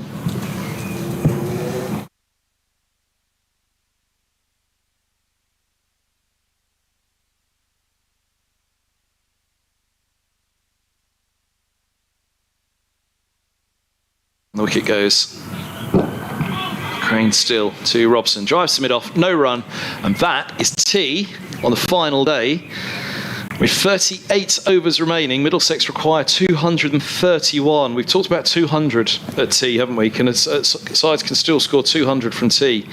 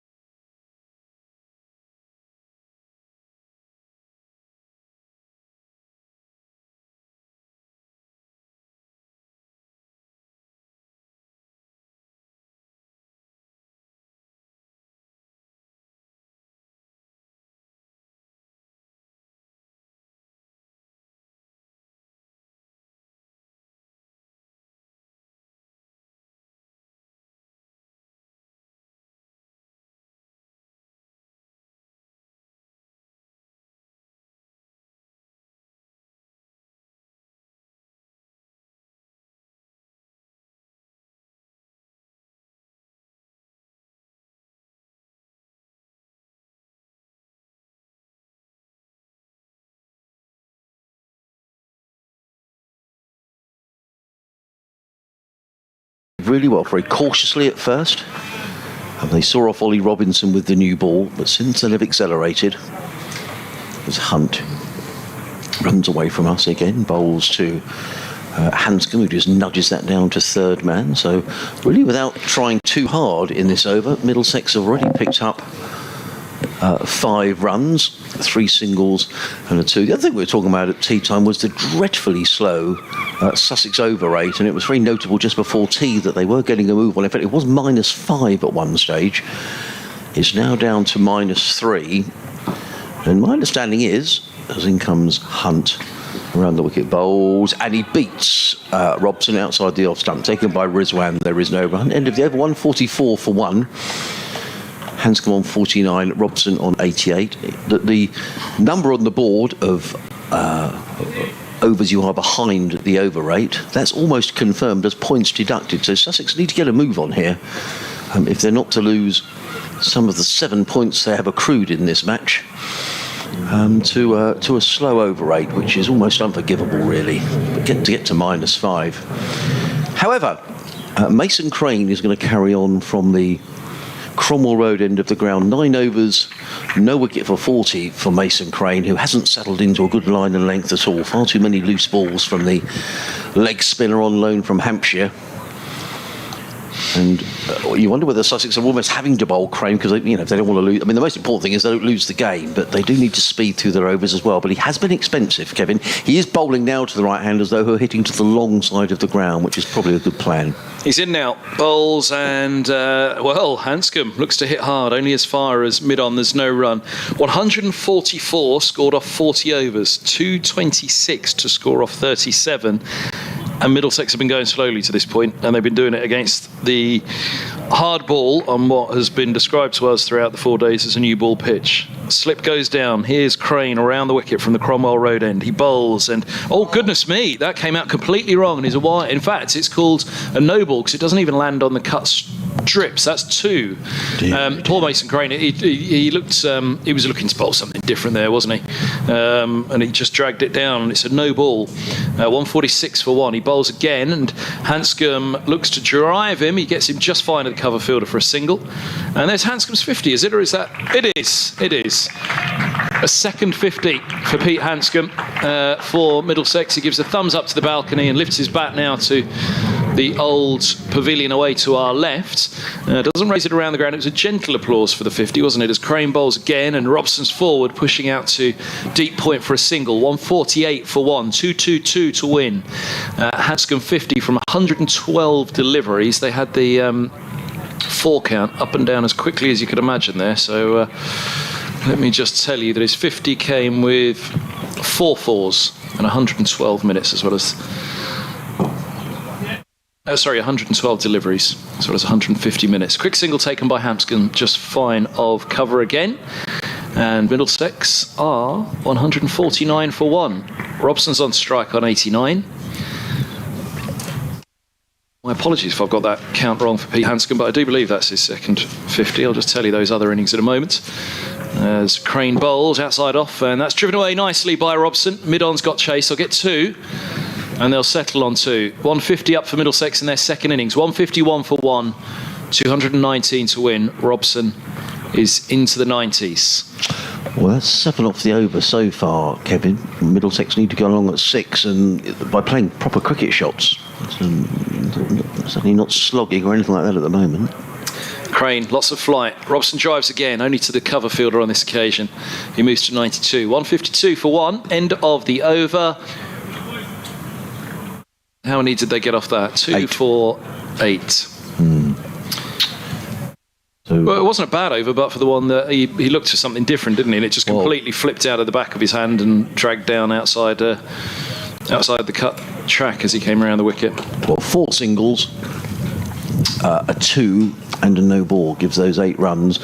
I think it'll be interesting to see here how long Tom Haynes holds back before he bowls Ollie Robinson. Robinson is his strike bowler, who he won't want to over bowl, but he'll if this gets tight, he'll need his bowler. In comes Hunt, bowls to Robson, who played. That's a no ball. So already 2 off the over. Sean Hunt overstepping, and these no balls don't help the over 8 either. a slip in place, a third man, sweeper on the cover boundary, extra cover mid-off, mid-on, mid-wicket, deep square leg and a long leg all the way down to the distance. As in comes Hunt around the wicket, bowls, and up on his toes is Robson, plays into the offside and there is no run. 92 off 126 deliveries for Sam Robson, who was out for a duck in the first innings, bowled by Ollie Robinson. But a ground, as we were saying, he thoroughly enjoys playing on, judging by his 243 that he made last year here in that Middlesex Victory. Hunt in bright sunshine. We'll have a look at the other games going on in a moment. As in comes Hunt, bowl short, pulled away to the leg side. That's going to be 4 runs. Too short from Sean Hunt, and he just stepped inside the line and just helped the ball around the corner for 4 runs. It's a lovely shot by Robson, who goes to 96. And time for me to hand the honours over to Kevin Ham, because Sam Robson, within sight of a century, and already 6 have come off. The scoreboard isn't showing a no ball, which there was. Hunt's around the wicket to Robson. 1 slip in place. He bowls. Robson drives only as far as Rawlings at mid-off. There's a misfield and they'll get a single. Robson moves to 97. Well, I know, but bobbled a little on him, didn't it? You're not happy, are you, Harmsy? Well, no, it's not a case of being happy. I mean, I don't get too up or too down about these things, but I think that's just sloppy. You know, you set your field. I mean, Tom Haynes won't be happy about that. Misfields happen, but I don't think you can. I mean, this outfield's like a billiard table, isn't it? As Hunt comes in, sorry, and that's down the leg side, and that's going to be 4 more. And Middlesex have taken 10 off this over without taking a risk. You're starting to believe, aren't you, Harmsy? Well, there's been a no ball, there's been 2 fours, and a single. So I think that's 11 off this over already. The scoreboard is just resetting itself. But these two are batted really nicely, and Sussex need to come up with a plan here. And these two are putting the bowlers under pressure, and I don't think it's going to be long before we're going to see Ollie Robinson back in the attack.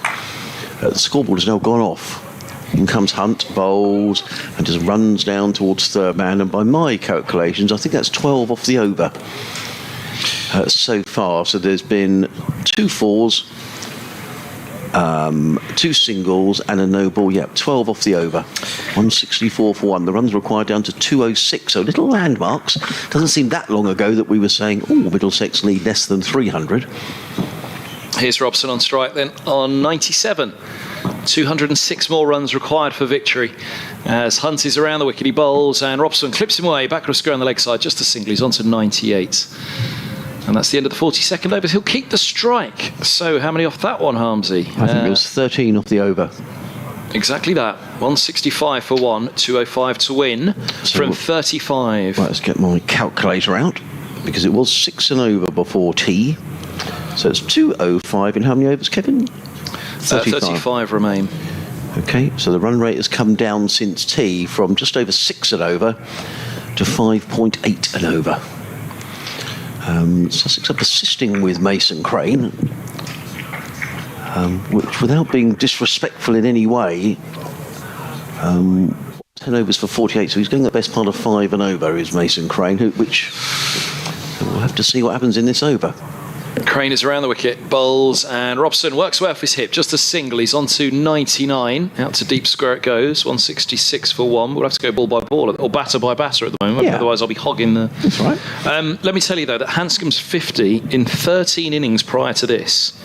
He scored 227 runs at an average of 17.4 for Middlesex. This is his second 50 in 14 innings. Crane in bowls to Hanscom. That's a better delivery from Mason Crane. Hanscom played it down the offside of the track, and there is no run. So second 50 in 14 innings. That one other 50 was against Surrey, when he and Nick Gubbins would surely have led Middlesex to victory that day. Crane in bowls. That's a good delivery by Mason Crane. Hanscom was looking to play that one through backward point. He was rather squared up, played it to backward point, fielded by Alsop, and there is no run. But for the intervention of rain and bad light. And like I say, by the time they came back out, what they required was astronomical. Crane in again, bowls. And Hanscom this time does time this, but only to the sweeper on the cover boundary, who's Aaron Beard.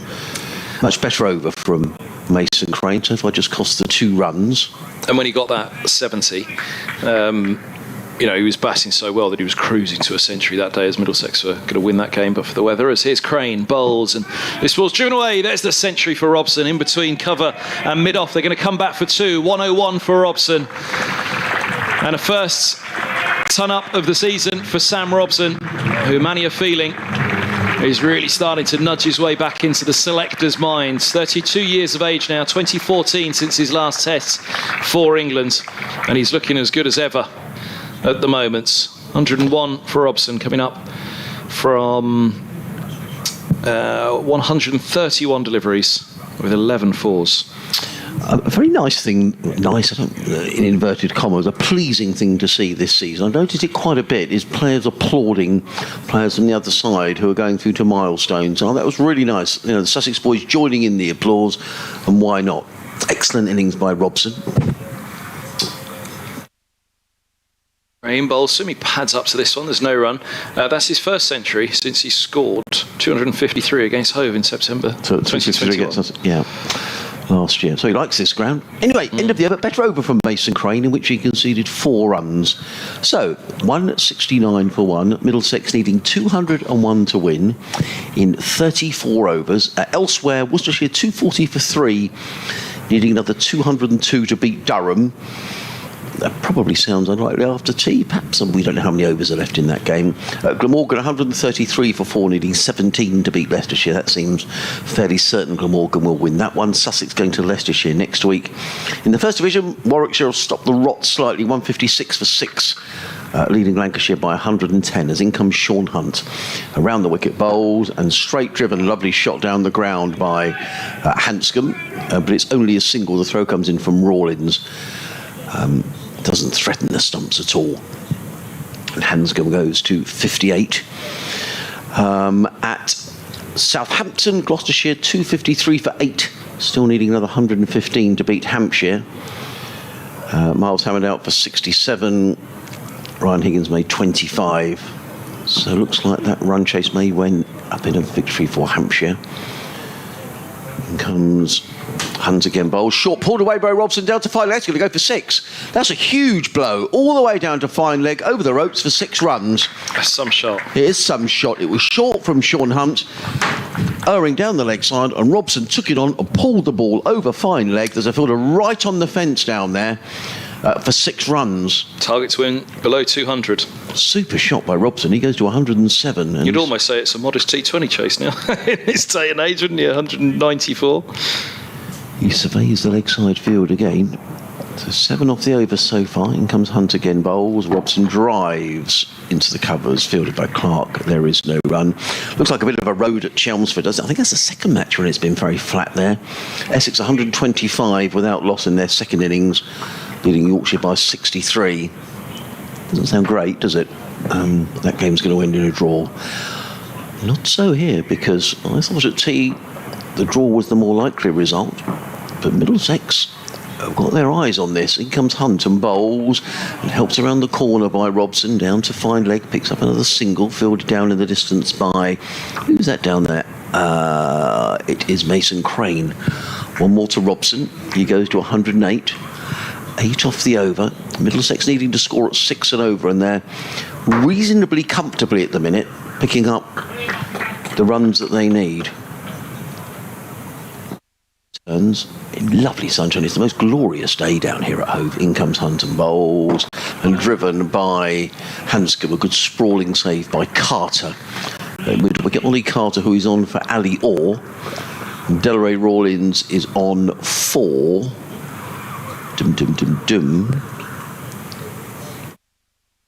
I'm thinking.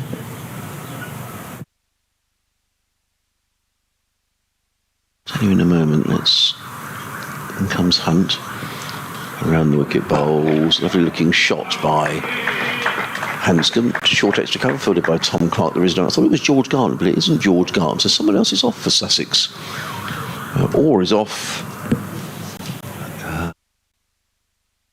Pujara off.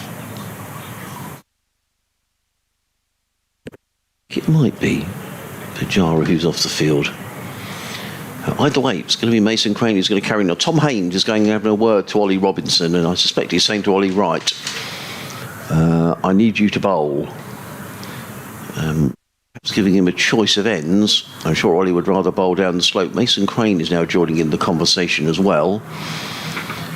Sussex can't afford to hang around too long here in terms of chatter in the field, because they're still behind the over rate. 177 for one.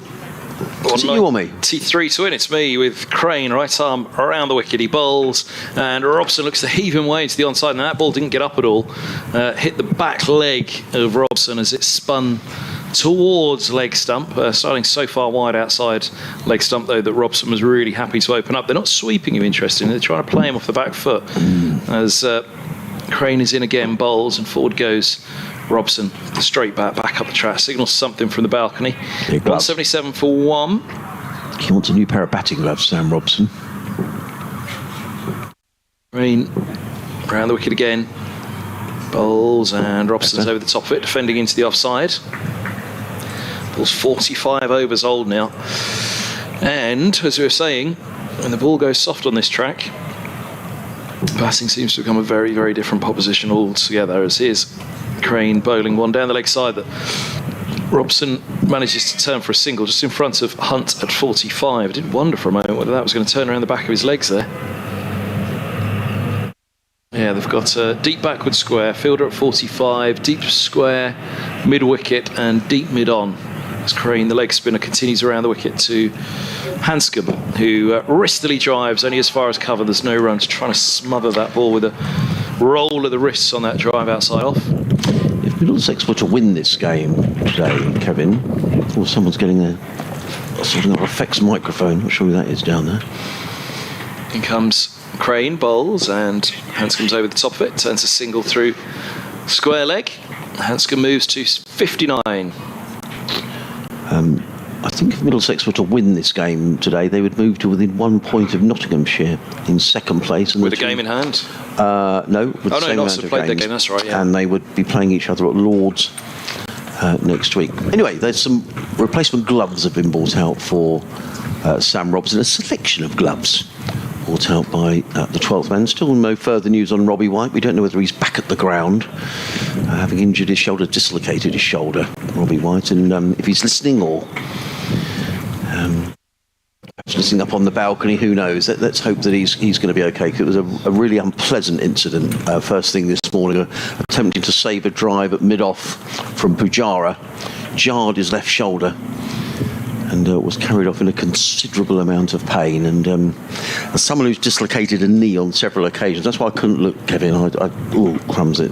You've dislocated a knee? Yeah, 4 times playing football. And there's always somebody, in local village football, there's always somebody, in fact, once playing cricket, the rest of the time playing football, but when there's always somebody who says, don't worry, mate, we'll put it back in for you. As in comes Haynes and bowls wide of the off stump, played into the offside. More runs here for Hanscom. He goes to 60, the total to 180 for one, and you're lying on the ground with your knee hanging up and screaming, and someone is saying, don't worry, mate, look away and we'll sort it out for you. And you politely say, actually, I'd far rather I went to hospital and they did it for me. Thank you very much.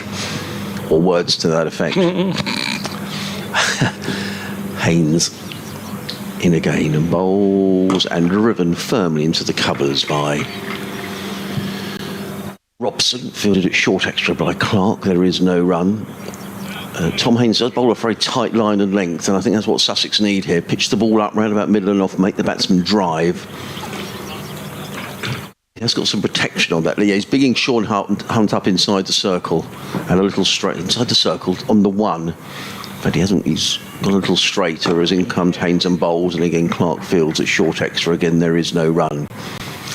Slightly no man's land there, Sean Hunt, to be honest. I'm not sure he's really saving the single there. Haynes in his 5th over. In again, bowls and clipped away onto the leg side by Robson for his 110th run. Middlesex to 181 for one. Here on the BBC Radio, Sussex BBC Radio, Newcastle, but London, it was Newcastle last week. been so many games. Haynes is in again. Sussex really motoring through their overs now. In and bowls, driven down the ground. Nice looking shot by Hanscom. Haynes fields off his own bowling. There is no run. Much better from a Sussex point of view. Just the 2 runs conceded in the over. And Haynes is already running in. And he's annoyed now, Tom Haynes, because Peter Hanscom wasn't ready. And that's the batsman's prerogative. But Tom Haynes was just getting into a nice rhythm there, trying to hurry things along. In he comes and bowls wide of the off stump, hammered away by Hanscom. This could go for 4 runs, but it's chased around the boundary. That's George Garton. What a good fielder George is. Good sliding stop, gets in the throw, super throw right over the top of the stumps. He really is a good fielder, George Garton. That's why they want him in the IPL and the Big Bash and the 100, all the big limited over competitions, and why Sussex will enjoy having him in the blast this year. Excellent bit of fielding. 4 off the over. Robson 110, Hanscom 62, Middlesex 183 for 1, needing 187 to win in 31 overs with 9 wickets in hand, but call that 8 because poor old Robbie White will not bat. Well, we're assuming he won't bat. I'm sure he won't in this innings after that very unfortunate injury. And let's see if we've got some messages. I think we may have a couple. Yes, Ben Wood's been in touch from San Francisco. I'll read your email in a moment, Ben. Cranes around the wicket to Robson, who's over the top of it, defending to cover. 183 for 1.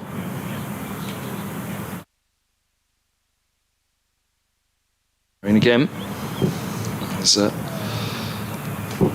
stepping in from the Cromwell Road ends. Lots of flight on this. Robson digs out a single to deep mid-on. Moves to 111. 184 for 1. Hanscom on to 62. Peter Mead inquires what's Hanscom's highest first-class score for Middlesex. It was that 70 at the Oval when he and Gubbins were sending Middlesex on their way to victory until the weather intervened. As Crane moves in, bowls, and Hanscom drives hard through the covers. Might beat the sweeper. It's a good tumbling stop out there. They've held them to 2. Well, that was really good. Aaron Beard out there. That was terrific cricket all round. Good shot. Brilliant bit of fielding. The standard of fielding in county cricket now is extraordinary. I mean, I think, 4 or 5 years ago, that would have been 4 runs, but you've got an opening bowler chasing the ball around the boundary, picking it up, hurling the ball in.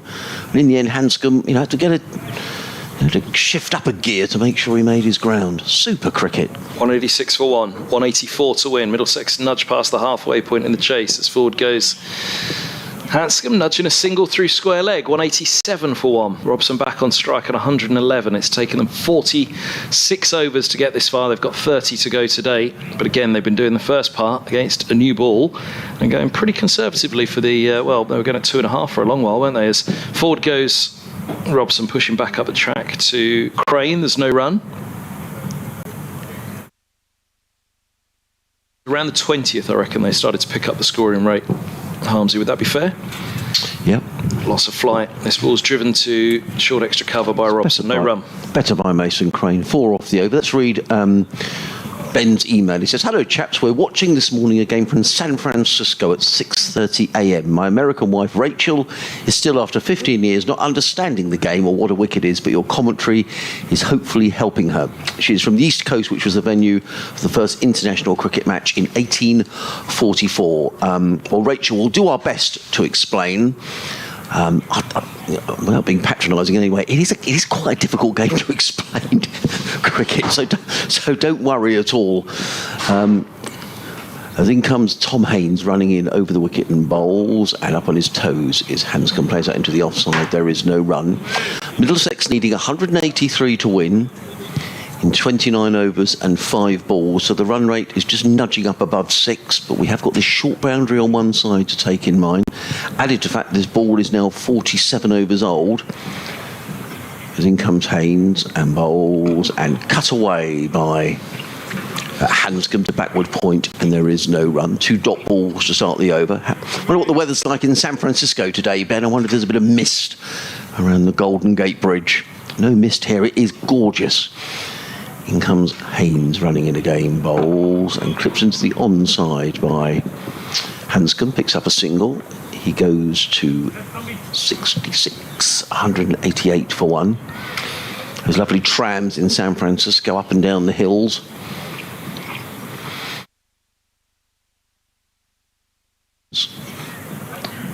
away from us. In and bowls and driven beautifully. That's 4 runs. Lovely looking shot. Just a bit too much, I'd say, flight from Tom Haynes, but it was a lovely shot. You have to give credit where credit's due. That was a quality shot by Sam Robson, driven through extra cover for 4. He goes to 115. And Middlesex with 5 off the over. Are you starting to believe yet, Harmsy? Well, yeah, I mean, it's certainly on. I mean, at tea time, I said to you, I still felt a draw was the most likely result, but the Middlesex win is nudging ever closer as in comes Haynes and bowls, and Robson covers up, played down the offside. Haynes feels there is no... Sussex have still got the Robinson factor in that Tom Haynes will want to hold Ollie Robinson back, because if it does come into sort of, 100 needed off 12 overs or something like that, he'll want his strike bowler with some overs in the tank. Haynes in bowls, Robson plays to backward point. 5 off the over, 192 for 1. Robson 115, Hanscom 66. The least likely result, and the very unlikely result here is a Sussex win. Because it's difficult to see Sussex taking 8 wickets, even if there's a run chase and wickets are falling all over the place. The 2 batsmen having a bit of a natter in the middle of the pitch, and I'm sure there was a natter at tea time with the coaching staff and the players about exactly how Middlesex will approach this. What I can tell you is that Mason Crane is going to bowl the next over from the Cromwell Road end here on BBC Radio Sussex, BBC Radio London. Myself, and the next over from Kevin Hand. Middlesex women have ended their T20 campaign unbeaten. Well done to them. Here's Crane bowls. He's driven down to long on for a single by Hanscom. He moves to 67. Middlesex women end their T20 campaign unbeaten. Griffin and Datani saw them to a 9-wicket win. Let's just have a look. Here's a short ball which swept by Robson out to deep square for a single. Middlesex, let's see, well done to Middlesex women who have gone undefeated in their Vitality Women's County T20 campaign after winning both matches today, taking home the Group 7 title. Well done. So well done to them. So here's a big shot out to cow corner. How far? 4. For Hanscom. And he moved to 71, his highest first-class score for Middlesex, beating the 70 against Surrey last year. 198 for 1, 172 to win. Phil Tibbs has been in touch. He says, I'll direct message you my address, Adrian. Can you send round a slice of that cake? We put a picture of it on Twitter a little earlier on. Ollie says, send a bit back with Kev and I'll pick it up on Thursday. Enjoy your slice, says Ollie. It is a beautiful cake. Derek Nichols says, oh wow, that cake looks absolutely delicious. However, I'm fearing a Middlesex win. Crane to Hanscom, backs away, punches out to deep point, 199 for 1. Adrian, I'm going to go as far as to say that I think Middlesex will be disappointed if they don't win it from here. Okay. They've got 8 overs before it becomes a T20 with 2 set batters and a short boundary, a flat pitch and a very old ball as Crane bowls again and Robson backs away, punches it out to deep point for a single. The problem that Sussex are going to face is... I'm not sure what that announcement was. The applause is for the 200 up. Yeah, 200 up for 1. 199 run partnership for the second wicket. Bit of flight. And there's the 200 partnership. As Hanscom drives down to long on, he moves to 73, 200 run partnership for the second wicket here. Middlesex are enjoying their time at Hove, aren't they, for the second year on the bounce. Yeah, look, if you were to say, what have they got? 14? Can they score 49 runs in the next 8 overs, right? That's a bit of a long shot, but that would put it at a runner ball to win. Well, they need 100, let me do the maths, 169 divided by 28. I ought to know that, really. Divided by 28 equals 6 and over, 6.03. So they're a runner ball already. Yeah. They're a runner ball to win. Now, what does Sussex do? Do they put the field out and let them do it at a runner ball? Do they bring the field in? There's a short boundary and they bisect the field for the boundaries. They're in trouble here, Sussex. The danger here as well is because Tom Haynes is probably trying to think of the best thing to do. Now, Mohammed Rizwan is giving some advice. I can see Tom Clark joining in the conversation. And often, I'm never quite sure. The umpires are having a little look at each other here. Well, I skip it at a very low level, and I think sometimes you want to have your own thoughts. It's great when people come up with suggestions, but you don't want too many suggestions because you can get quite muddled. I think you have to your own plan. I mean, what I will say is I thought it was a good declaration by Sussex. I don't think there was anything wrong with the declaration. They needed to allow enough time to bowl Middlesex out. So there's no criticism there whatsoever. What you have to say is tip your hat off to these two, Hanscom and Robson, who have batted really, really well. And Sussex are hampered by the fact that they've not had the ability to really shore it in up. It's the sort of thing that Jack Carson would do, but they haven't really managed to do that. Anyway, in comes Tom Haynes. It's a good game of cricket, whatever way you want to look at it. Bowls to Hanscom, who plays onto the onside, and there is no run. Ollie Robinson is warming up down at third man, and I think Sussex will want to get Robinson back into the attack before it's too late. Rizwan is saying he wants to... Rizwan is saying, put your long on back, I think. Sean Hunter's gone back a few paces, but he's by no means at long on, as in comes Haynes and bowls, driven to mid-wicket, fielded by Carter, and there is no run. So I don't know if you understand what I'm saying, Kevin. As a captain, it's good to get people's advice, but you don't want too much advice. You know, you don't want every fielder saying, "Oh, do this, Tom, do that, Tom." In comes Haynes. In and bowls and driven into the offside. Haynes fields off his own bowling. There is no run. A final update. Oh no, there is one at 5:30. It's only 4:30, isn't it, at the moment? Sussex over 8 down to -2 now. In comes Haynes and bowls. Forward comes and there is no run. Our commentator and reporter Adrian Palm has his finger on the pulse and his eyes on the crystal ball. How's it going, Adrian? Yeah, and my hands on the cake as well, Sylvie, but more of that in a moment. This is a really good game of cricket now. Middlesex are doing their best to win this game as they crack the ball away to the leg side field for another boundary. Middlesex, Sylvie, are 205 for 1 with Sam Robson unbeaten on 117. The equation here is they need 165 to win in 27 overs. They need to score at about 6 and over at the minute. Middlesex look on course for what would be a thrilling victory. Earlier in the day, Sussex making 335 for 4. Cheteshwar Pujara, another wonderful innings. He made 170. So in the sunshine here, a really good game of cricket. As for the cake, a wonderful chocolate gâteau, which was as nice as it looked.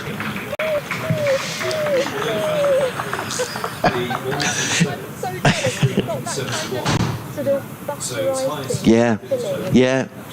All of that and more, Sylvie.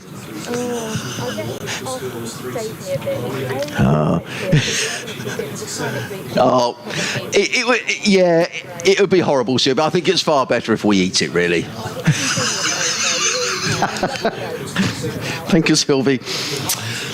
So, Ollie Robinson is coming back into the Sussex attack. And this now is getting to a stage where Sussex desperately need a wicket, because 207 for 1, Middlesex need 163 in 27 overs. So the run rate is hanging around the 6, and this isn't the last throw of the dice for Sussex, because there's still much cricket to be bowled, but Sussex will be desperate here for Robinson to pick up a couple of wickets, because Sussex need to stem the throw of runs, and the best way to do that is to pick up wickets. By the same token, these two Middlesex batsmen will know that if they can... Ollie Robinson has tended to bowl fairly short spells in this match, 5-6 overs. They'll feel if they can see Robinson off here, that they will feel they're in with a great chance of winning this. It'll be a terrific run chase. In comes Robinson down the hill from the Cromwell Road end. He's in and bowls to Robson, who clips this through square leg. He's going to pick up at least 1 and probably 2. Sean Hunn's quickly round down at fine leg, but he can't do anything to prevent the second run being taken. Middlesex to 209 for 1. Aaron Beard is also warming up down at the Clock Tower scoreboard. Just to stress, I think it was a good declaration by Sussex. It was one that dangled the carrot for Middlesex, and Middlesex have taken it on, so full credit to them. In comes Robinson down the hill. In and bowls and driven by Robson firmly to mid-off. Takes a single. Haynes with the shot at the stumps. Whoa. He misses. I'm not sure how close that was, but it just goes to show. Close by the looks of the reaction. Well, it was good running by Robson, wasn't it? He played it to the fielder and he set off straight away. The Middlesex intention is clear. They're not going to get bogged down here against Ollie Robinson. But, far rather this. Clearly, I would like Sussex to win the game. But I tell you what, on the final day, for the crowd and for cricket, I'd far rather see a game like this. It's exciting cricket. Then what? Who's complaining? Well, nobody. But rather than maybe Sussex bat, I mean, because Sussex could have battered Middlesex out the game. No. In comes Robinson, bowls and hits on the pad. That looks tight, and he's given out. And Ollie Robinson back into the attack, and that is just what Sussex wanted and just what Tom Haines needed. Playing across the line was Peter Hanscom. Robinson gets the breakthrough, and so ends a wonderful partnership of 209 between Peter Hanscom, who's just gone for 79, and Sam Robson on 120. Oh, he'll be disappointed with himself for that, the skipper, won't he? Let's have a look. My first thought was sliding down, but let's see. Yeah, I have to say, I thought that was out. Playing across the line, but Peter Hanscom has done his bit. He'd have wanted to have been there at the end if he could have been. At absolute worst, if they went upstairs, that was clipping. At absolute worst, I think that's out. I think it's a fair decision. First instinct was he was going to get away with that it was going down, but let's have another look. Well, Sussex certainly needed a wicket, and we were saying the best chance of Sussex getting wickets was Ollie Robinson. I'm sure Tom Haines wanted to bowl Robinson before it was too late, so it was a good change of bowling. He was always the ace that he had up his sleeve, Tom Haines. A, to slow down the scoring rate, B, to pick up some wickets. So the bowling change has done the trick. Shame for Pete Hanscom. He deserved at least a century there, whether Middlesex deserved to win the match. You wouldn't say that, but I think that's an excellent innings to give Middlesex an incredible chance to win this game. So Max Holden will come out to join Sam Robson on 120. A partnership of 209. Yeah, brilliant. Between the pair. So if you're listening and thinking, I've got other things to do, maybe some gardening or something to do, I would stay tuned, because we've probably got what's the time, 20 to 5. We've probably got an hour and a half's cricket left here, and it could be a really interesting hour and a half's cricket, because I think Middlesex, having got themselves into this position, will carry on this run chase. And they don't need to do anything stupid. I mean, 26 overs left after this one, 160 to win. The run rate is 6 and over, is that right? 22 sixes. What's that, Kev? 20. Yeah. Well, what is it getting up towards? Yeah, it's 625. Yeah, 25 sixes is 150. So it's around about 6 and over, which on a good track with a quick outfield and a short boundary is. Well, Sussex have got the problem. They've got to defend a short boundary here, so they can't just bring everybody up on the single. In comes Robinson, running down the hill to bowl to Max Holden, and Holden is caught, but no, he's not. He had a little flirt with one outside the off stump, did Max Holden, who batted very nicely in the first innings, making 58. 58, did he make? Yes, he did, before he was bowled by Mason Crane.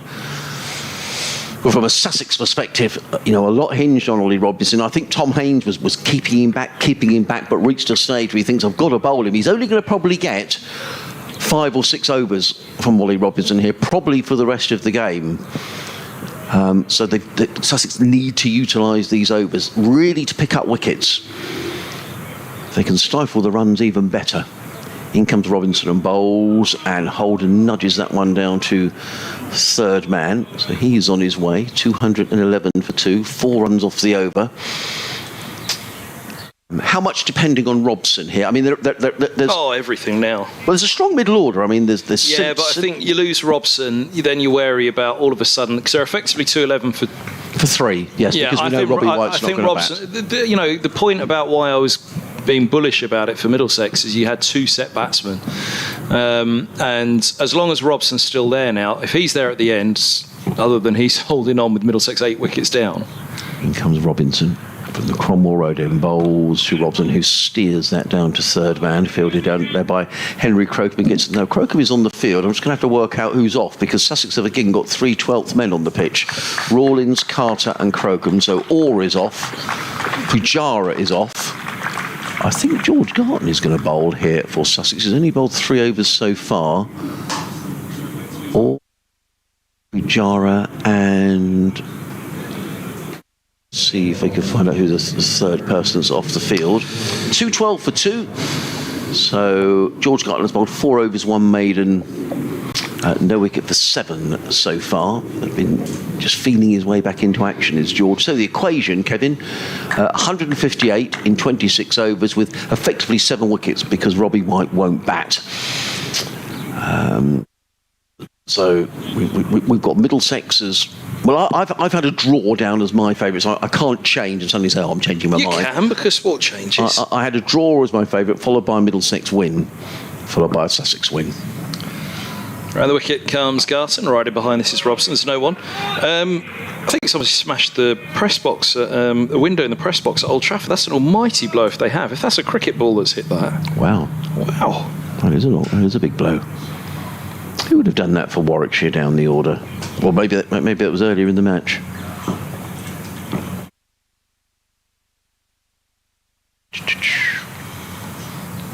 The wicket comes Garson again, driven to mid-off by Robson. There's no run. Alistair Cook has back-to-back hundreds, I believe, for the first time in his first-class career. His 72nd first-class century. Well done, Sir Alistair.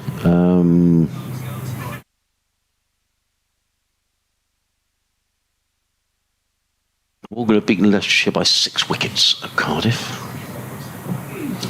This is full and pushed to mid-off, a dot ball. Good start by George Garton, isn't it? Around the wicket, just bowling a nice line and length is George. He's bowling with that short boundary for the right-hander as well. Just trying to keep things tight, trying to push the run rate up a little. Garson bowls short. Robson goes big. 4 runs, smashes that through mid-wicket. Really clobbered it, didn't he? As that one was dropped in short. Yeah. Can't really bowl short to Robson at this stage now. He's seeing it big, the ball's soft, and it's 62nd over. Goodness me. Hove is nervous, isn't it? The silence around the ground at the moment. 216 for 2, 154 more required. Robson has 125, and Garson bowls off stump, defended by Robson. And the 52nd, one more to come with the 52nd. Raider Lee has been in touch. I'm sure that's not your real name, or maybe it is. With some pictures of the last trip to San Francisco. There's a picture of the Golden Gate Bridge, a picture of the trams,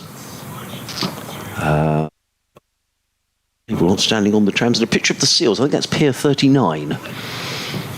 Garson around the wicket, driven by Robson. That's the deep cover, a single taken. He's on to 126, 217 for 2. Oh, it's good fun, Pier. What's it? Pier 39. Pier 39. It's good there. Yeah, I think that's where all the seals go. Yeah, And that's great fun on that pier, isn't it? And I think you can get a boat from there over to Alcatraz from memory. Anyway, lovely photographs. Thank you for sending those in. That was the best part of San Francisco, I thought, over there on the pier, along that front, looking out to the bridge, and you say Alcatraz. One of my best friends got married there. Right. San Francisco. How lovely. Ollie Robinson is going to bowl the next over. Robinson, 10 overs, 1 maiden, 1 for 36. So the equation, this is exciting. Middlesex need 153 to win in 25 overs. They need to go just over 6 and over to do so. As in comes Robinson, running in down the hill from the Cromwell Road and to bowl to Sam Robson, and Robson drives out into the offside, picks up a single, fielded by Alsop, who gets in the throw, misses the stumps, well backed up by, who's that up there? Mason Crane. But Robson goes through to his 127th run. And just to come back to the fact how important it is here for Sussex, because Robson and Holden will know that Robinson maybe has got 5 or 6 overs in the tank here. I would imagine not an awful lot more than that. And here's unquestionably the danger man. Sussex have got a slip in place, which I think is good captaincy, because Sussex do need wickets to stem this flow of runs. In comes Robinson around the wicket, bowls, and Holden plays into the offside. Good deep delivery by Robinson. Batting just looks at, a far different proposition when he's bowling to pretty much anyone else. It's the same when Afridi was bowling for Middlesex. And in fairness to Middlesex, they were without Afridi this morning, who we understand wasn't feeling too well. We hope he's feeling okay now. As indeed, we hope, just to mention again, Robbie White, who went off with that dislocated shoulder earlier on today. We hope he's going to be okay. In comes Robinson around the wicket, bowls, Holden drives. That's a lovely looking shot. Good cricket all round. Lovely looking shot from Holden. Good piece of fielding by Delray Rawlins, because had he not got down quickly to that in the covers, that would have sped away for a boundary, or certainly 2 or 3 runs. It's a longish boundary on that side. It was well struck though by Holden. A slip, a third man. There's a point cover mid-off, mid-on, mid-wicket. A deep backward square and a fine leg. Comes Robinson again around the wicket, bowls. Holden is forward, plays into the covers, finds the gap on this occasion. A combination of Clark and Rawlins retrieves the ball, but not before another run is taken. Holden goes to 2. Middlesex to 219 for 2. 3 people sitting on one of the balconies away to our right-hand side, watching through binoculars. The cricketer gentleman just wandered onto his balcony as well. Has now gone back inside. He's got a great view of the cricket from there. He may just be behind the scoreboard. Robinson in and bowls short to Robson, who pulls through square leg. Is this going to go for 4 runs? No, it's not. A wonderful piece of fielding out there by Tom Clark. The fielding in this match has been exceptional. What a good throw as well by Tom Clark, right over the top of the stumps. Really good cricket all round. The over rate for Sussex is now down to -2. Well, wanted to come down a little further. And belatedly, Sussex getting through their overs quickly. 221 for 2. Holden on 2. Robson on 129. What an innings, and 162 deliveries. He faces Robinson, who's in and bowls, and Robson plays into the offside. They need to get a move on here, and Tom Alsop, well, again, good running, and you're putting pressure on the fielders there. Robson played it into the offside. Alsop had to move quickly from point to his right. He didn't gather the ball cleanly. I think even if he had, Robson will probably have been home, but Robson pinches the strike. He goes to 130. It's all the 2s. 222 for 2. Robson 130, Holden on 2. Robinson has bowled 11 overs, 1 maiden, 1 for 41. The equation, 148 needed to win in 24 overs. The gentleman's come out to sit on his balcony and watch. I'm surprised there's not more watching, because this is thrilling stuff. It's going to be George Garden who's going to bowl the next over from this, the C end of the ground. Left arm around, he bowls, and Robson opens the face attractively down to 3rd for a single. Run a ball to win for Middlesex with 8 wickets standing, although we only think Sussex would need to take 7 due to the White injury, and possibly only 6 with poor old Shaheen Shah Afridi feeling unwell today.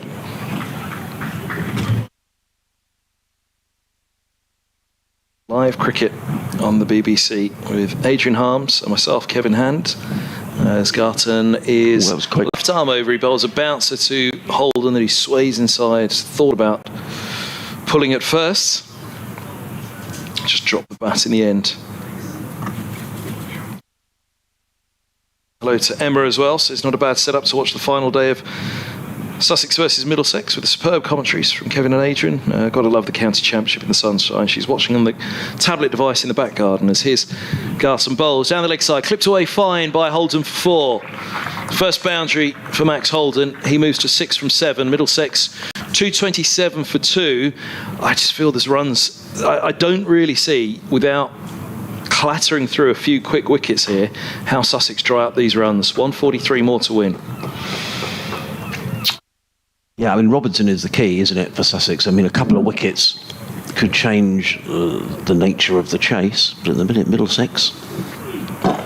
Shortish delivery from Garton on the back foot, Holden defends to mid-wicket. And George Garton has played so little cricket in recent months, but he got a good previous over.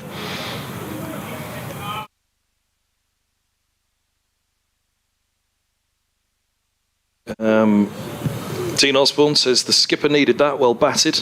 It's on Hanscom's high score for Middlesex. Garton's in, bowls short and hooked away down to long leg for a single by Holden. Moves to 7, 228 for 2. In the first division, Hampshire have beaten Gloucestershire by 87 runs down at Southampton. So Hampshire going well in the first division of the championship. They're in second place. Surrey top, Hampshire second, Yorkshire third.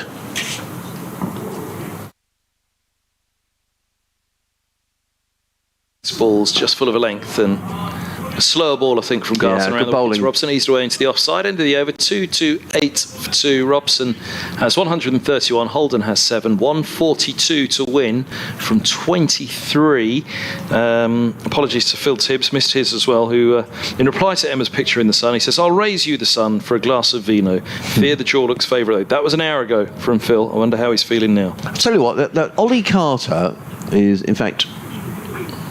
No, it wasn't. That was Mason Crane is doing exactly what Sussex should have been doing hours ago in terms of speeding up the over rate. He ran to the umpire with Ollie Robinson's jumper and cap. It just saves so much time rather than Robinson walking and giving it to the umpire, going back to his mark, and now Robinson's ready to bowl. This is more like it. Robinson around the wicket, in and bowls. Holden up on his toes, plays him to the offside. There is no run. Well bowled, Ollie, is the cry.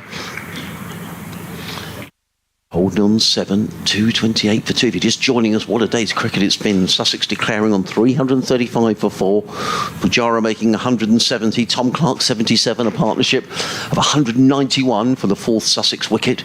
Sussex declaring when Clark was out. Middlesex at 370 to win in 77 overs.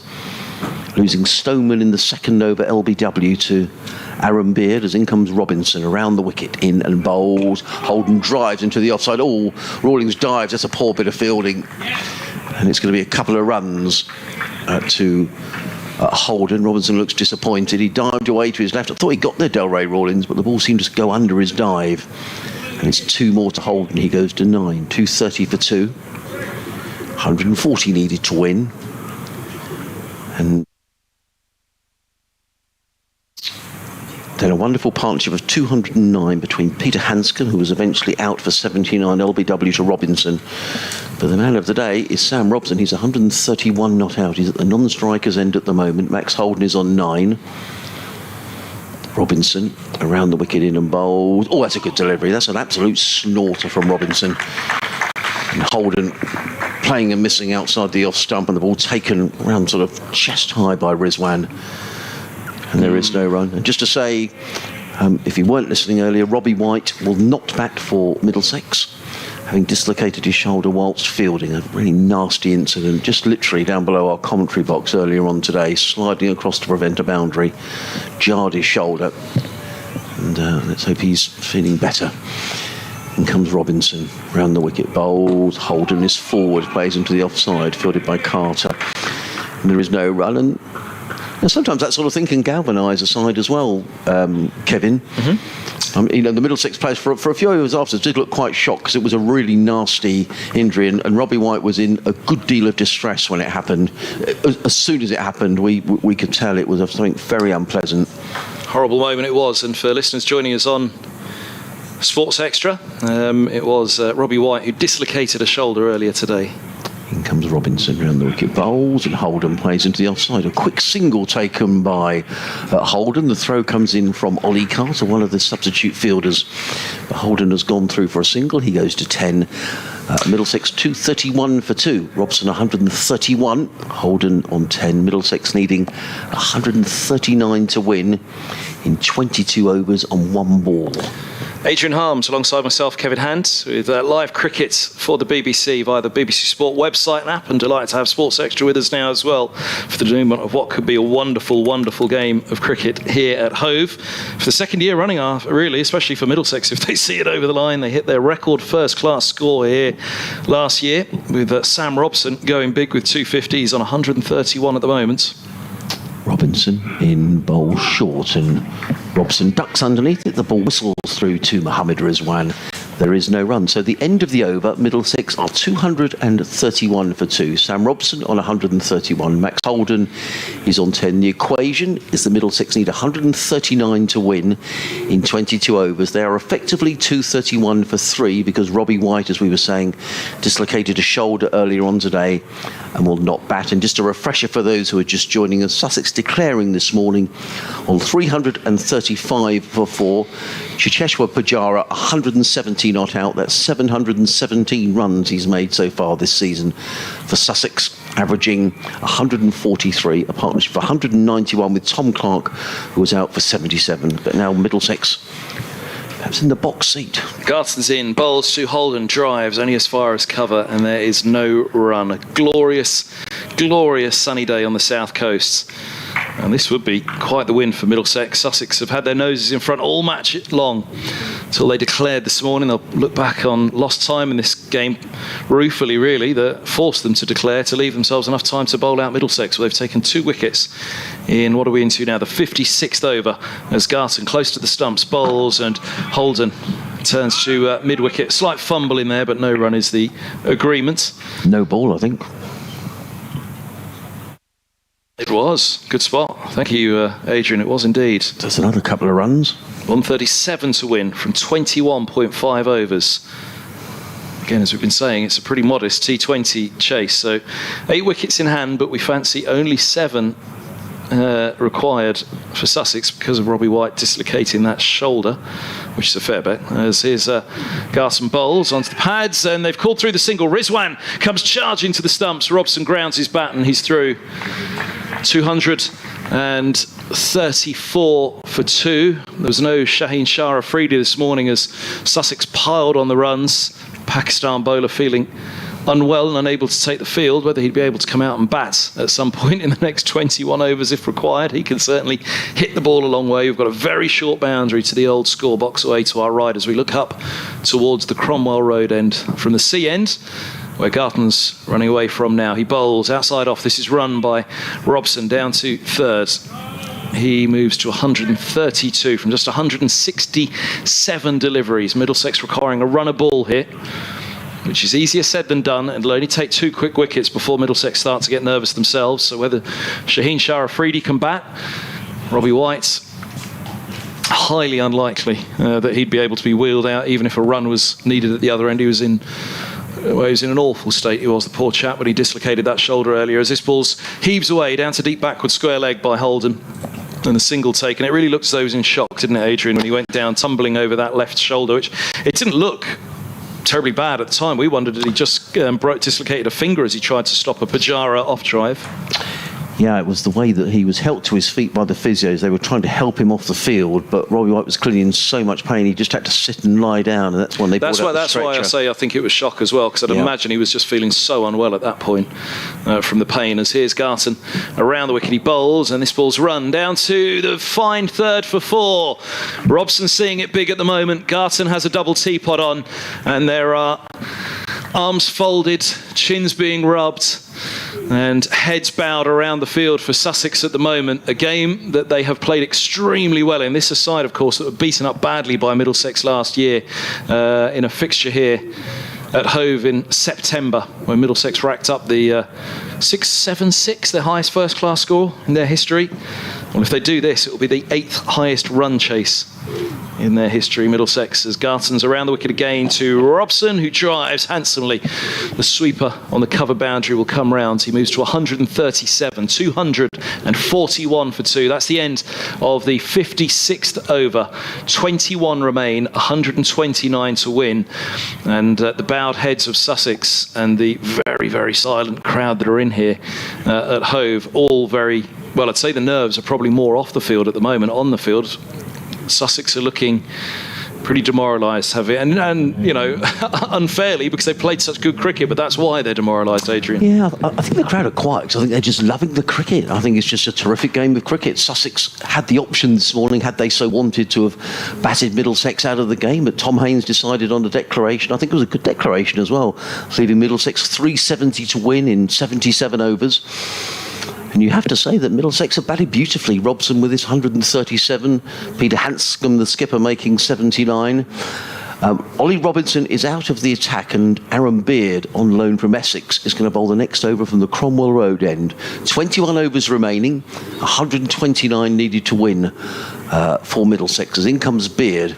I'll describe the field in a moment. In lovely sunshine, comes in and bowls and clipped away by Robson down towards fine leg, where it's fielded down here by George Garton. One more to the total here on 5 Sports Extra, BBC Radio Sussex, BBC Radio London. Adrian Harms and Kevin Hand guiding you through what's been a wonderful 4 days of cricket. I mean, we lost 16 overs yesterday to a combination of bad light and some rain.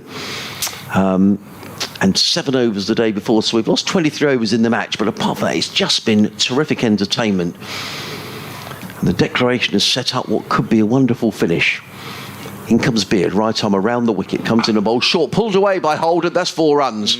Super shot, too short from Beard, and Holden onto that in a flash, and he pulled the ball away through mid-wicket. He goes to 15, Middlesex to 246 for 2, 124 to win. With that short boundary, a pretty flat track and a soft ball, it's oh so difficult for Sussex to stop these runs at the moment.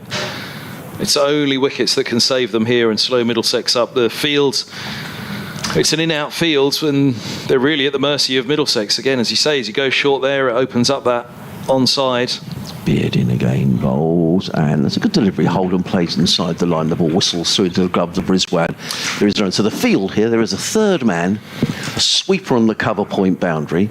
There's an orthodox point, cover and mid-off, all saving 1, a mid-on and mid-wicket saving 1, but 2 men sat back on the leg side, a deep square leg and a fine leg. People totally absorbed in the cricket, and not a bad crowd at all for a final day's play. They certainly had their money's worth if you've come to Hove this afternoon, or indeed for the day. In comes Beard again, bowls, cut away firmly by Holden through the offside, only as far as Delray Rawlings, who comes running in from the shade of the grandstand, gets in the throw. 1 more to Holden, he goes to 16, 247 for 2. Lots of blue sky around, some high cotton wool clouds. The outfield looking an absolute picture here at Hove. Bit of breeze, you can probably hear in our effects microphone. Middlesex 247 for 2, needing 123 to win. As in comes Aaron Beard, down the hill, bowls to Robson, who clips this through mid-wicket as far again as Rawlins, fielding in front of the grandstand. Gets in the throw to Mohammed Rizwan. 1 more to the total. Robson to 139 in 171 balls. Middlesex needing 122 to win in 121 balls. That's what we've come down to after 4 days cricket here at Hove. As Beard turns, the ground now in shade. Runs towards us, bowls, and clipped by Holden down towards fine leg. Sean Hunt, the young Sussex left-arm bowler, is quickly down on his knees to field in front of us at fine leg, desperate not to make a mistake. Gets in the throw. It is the end of the over. Aaron Beard has bowled 9 overs, 1 maiden, 1 for 34.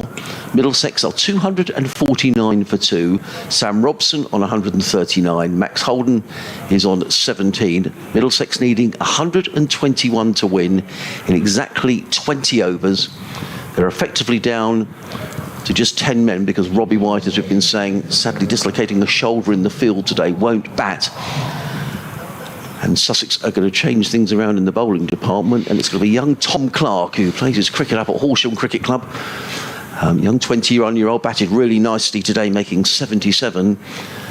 And Tom Haynes, the Sussex skipper, is searching for anywhere here just to dry up the runs at one end. He's turned to his seamers because Mason Crane is the one spinner in the side for Sussex. Has been fairly expensive.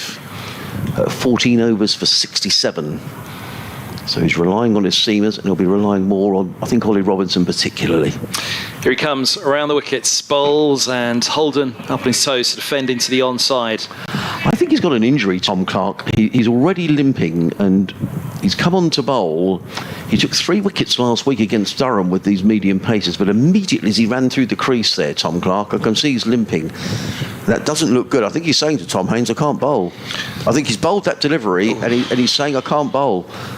Or give it to me. He says, I'll keep going, give it to me. Perhaps he's going to bowl this over, but he's hobbling. Here he goes again, running away from our commentary position. We have the perfect line. He bowls to Holden, gets in line and turns a single out to deep mid-wicket, where Rawlins runs amongst the pigeons to collect. Well, I can't believe... 250 up for Middlesex, 250 for 2, 120 to win. Sorry, Kevin, I can't believe that Clark's going to bowl more than an over here because he's hobbling really quite badly. You can't see him running it off, really. No, I mean, he bowled in the first innings just the 5 overs. He did have an injury, I thought, last week in the game against Durham. So it's another option out the window for Tom Haynes, the Sussex skipper. Clark over the wicket to Robson. Ristily works the mid-wicket and there's no run.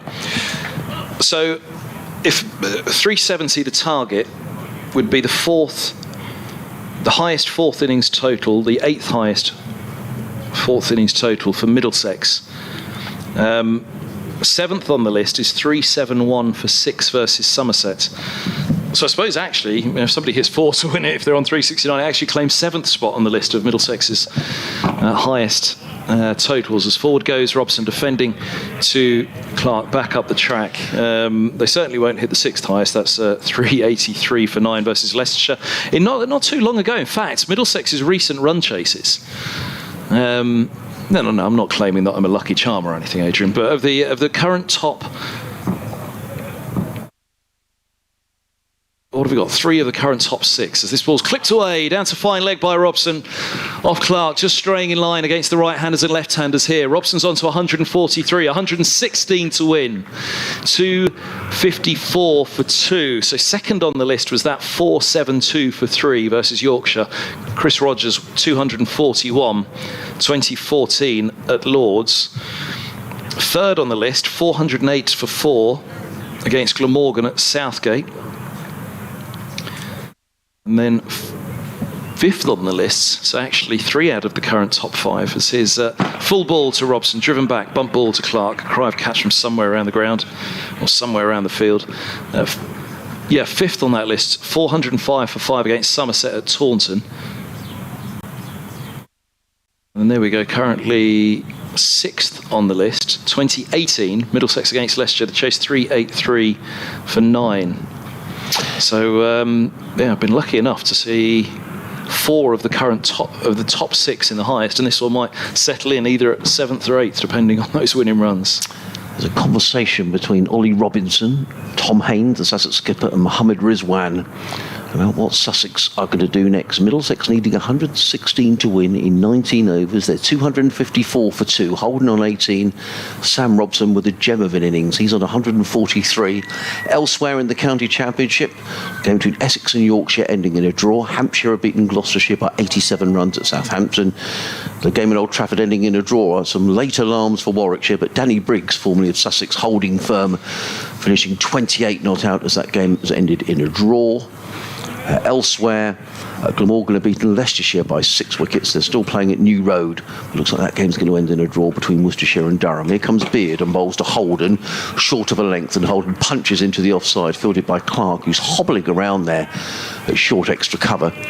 And there is no run. So in terms of the top of the county championship, Surrey played 5, 89 points. Hampshire played 5, 81 points. Lancashire played 4 on 72. Yorkshire played 4 on 64. Is the top of the county championship as Aaron Beard turns and runs in towards us in lovely sunshine. Bowled short wide, hammered away by Holden. That's gone for 4 runs. That is a super shot by Max Holden. Too much width from Aaron Beard, and Holden belted that away through backward point for 4 runs. That's a lovely shot. He goes to 22, Middlesex to 258 for 2, and just mindful people joining us all the time, the story of the day here at Hove was that Sussex declared on 335 for 4 after Pujara made another 100. He's played in 4 matches for Sussex and he scored 100 in every match. 717 runs in total. As in comes Beard and bowls, and Holden drives back down the pitch. Beard fields off his own bowling. There is no run. Tom Clark making 77. And Sussex declaring, leaving Middlesex to score 370 in 77 overs. Mark Stoneman was out in the second over of the reply, LBW, to Aaron Beard for a single, but then a partnership of 209 between Robson, who's still there on 143, and Peter Hanscom, who made 79 before he was LBW to Ollie Robinson. Beard is in bowls, clipped away by Holden on the leg side, down towards fine leg. Hunt is quickly round and prevents a second run being taken as the throw comes in. One more to Holden, who's very quickly on to 23 of 28 deliveries. Middlesex 259 for 2, needing another 111 to win. How you feeling now, Adrian? I think it's been a great chase by Middlesex, isn't it? They've Are they going to do it, though? Really well. I think they've got their noses in front. There's going to be a twist at some point, isn't there? Surely they're not just going to sail to victory here on the south coast. Beard in bowls wide of the off stump. They did keep very low. Well taken by Rizwan. Low to his right-hand side. The field for the right-handed Robson. There's a third man, a backward point, cover mid-off, sweeper on the cover boundary, mid-on, mid-wicket, deep backward square and a fine leg. I still think that Tom Haynes is holding Ollie Robinson back. He's bowled in little short bursts, Robinson, and it has looked a different game when Robinson has been bowling. His first match since the 5th Test match over in Hobart in the Ashes series for Ollie Robinson. Here comes Beard, bowls, driven by Robson. Lovely looking shot, but straight to mid-off, fielded by Haynes. And there is no run. So the end of Aaron Beard's over. He's bowled 10 overs, 1 maiden, 1 for 39. Middlesex 259 for 2. Robson 143. Holden on 23. 111 needed to win in 18 overs. I was surprised. Tom Clark was hobbling through that last over. The young Sussex seam bowler. Well, he's an all-rounder. Bowls medium fast. But he is going to bowl the next over, which I think is a little surprising. Mohammed Rizwan is in deep conversation with Tom Haynes, the Sussex skipper. And no one is going anywhere here at Hove. This is really county championship cricket at its best. I was listening last Sunday to a similar game, Kevin, between Derbyshire and Glamorgan up at Derby, which eventually the game ended in a draw, but not before the last hour or so had fluctuated with both sides. You think maybe having a chance to win. Here, you would say that Middlesex are in the driving seat. A couple of wickets could change all of that, of course. Yeah, you'd imagine there'll be a couple of wickets at some point, just to put the nerves. But whatever happens, it's tremendous cricket. Sussex setting a declaration and Middlesex thinking, yeah, we're going to have a go at this. And it's made for a wonderful afternoon's cricket in just a delightful setting. Around the wicket goes Clark, he bowls, and this is pulled hard. 4 more, it's Holden this time. The left-hander moves to 27. Around the wicket, Clark dropping short, and at this stage, really all Sussex can do is try and nag at the top of that off stump. Anything over pitched, anything dropping short. It's an extremely soft ball today. The bowlers this season, as has been reported indeed today, there's been a lot of chatter all season long amongst the bowlers about this batch of Duke's balls this year, that they have been a bit soft.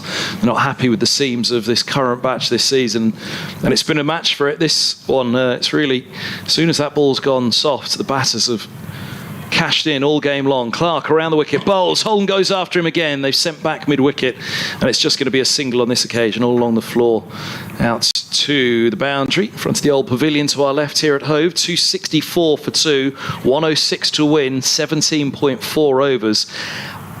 Adrian, I don't think any of us would have predicted that Middlesex would have got to this point at only 2 down. I thought, we talked about, can they turn it into a T20 score, chasing 120, 140 off the last 20. Here's Clark. He bowls short. It's Robson who goes after him. Deep square around to deep mid wicket. Didn't see it. It was in the air for a while. He was looking into the sun. Sunglasses on out there. I don't think if he'd have picked it up early, he'd have got there, but it was in the air for a while. Is it Crane? Yes, it's Mason Crane who's out there, and he clearly, as soon as the ball was hit in his direction, he was holding his hands out to the side as if to say, I don't know where that's gone. He might have cut it off, but I don't think it would have carried to him even if he got around. Yeah, he couldn't see. He's looking directly into the sun. Robson's on 147 now. Clark's in, bowls to him. Robson drives down the ground towards us. Cross goes Ollie Robinson though and cuts it off. Sorry, my apologies. It's Hunt who gets across to cut it off, and Robson moves to 148, 269 for 2, 101 to win. And already, amazing turnaround this would be. Well, already 10 off this over, and it shows the fact that Sussex really need wickets here now. And I don't think Tom Haynes will be able to keep Ollie Robinson under wraps for much longer, because the game may well have disappeared. Clark bowls and Holden turns a single into the onside. One to come the 60th over, 270 for 2. It's exactly 100 for Middlesex to record their 8th highest first-class chase in their history. I saw a tweet today, actually, which really did grab the eye, Adrian, just to bring people up to speed that might not have been across this match so far. Pujara with that century in the second innings, a magnificent knock it was, and went after Middlesex in the end to rack up this chase as Robson gets a full ball outside off stump. The throw goes to the wicket-keeper's end. Holden's home. Oh, I fancy he was gone. Had that have struck from Garton. 271 for 2. Risky single there by Robson, who moves to 149. He'll keep the strike at the end of the 60th. Holden survives. He has 29. And the runs required down to double figures. 99. Oh, a slam. Absolute slam of the sweater into the ground, having received it from the umpire there from Clark. I think that may well be in pain as opposed to the missed throw on the run out. He looks pretty upset that something, as you say, he's been limping at times back to the top of his mark, but not happy. He was limping last week, Tom Clark, and he does look in some discomfort. Wonderful piece of fielding by George Garton, who it's his first game of the season. George has been suffering with the effects of COVID for several weeks now, but good to see George Garton back in the Sussex side. But from here, and it is going to be Ollie Robinson. I thought Haynes couldn't keep him under wraps for much longer. Yeah. How many has he bowled in this innings now? 12. Yeah, 12 overs. 24 in the first, didn't he? Yeah, 12 overs, 1 made, 1 for 44. 6 wickets in the match for Robinson. He's got a great record against Middlesex. They need him to come up with something very special. They do. So he's going to bowl to the right-handed Sam Robson, who's batted beautifully. He's on 149 off 180 deliveries. There's a third man, sweeper on the cover boundary, backward point, cover mid-off, mid-on, mid-wicket, a deep backward square and a fine leg. As in comes Robinson down the hill from the Cromwell Road end. Bowls through, hits on the pad, that looks out to me, and it is given out. And Robinson consistently in this match, when the chips have been down, Robinson has delivered. That's why he's an international bowler. Sam Robson is out LBW, and this match takes yet another twist. Ollie Robinson did that the previous time Tom Haynes brought him back, when he had the skipper Hanscom LBW for 79. But that's the end of a wonderful innings by Sam Robson. 149 in 181 deliveries. He trudges off, but my word, he's given this side a platform for Middlesex. Can they go on and complete the victory? But Robinson, he was always going to be the threat. Robson, 149 in 181 balls, 231 minutes, 16 fours and a 6. And let's listen to the applause from this generous Hove crowd.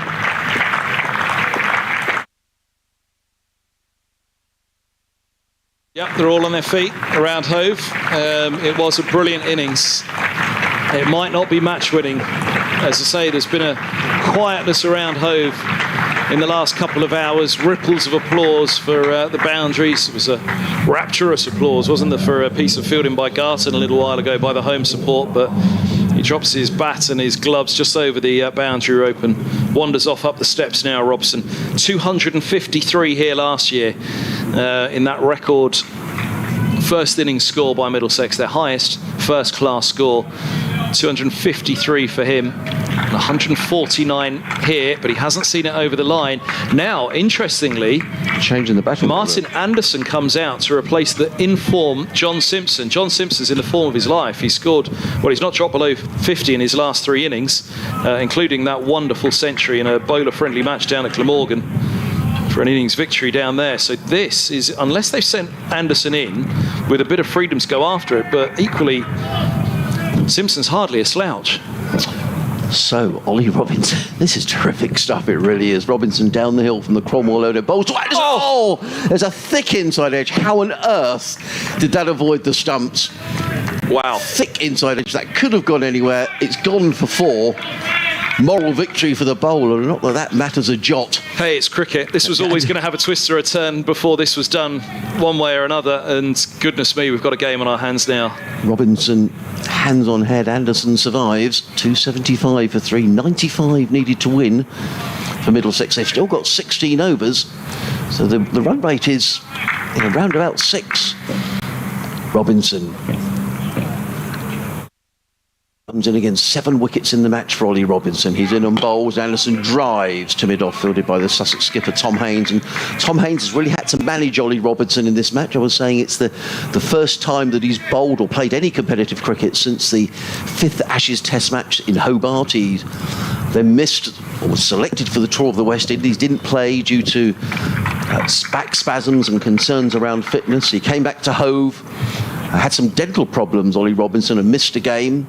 Was chomping at the bit to play last week against Durham, but being centrally contracted, that's England's call. And this is the first game he's played for Sussex this season, and what a difference he's making as he runs in over the wicket. He's in and bowls to Anderson, and Anderson plays into the ground. Robinson fields off his own bowling, and there is no run. He's just been bowled in little short patches in this match. His first innings figures outstanding. 24 overs, 7 maidens, 5 for 66 for Ollie Robinson. If you've just tuned in, live cricket on 5 Sports Extra. BBC Radio Sussex, BBC Radio London, Adrian Harms and Kevin Hand guiding you through the commentary. If you like your football, Arsenal have beaten Leeds 2-1, Everton won 2-1 at Leicester, West Ham 4-0 at Norwich, and Manchester City 2-0 up at Newcastle. But it's cricket we're concentrating on as Robinson is in, down the hill, bowls, and Anderson plays that one through the inner field of cover fieldsmen and picks up a single, fielded out on the cover by Mason Crane. One more to the total. Anderson goes to 5, Middlesex 276 for 3. Who takes over the mantle here, Kevin? Because Max Holden has gone very quickly on to 29 or 31 Well, this Anderson move's extraordinary, isn't it? I mean, in the first innings, Martin Anderson batted at 9. And he's been promoted up to number 5. Robinson's coming around the wicket to the left-handed Holden. Still no slips. Robinson motoring down the hill. He's in, bowls to Holden. Holden is forward and plays to mid-on, and it just goes to show when you bring out a quality bowler like Robinson, he picks up a wicket, 5 runs off the over.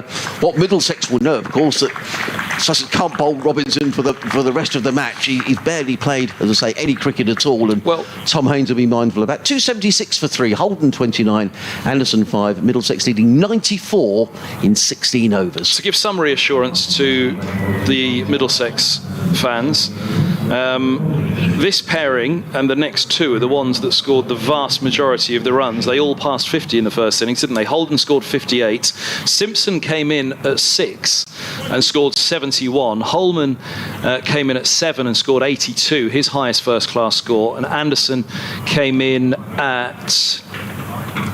Number 8. Cullen came in at 9. Anderson came in at 8 and scored 55.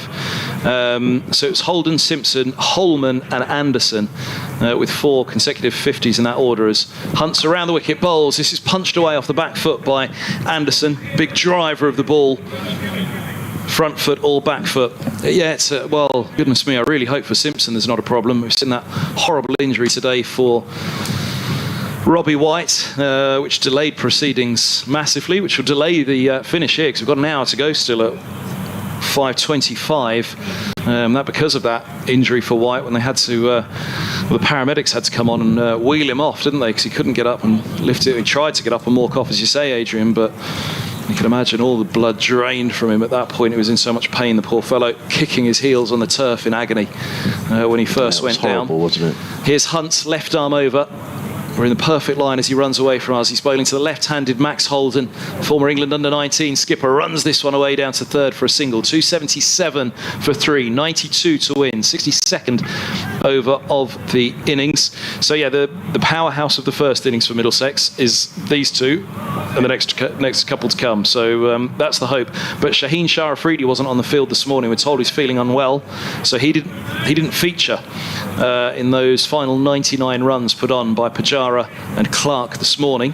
I'll go back to that tweet that I was going to mention about Pujara as well, which I think is a pertinent one, as here's Hunt wide on the crease, bowls, tempted Yorker, dug out by Anderson, fielded at point, and there's no run. So Pujara came out and racked up 170 off 197 deliveries, 22 4s and 3 6s, as Sussex set about Middlesex, recovering from 6 for 2 with Alsop and Pujara. Alsop was dropped in the slips. It would have been 9 for 3 at that point, but he went on to hit 66 and share a stand of 138 with the 3rd wicket with Pujara, as here's Hunt's past the umpire, he bowls, low full toss outside the off stump, driven away, bumped away out to Rawlins, the sweeper on the cover boundary in a single taken. So of that 170 by Pujara, obviously a little bit of criticism, shall we say, for county cricket, with England struggling again at the moment. As has been pointed out, You know, there are some who are saying, well, Pujara scored 170 in a Division 2 game. What's that worth? Or what it's worth is the number of former Test players or current Test players playing in this Division 2 fixture at the moment. As here comes Hunt into the crease now. Bowls just full of a length. Driven down the ground, it's a lovely shot. Holden sends it down towards the sea end. What a chase this is by Haynes. He might just win it, and he does. That's brilliant. Oh, no, it's hit the rope. He's just flicked it back in, the Sussex skipper down below our commentary position. It was a magnificent stop. I didn't give him a chance at all of catching that. Flicked it back, but as he did, it just had a little bit of spin and it ran along the rope eventually. And Holden moves to 34, 283 for 8, 87 to win. Those current or former Test players in the match: Sam Robson, Ollie Robinson, Mason Crane, Mohammed Rizwan, Pujara, the man who scored 170, prompting the tweet, Shaheen Afridi, Mark Stoneman and Pete Hanscom. Here's Hunt, a very promising left arm quick. He bowls to Holden, who runs him down to third, and the former England under-19 captain with the single moves to 35, 284 for 3.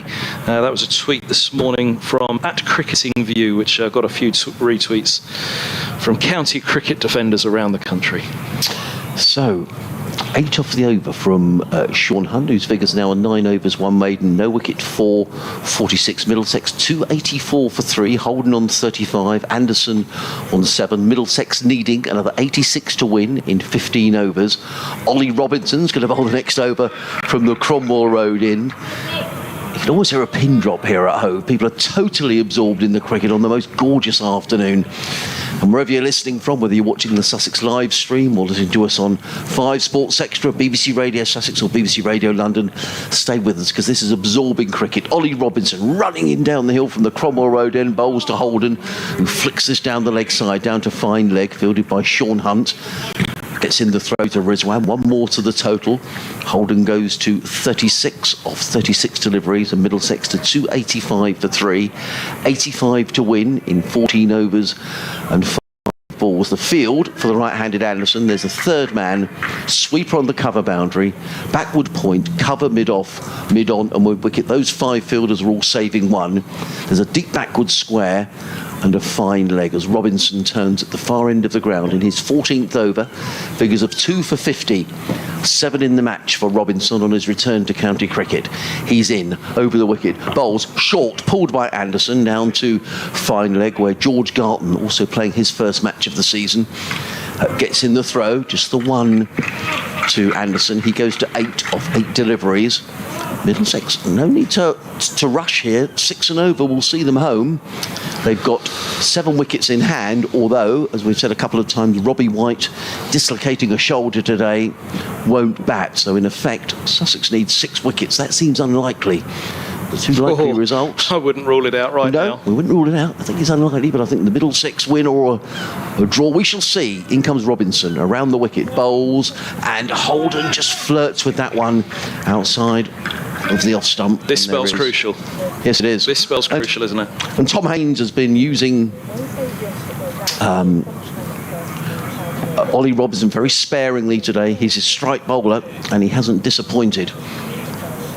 We'll be giving an update to the listeners on BBC Radio Sussex in a moment. Robinson turns at the far end.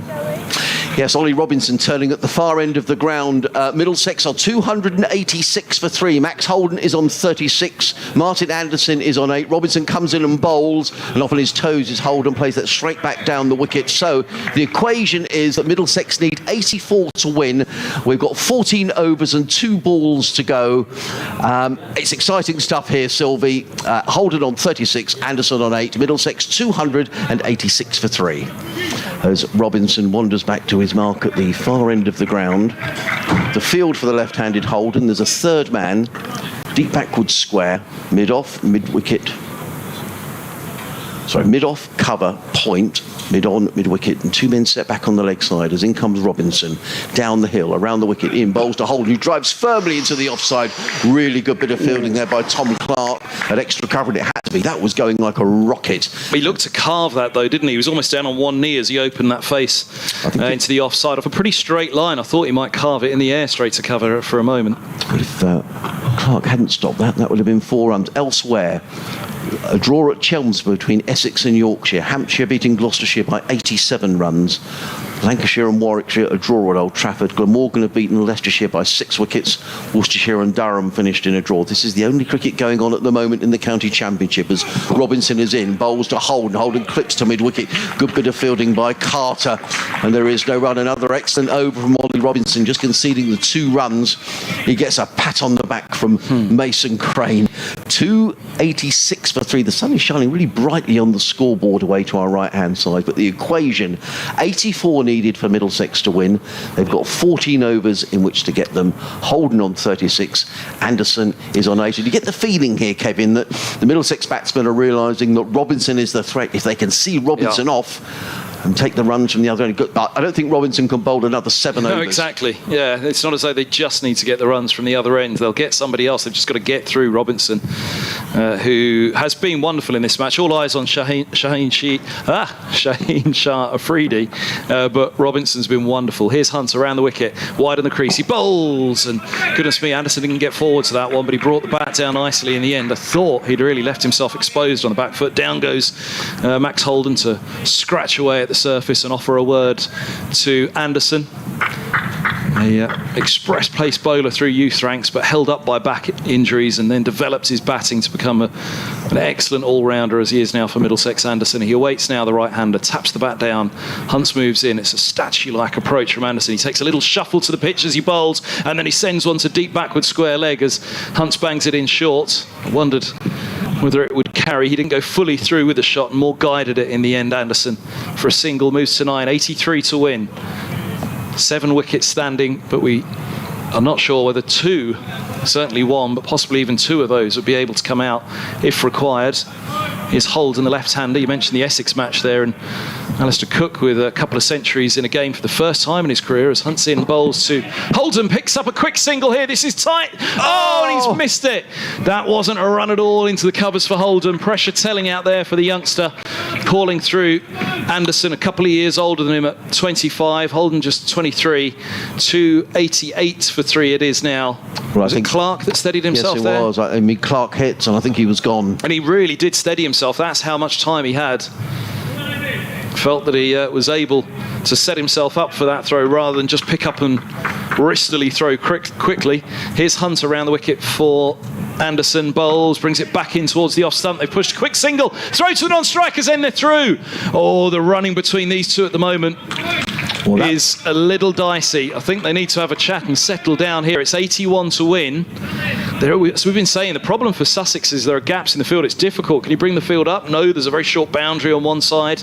Can you drop the field back? No, Middlesex can do it in singles. It's only wickets that'll win it, and Middlesex don't want to offer one to Sussex with a run out as Well, it was Hunt return. He's brave to take on George Garton. Yeah.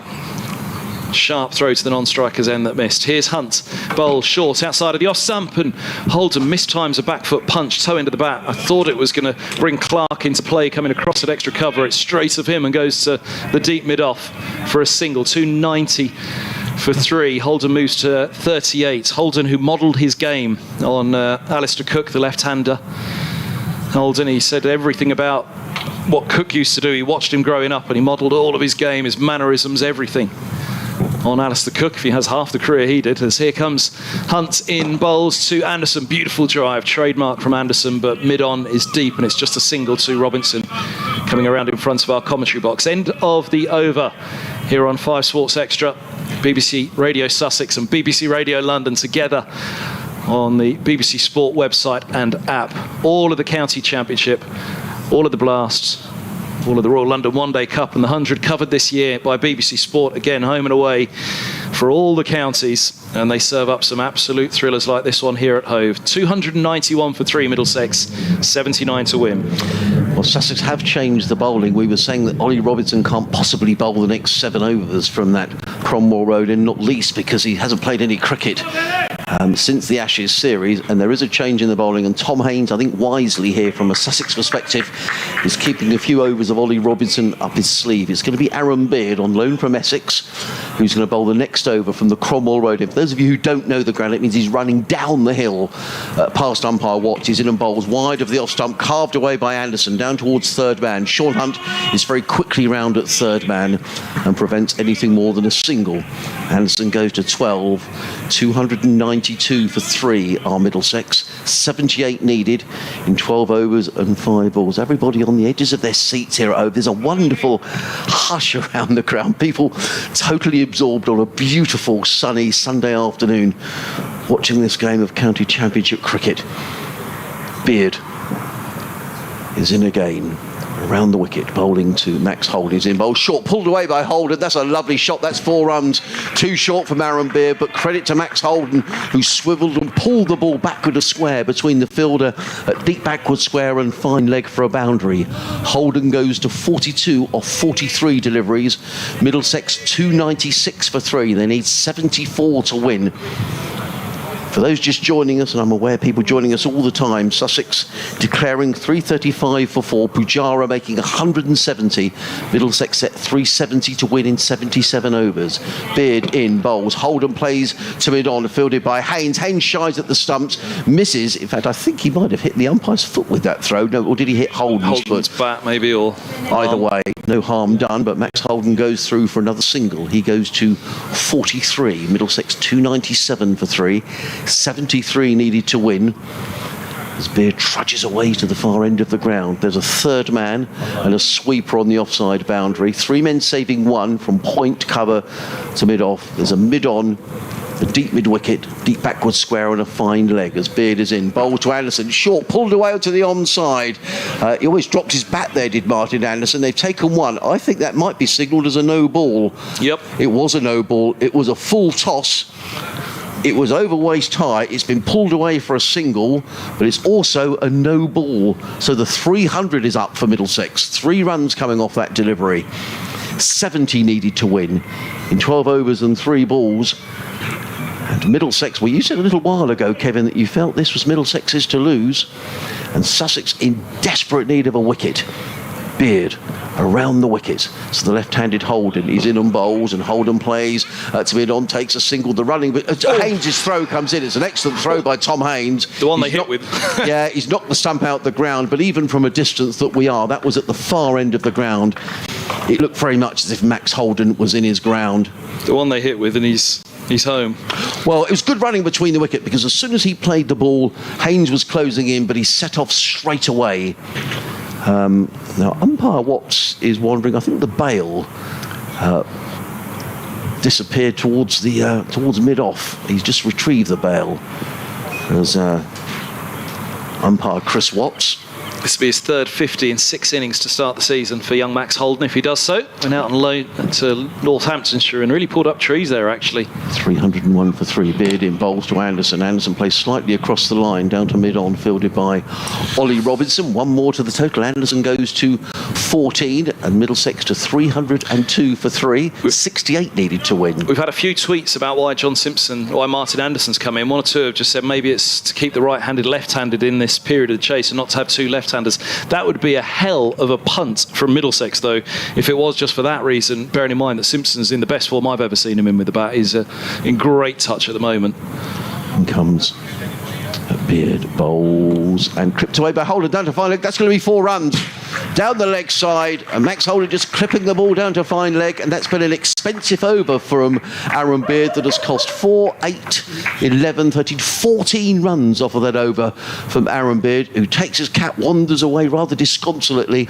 And Middlesex now 306 for 3. Holden is on 48, Anderson is on 14. Middlesex needing 64 to win in 12 overs, so the run rate is down to just a little over 5 and over. And this after Middlesex was set 370 to win in 77 overs. They lost opener Mark Stoneman, who was LBW to Aaron Beard for 1. That was when the score was on 1, but then a partnership of 209 between Hanscom, who made 79, and Robson, who eventually made 149. Really got Middlesex on the path to victory. And now these two, Max Holden 48 off 46 and Anderson 14 off 15. have carried on the run chase. And Sussex in desperate need of wickets. Ollie Robinson, you imagine he's going to bowl some more, but for the moment, it's going to be Sean Hunt. Hunt's around the wicket. Bowls to Anderson, clipped out to deep mid-wicket for a single. Anderson moves to 15, 63 to win from 11.5 overs. 307 for 3. Thank you to Nick and to Jason and to Derek, who pointed out the left-handed, right-handed is maybe why they've promoted Anderson from 8 to 5 in this innings. Once in, bowls and beats Holden through to the keeper, although 5, of course, because Whites didn't bat at 3 with his shoulder injury. That hasn't happened too often in the last half hour or so, Kevin. No, the ball, it hasn't been a match really for the ball regularly beating the bat, but for day 2, when we fancied it just quickened up a little bit, this pitch. It was a little soft, we're told, on day 1, a little slow and low to the eye watching it from afar, but we were told at stumps it was a little soft, as here's Hunt bowls, and a quick single drop by Holden, putting the pressure on the fielder, and it works as well as he picks up a single just in front of mid-on. And Holden moves to 49. Yeah, day 2 it seemed to quicken up, and so often day 2 can be the best day to bat, but it seemed to quicken up in the favour of the bowlers, didn't it, where it seemed, and even swung a little for Robinson, a lovely away swinger to Robson in his first over with the 4th ball, and with the 5th ball he nipped one back off the seam, a mile to take off stump out of the ground. Spectacular delivery for Robinson as Hunt comes in, bowls, and inside edge from Anderson, past leg stump, they pick up a single. Rizwan goes around and collects one-handed throws at the stumps as he throws down the glove first. 309 for 3. Derek, one of our listeners there, an octogenarian listener, who said it was 8 years ago today the BBC commentaries convinced him to join Twitter so he could join in on all the fun of all of the commentaries throughout the season. Good to have you with us here on BBC Sports, as here's Hunt in bowls, driven by Holden, single to mid-off. The singles are everywhere at the moment for Middlesex, and that's 50 for Holden. Consecutive 50s in the match, 50 from 49 deliveries from Max Holden. Was really seen as one of the next big things a few years ago as England under-19 captain. Just hasn't kicked on in first-class cricket for Middlesex with the weight of runs that he'd need to make the next level a possibility for him just yet, but still a young man, Holden. He's got time on his side. He made 58 in the first innings. He batted very nicely then. And after a good 80 in the second innings against Derbyshire, first up this season, as here's Hunt's bowls, full straight. Anderson watchfully defends this one, so mid-off it goes, where Hainesfield's, it's the end of the 66th over, 310 for 3 Middlesex, 60 to win from 11.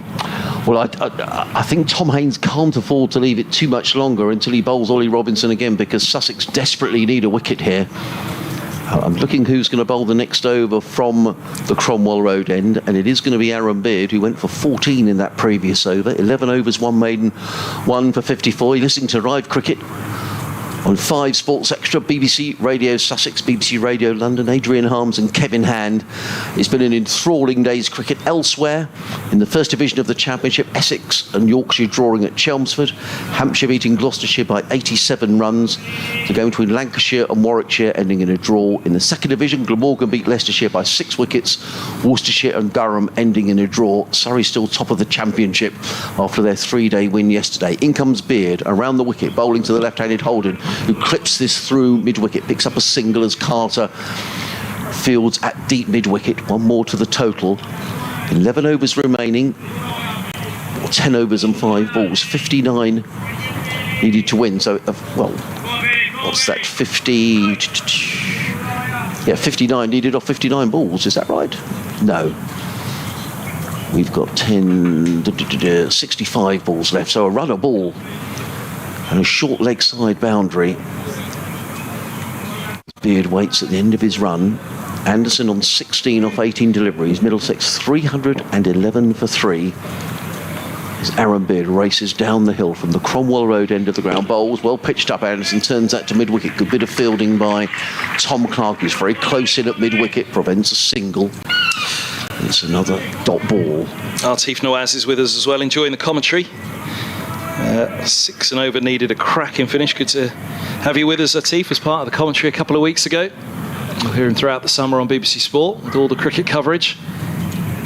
There's a third man, sweeper on the cover boundary. 3 men saving while on the offside, 2 men saving while on the onside. As in comes Beard and bowls, and Anderson plays across the line again, straight to Clark at mid-wicket who fields. A much better over from Aaron Beard, and you can hear around the ground people applauding the dot balls. The rest of the field, there's a deep backward square and a fine leg. Sean Parry-Jones says, unbelievable game. My ear has been glued to the coverage all day. Thank you. Come on, Middlesex. And, well, you have to spare a slight thought here for Sussex, who, as we recap over the match, had they not lost 16 overs yesterday, a couple more overs that were lost in the game, they'd have been that much further ahead when they did declare today. In comes Beard and bowls, and driven firmly by Anderson. That's a brilliant piece of fielding in the covers. That's Ollie Carter, who's the 12th man, diving full length. He's a wicket-keeper by trade, Ollie Carter. But he dived away extra cover, prevented a certain boundary. Anderson picks up a single nonetheless. He goes to 12, 312 for 3, 58 needed in 10 overs and 2 balls. Tim Singleton says, loving this finish after the anti-climax at Old Trafford. Do enjoy the 4-day game. Greetings from Saddleworth. Good to have you with us, Tim. Beard around the wicket, comes in and bowls to the left-handed Holden down the leg side, tumbling take by Mohammed Rizwan. I thought for a moment Aaron Beard thought that perhaps Max Holden got a little tickle on that, taken though by Rizwan. And there is no run. We saw that edge earlier in the day from Robinson to Robson. Again, we were in the perfect line for it, where our position is and where the track is for this match. Edged, and it was just short of Rizwan, wasn't it? I'm wondering, did this one just fall short? It did. It bounced on the way through to Rizwan. I think Holden's saying I didn't hit it anyway. So settle down, everyone. Final ball of the over. Just the 2 runs off this over so far. A far better over from Aaron Beard, who is on his way again around the wicket. He's in and bowls and driven by Holden out into the offside. Tom Clark comes sprinting around from extra cover. He's hobbling around Tom Clark, but he prevented a single. And applause around Hove for an over in which Sussex just conceded the 2 runs. So Middlesex at the end of that over, 312 for 3. Max Holden is on 51. Martin Anderson on 17. Middlesex needing 58 to win in 10 overs. Our dreadful maths will tell us the run rate required there is 5.8 and over. We will get a bit more Robinson, I'm sure. It depends when Tom Haynes decides to play that card. Every time he's brought Robinson back into the attack, Robinson has picked up a wicket. Robinson's been the pick of the bowlers in the match, hasn't he? I mean, Afridi, again, all the spotlight on the overseas coming into this game. Pujara, Afridi, Rizwan, Hanscom, 4 top quality test players. But Robinson's spells have been fantastic. 7 wickets in the match for him. Hunts around the wicket, bowls to Anderson, steps forward out of the crease, drives down to long on, where Robinson will field. Anderson's on to 18 from 22. 313 for 3 Middlesex, 57 required, 9.5 overs remaining. A well-spread field. What's that, 57 or 59? So, I mean, the odds are with Middlesex here. Sussex desperately needing a wicket just to slow the rate. Sean Hunt. He moves in a medium length run up for the big young lads. He drives to Holden, thick inside edge through mid-wicket. It deflects as he was looking towards the offside. Up runs Rawlins from deep mid-wicket. 314 for 3. Just looking around the field, Pujara's one of those off at the moment, isn't he? Pujara is off the field. He's been off for a little while, and that's why Ollie Carter is on. Delray Rawlings is on for Alistair Orr, who hasn't been on the field all day for Sussex. Pigeon swoops across just before Hunt steps in to bowl. Anderson, unperturbed by it though, clips out to deep mid-wicket a single. He moves to 19, 315 for 3 Middlesex. Frank Butler's been in touch on email. He said, I decided this match seemed to be heading towards a draw, so I left a sunny, beautiful Hove at tea time to drive home to Sevenoaks. Now watching it on the stream. I'll read the rest of that email in a moment. Hunt's big broad shoulders on a young 20-year-old. He's in bowls and Holden pushes to mid-off where Robinson's come up. So no simple single there now. And it has reached that point for Sussex. They can't have the deep mid-off and deep mid-on now. They need to be up on the ones and say to Holden and Anderson, try and pierce the field if you can. Frank goes on to say he did see Robbie White come back to the ground after that dislocated shoulder, so good. Robbie probably watching up on the balcony, absorbed like we all are. Hunt to Holden. Holden slaps him back over his head. Deary me, nearly took off his head with that one. 4 runs straight down the ground, hits the advertising board just in front of our commentary position, just in front of the effects mic. And Hunt had to duck his head into his shoulders as that one came smashing back towards him. A flat shot from Holden, who moves to 56 from 55. 51 to win. Well, that was a crunching shot, wasn't it? And you're quite right, very nearly hit Sean Hunt. It was drilled straight back down the ground by Holden, who's Middlesex very keen here not to get bogged down in any way, shape or form. They're in the ascendancy. Hunt hits the crease now, he bowls and Holden clips him away out to deep mid-wicket. A tumbling stop by Rawlings will hold them to 2. It's below 50 to win, 49. 321 for 3. Middlesex maybe 2 batters light though. And 2 quick wickets on that board now really could set up something dramatic. They were cruising at one point with Robson and Hanscom to setting up the victory, and well, as long as one of them stayed, you fancied Middlesex was certainly going to do it. When they both fell in relatively quick succession, I think it's fair to say, then it certainly threw some doubt and opened the door slightly once again for Sussex. And that was the 50 partnership between these two. The last wicket went down on 271 when Sam Robson was LBW to Ollie Robinson for 149. So 321 for 3. Middlesex need 49 in 9 overs. Aaron Beard's going to bowl the next over down the slope from the Cromwell Road end of the ground. The big blocks of flats behind him as in comes Beard, bowls, and Anderson plays to mid-wicket. Another terrific piece of fielding by Tom Clark, who's sliding across a matting wicket there and looks at his elbow as he slides across the ground. Why is Clark still out there? Well, he's hobbling around, isn't he? But Sussex, they've got so many subs on at the moment. There's already 2 subs on the field. Mohammed Rizwan is looking at a seagull who's making a bit of a racket flying around the ground. Anderson waits. A dot ball, vital for Sussex at the moment as Beard is on his way. Right arm over the wicket, in and bowls to the right-handed Anderson, who clubs that one away down to long on. That's gone many a long mile. That's gone all the way for 6. Smashed away over long on by Martin Anderson. There were a few question marks as why he was batting up the order.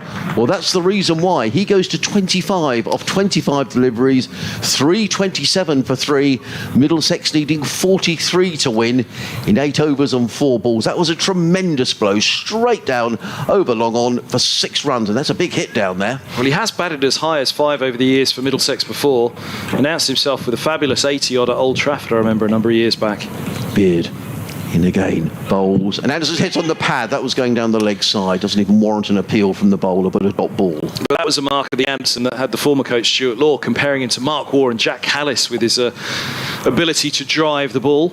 And that was just a sweet pick-up drive over long on from Anderson. As you say, he's a powerful, powerful driver of the ball, back or front foot.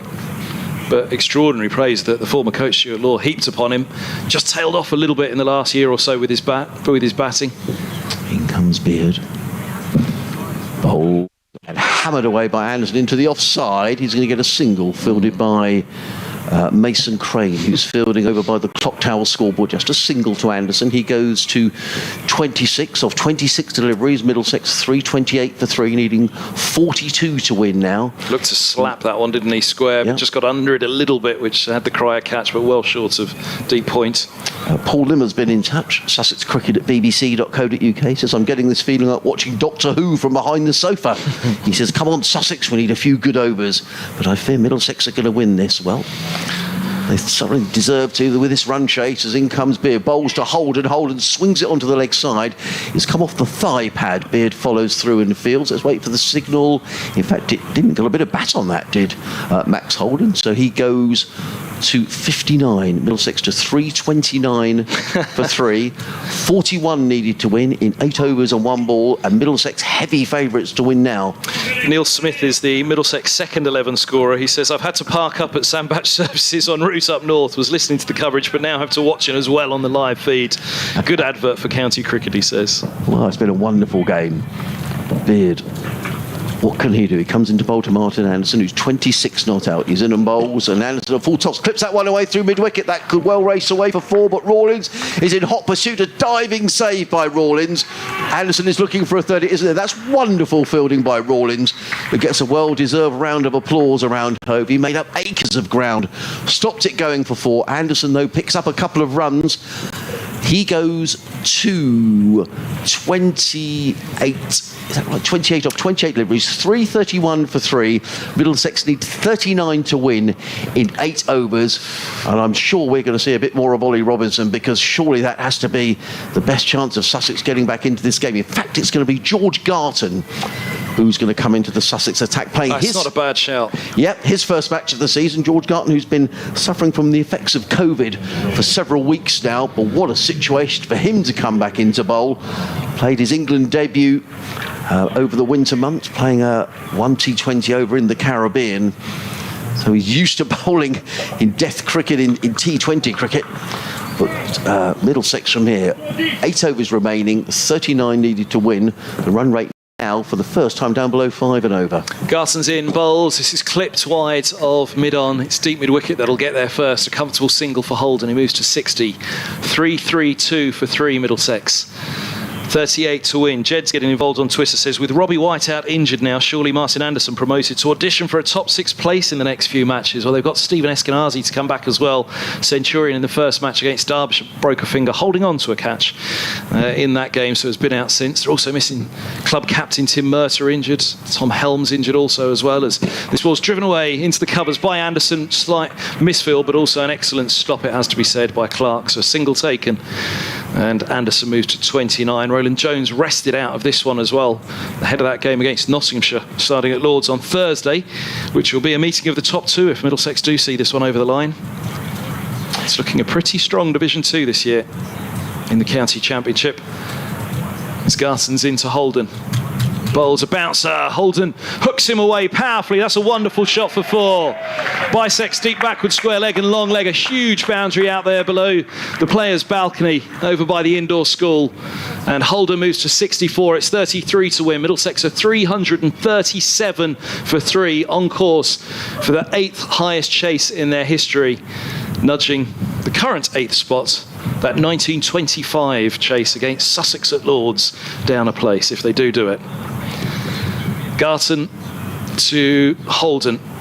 He bowls short and through to the keeper it goes. Patsy Hendren scoring a century when Middlesex hit those winning runs back in 1925 against Sussex at Lords.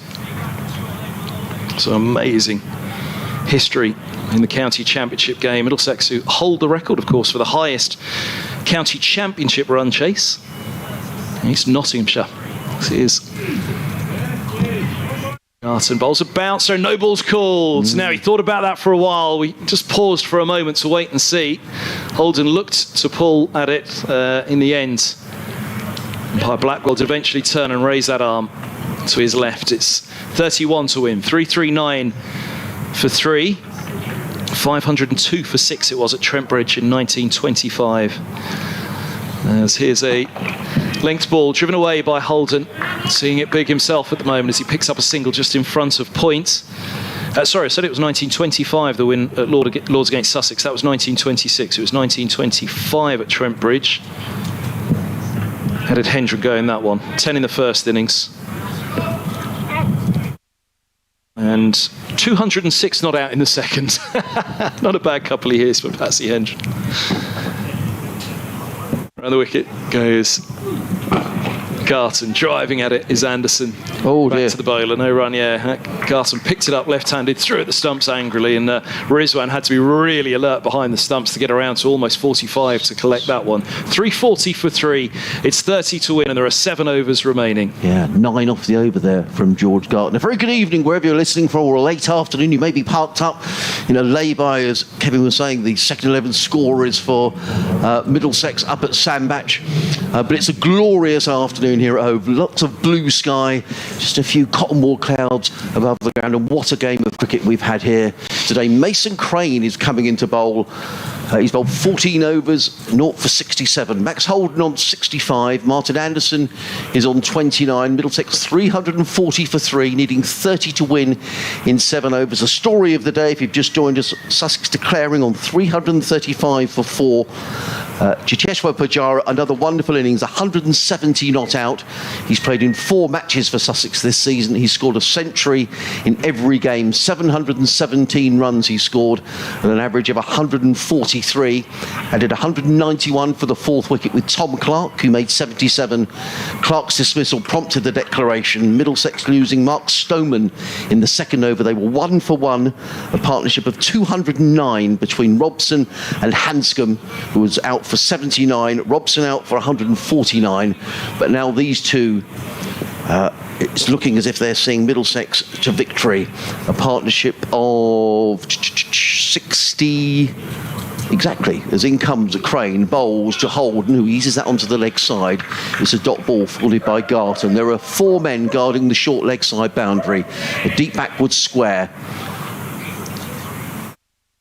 deep square leg, a cow corner and a long on. As in comes Crane, bowls to Holden, and Holden eases that down the ground to long on. No need for any panic here for Middlesex. 29 needed to win and 6 overs remaining after this one. The field changes over to the right-handed Martin Anderson. I'll describe it for you in a minute when Tom Haynes has decided on his field. There's a sweeper on the cover boundary. 3 men saving 1 on the offside, a mid-off cover and a backward point. Then on the onside, a long on, a deep backward square, a deep mid-wicket, 2 men saving 1 at mid-wicket and short fine leg as Crane surveys his field and comes in right arm over the wicket. Comes in and bowls to Anderson. Anderson chops that one down to 3rd man. Oh, brilliant piece of fielding. Wonderful cricket. It was a lovely shot by Martin Anderson, but flinging himself to his left-hand side was Tom Alsop, preventing anything more than a single. Anderson goes to 30. Middlesex 342 for 3. 28 needed to win. Round the wicket comes Crane, bowls to Holden, who plays that down to long, and they're going to think about 2 here. Will there be 2? Yes, there is. Sean Hunt fields, but he falls over in fielding the ball. In fact, it was Ollie Robinson down there, but 2 to Holden. He goes to 68. Middlesex to 344 for 3. 26 needed to win for Middlesex. What a run chase this would be. Crane in again, bowls to Holden, who eases that one down to fine leg, picks up a single, fielded by Sean Hunt just down below us. 1 more to the total.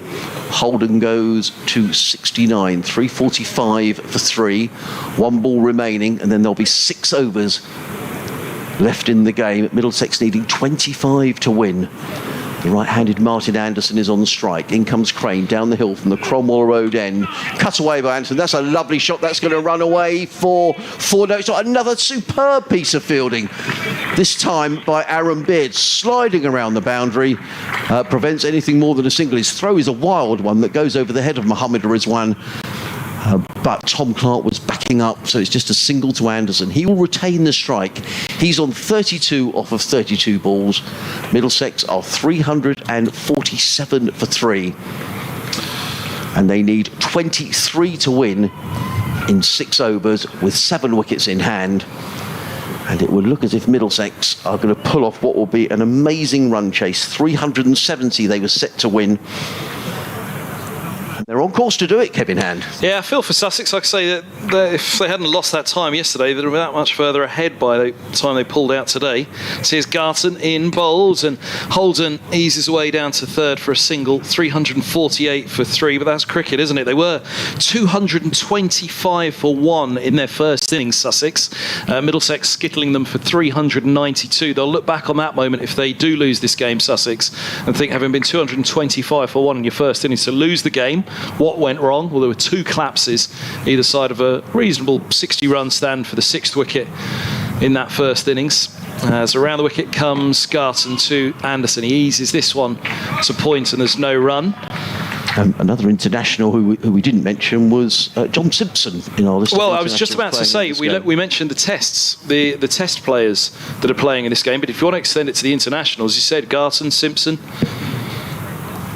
It's an impressive lineup from these two for this fixture, and there's a good number of missing for Middlesex as well, as is a length ball from around the wicket from Garton to Anderson. He stands up tall to stroke out to the subfielder Rawlins, who comes in amongst the shadows out of the Sven Harbour Pavilion, away to our left-hand side, just creeping onto the field now. The sun's belting down here on the south coast at Hove and across all those houses and flats that surround this ground. Here just outside of Brighton. It's been a lovely few days, only a little bit of bad light holding us up, as here's Garton, bowled short. He's hooked away by Holden. Has he placed it to perfection again on this occasion? No. Long leg gets around on this occasion to flick it back in, and they've taken two more. Oh, is there an overthrow? No, Anderson was poised, ready to go if there was. So what is it now? 19 to win. 350 up for Middlesex, 351 for 3. So this would go past their previous highest score against Sussex to win, if they do it. Middlesex has up on his toes. Holden's going to drop a quick single here to mid-on, the second highest of their scores against Sussex. Wasn't that too long ago, actually? It was 2003 at Lords. Sussex put on 239 in the first innings. Middlesex was skittled for 116 in their first innings. 3 for Kirtley, 3 for Mushtaq Ahmed in that game. Martin Jenkins got 1 for 10 for his dad's picture adorns the press box in the box next door to us here at Hove. Lurie with a couple of wickets opening up as well. So here's a short one to Anderson. He pivots and pulls hard on that. And away it goes. Garton concedes 4 more. And Anderson moves to 37. Middlesex are nearly there. 356 for 3. It's 14 to win. There are 5 overs remaining. Sussex then skittled for 204 in that match, just to tell you. And 330 for 7 Middlesex hits. So that's their second highest chase. They've gone past that total against Sussex now. And Andrew Strauss hit 83 opening the innings that day in the chase for Middlesex. Not a bad lineup that, actually. Strauss, Koenig, Shah, David Nash, Ed Joyce, Abdul Razak, Paul Weeks, Ben Hutton. So a decent side they have back then. 2003, was that one of the title winning years for Sussex with Mushtaq Ahmed? So just 9, well, there were 9 off that over. 14 to win for Middlesex. 356 for 3, Holden on 73, Anderson on 37. It's going to be Mason Crane who comes around the wicket to bowl to Max Holden, who's forward and plays to mid-wicket. There is no run. Just a reminder, in the first division of the Championship, a draw at Chelmsford between Essex and Yorkshire. Hampshire beating Gloucestershire by 87 runs at Southampton. Lancashire and Warwickshire drawing at Old Trafford. That in the first division, where Surrey is still top, Hampshire second. In comes Crane around the wicket, bowls to Holden, who a bit of extra bounce from Mason Crane. Holden works out to backward point, and there is no run. In the second division, Glamorgan have beaten Leicestershire by 6 wickets. The game between Worcestershire and Durham has been drawn, and we're in the final few overs here. What's been a dramatic game at Hove. Crane in bowls to Holden, who clips to mid-wicket. 3 dot balls for Mason Crane in this over. He's in his 60th over. They do take a single. There was a misfield. And Holden goes to 74. 357 for 3. 13 needed to win by Middlesex. 4 overs remaining after this. And Martin Anderson on strike, the right-hander. We've got 3 men in, saving 1 on the offside. 4 men now saving 1 on the offside. Sweeper on the cover boundary.